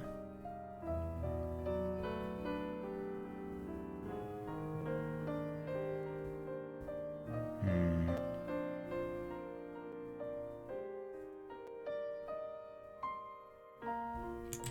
そして少女はわざと難解な言葉でそれを語り、 God, 一人 yeah. の王子の迎えを待つ。 The young girl tells of this using cryptic, but yeah, seriously, in a way, it's a そうい single うわけ prince. Yeah. だ。わらわも God, 長い yeah. 月日をかけてなんともややこしい物語を書き上げたものよ。 I too am one who has spent long years writing a very intricate story. I find this very interesting about Beatrice's increased understanding and, you know, how, you know, beforehand it's just interesting to think about the fact that you just have a story and, you know, the layer, it's like a cake really. I mean, you have obviously the top layer, which is obviously one of the layers that in a good cake should be the best. The layer of icing, the sauce, and then obviously, I didn't mean sauce literally, I meant, you know, as in representative of really, really significant and interesting parts. But then obviously you go down and you just cut down and down, you get more into the deeper layers of the story, and obviously the cake, if you use my shitty analogy. And it's just so interesting to think that, you know, like, even though I've experienced all of Umineko, there is still so much more that you can experience. Like, let me give you an example. The fucking episode 5 letter mystery. I really want to solve that. And I will. I hope.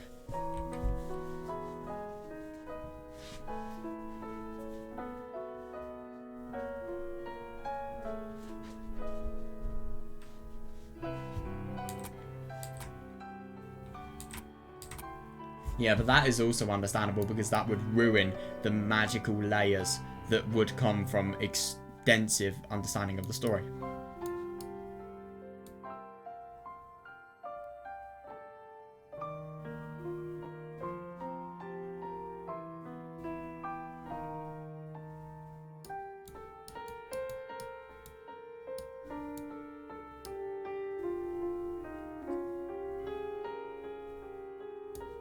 I think this is probably what Beatrice wrote before episode 2, to be honest.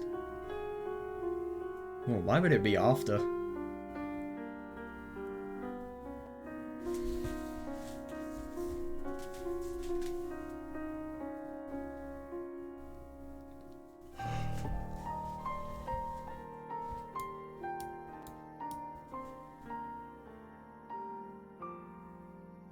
And it really is interesting to think about here, you know, the more you understand Umineko, the more you actually understand the heart of Beatrice. And I suppose you could then liken that to, you know, Without Love It Cannot Be Seen, and love in general, really.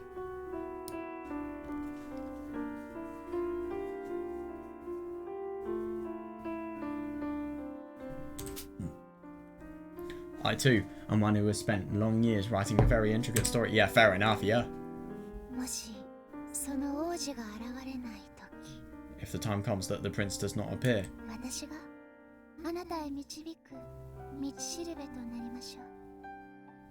That's interesting. If the time comes that the prince does not appear, I shall serve as the guidepost that leads him to you. Nox's 10 Commandments guarantee that it's a mystery. Oh, fuck.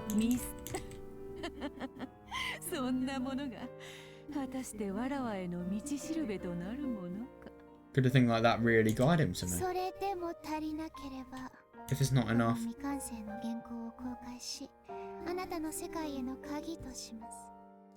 Yeah, no, I can totally see why it would be likened to that. If it's not enough, I will release this incomplete manuscript to be the key to your world. What a disgraceful notion.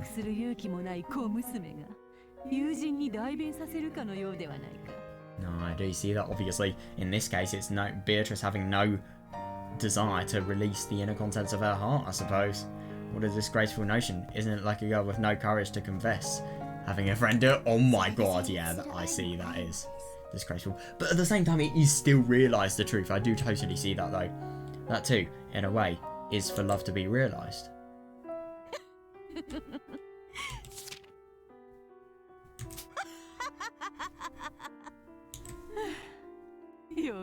Very well. Oh my god, she's probably going to give the approval process. Yeah, that's interesting that Beatrice acts the second lovers mentioned. Very well, I should give you this manuscript. Beatrice face this way and leaving a trail of smoke with it. Tap the bundled manuscript with her pipe. Yeah, funny that, yeah. Gotta think about the demon. When she did, the manuscript bundle curled up and a bottle blinked into existence. Oh yeah, that's interesting. Blinked into existence around it, sealing it inside. Oh my god, so this is a lost message bottle. Wow, so you tossed it to Talana. Do with it as you please. No photocopying prohibited. What is it? As long as I have life. I shall not suffer that seal's removal.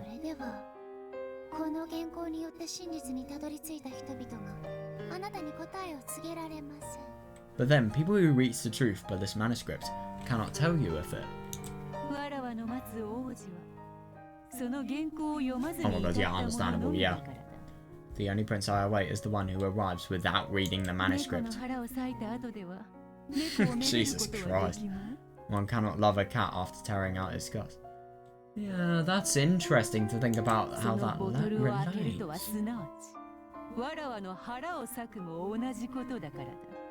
Yeah, that is, opening that bottle was the same as tearing out my gut. Understood. I'll do as you wish.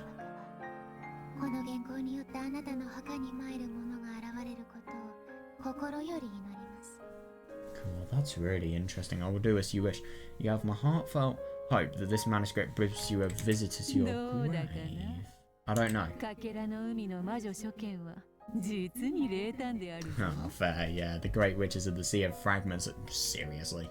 Yeah, it's really quite わらわ cold. の墓に参る者が仮にいたとして、唾を吐きかけるだけであろうがな。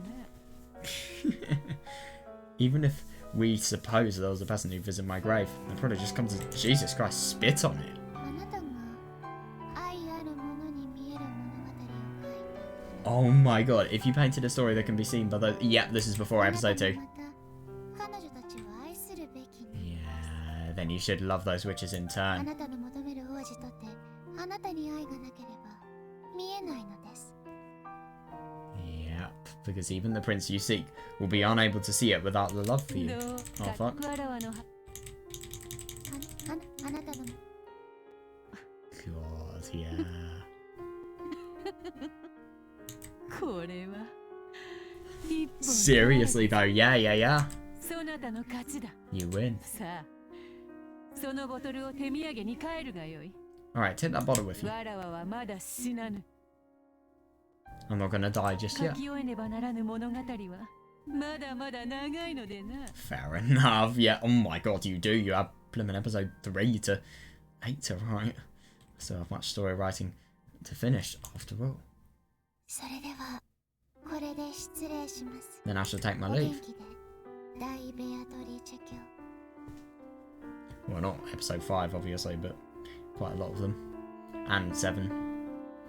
Then I should take my leave. Lady Beatrice. And 8. But, yeah, anyway, Lady Beatrice be well. あな And たはま 6. ず大勢の愛ある魔女のことを Basically, any どう answer か arc. お忘れなく。 Please do not forget the many love-filled witches that wait for you. Yeah, that's interesting.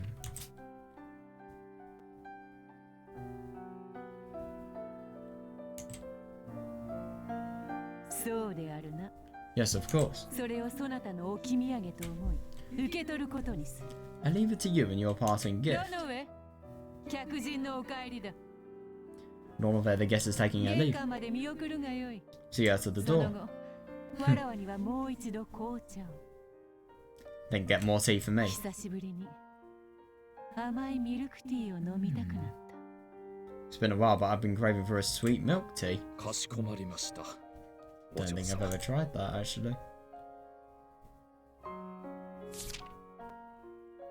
Right, so I'll wonder what this is. Ooh.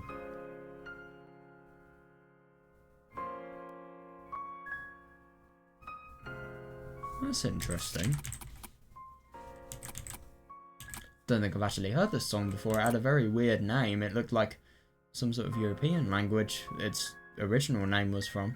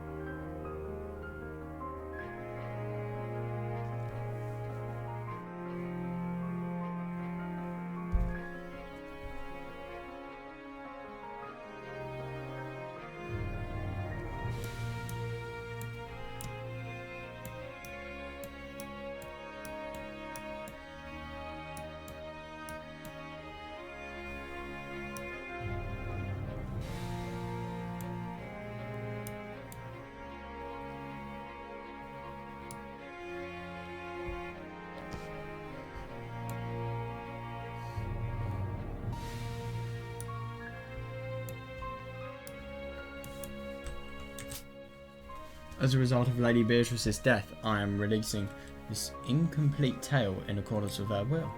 Interesting. In reading this work, I was reminded of... Oh, God, yeah, fair, yeah. I was reminded of her long years of sadness, and I couldn't hold back my tears. But at the same time, I felt pity for her. Although she was searching for someone who had love, I am sad to say that, ironically... Oh my God, yeah, her heart was filled with anger at those who did not. She once told me that it was fine if her story only reached one person in 1,000. However, that was wrong.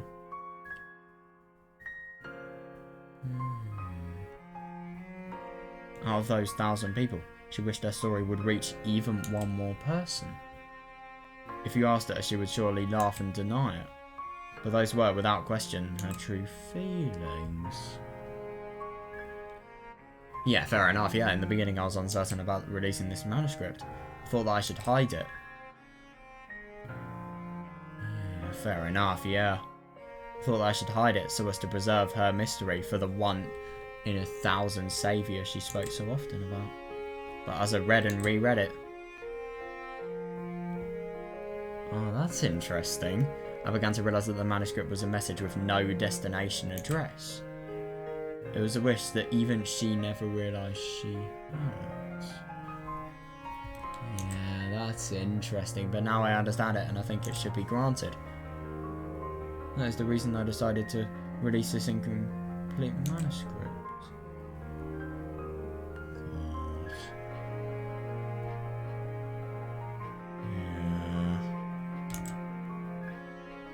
Yeah, fair enough, yeah. After you read this, it doesn't matter what your feelings towards the woman named Beatrice are, whether it's love or anger. But if you can... Oh my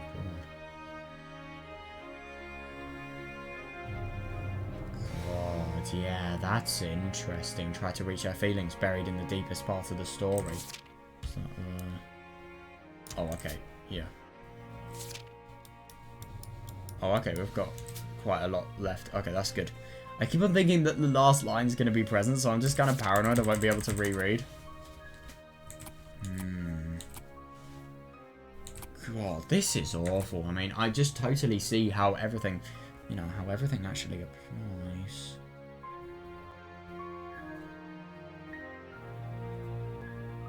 It's interesting to think about the fact that here she's saying it's fine if, you know, such a small amount of people actually understand her, but because at least it will be one. But after seeing, you know, how hopeless the understanding gained from Battler is and how short-lived it was, she wants, you know, more people so that she has more of a possibility of, you know, having somebody who is, you know, understands her for a, you know, full period of time, a prolonged one.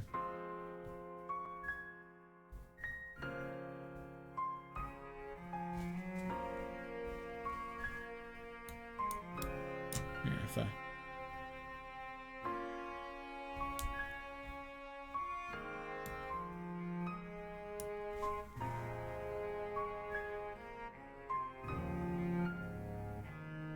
No, I do totally see that. You want as many people as possible with the opportunity to understand her so that, you know, love can happen.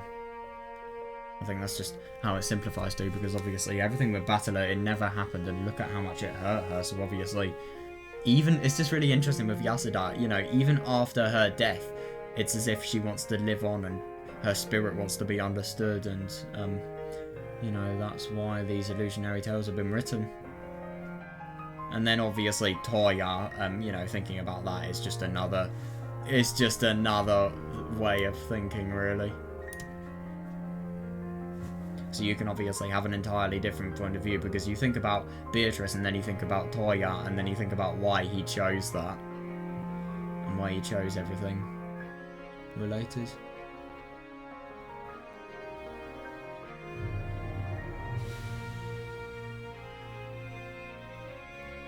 God, it's just so horrible to think about, you know, not only how lonely and isolated Beatrice was, but, you know, if you ask me how difficult it was for somebody like her to even understand herself, just, you know, I mean, who is Beatrice? Yasuda, Shannon, and Kanon. I mean, how do you understand yourself if you are 3 fucking people?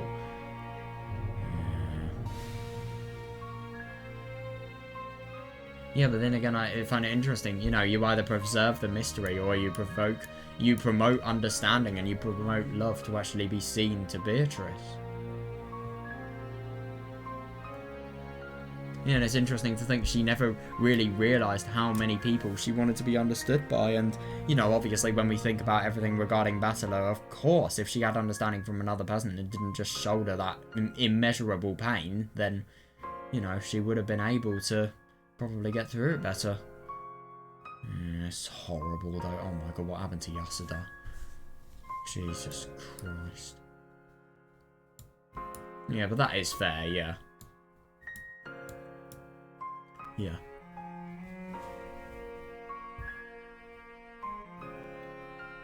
Yeah, and I find that so interesting as well. Yeah, try to reach her feelings. Yeah.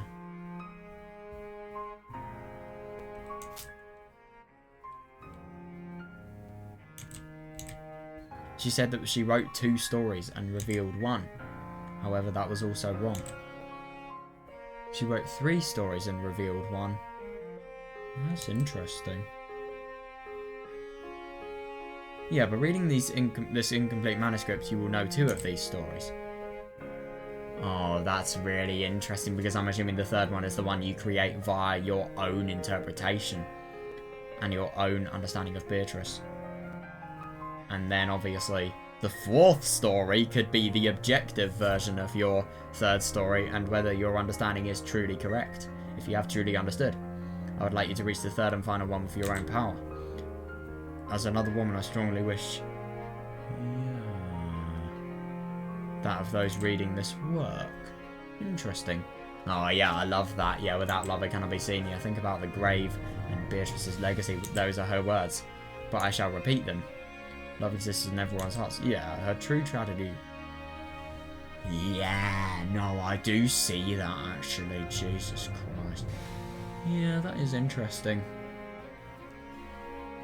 Love exists, but if it's not directed at you, it might as well just be something that could never ever be seen. I totally see why she would think that. Her true tragedy was she couldn't see that. Yeah, no, I do see that, yeah. Yeah, my deepest thanks go out to everyone who helped me with the compilation of this book.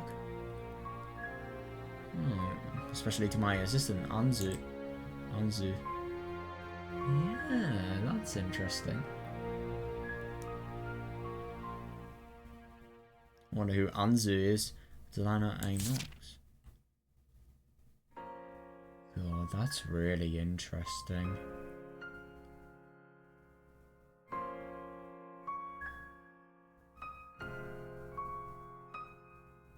So complicated.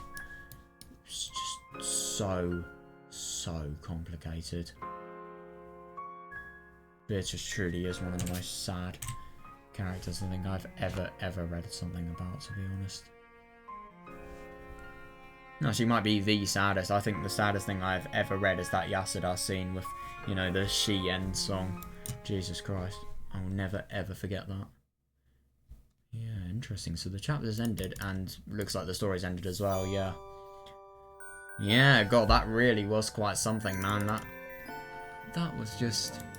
Honestly, I thought that was a brilliant story, and, oh my god, I do wonder what's actually going to happen here. I wonder if this story is going to be another that totally reveals more Game Board related things, so, yeah.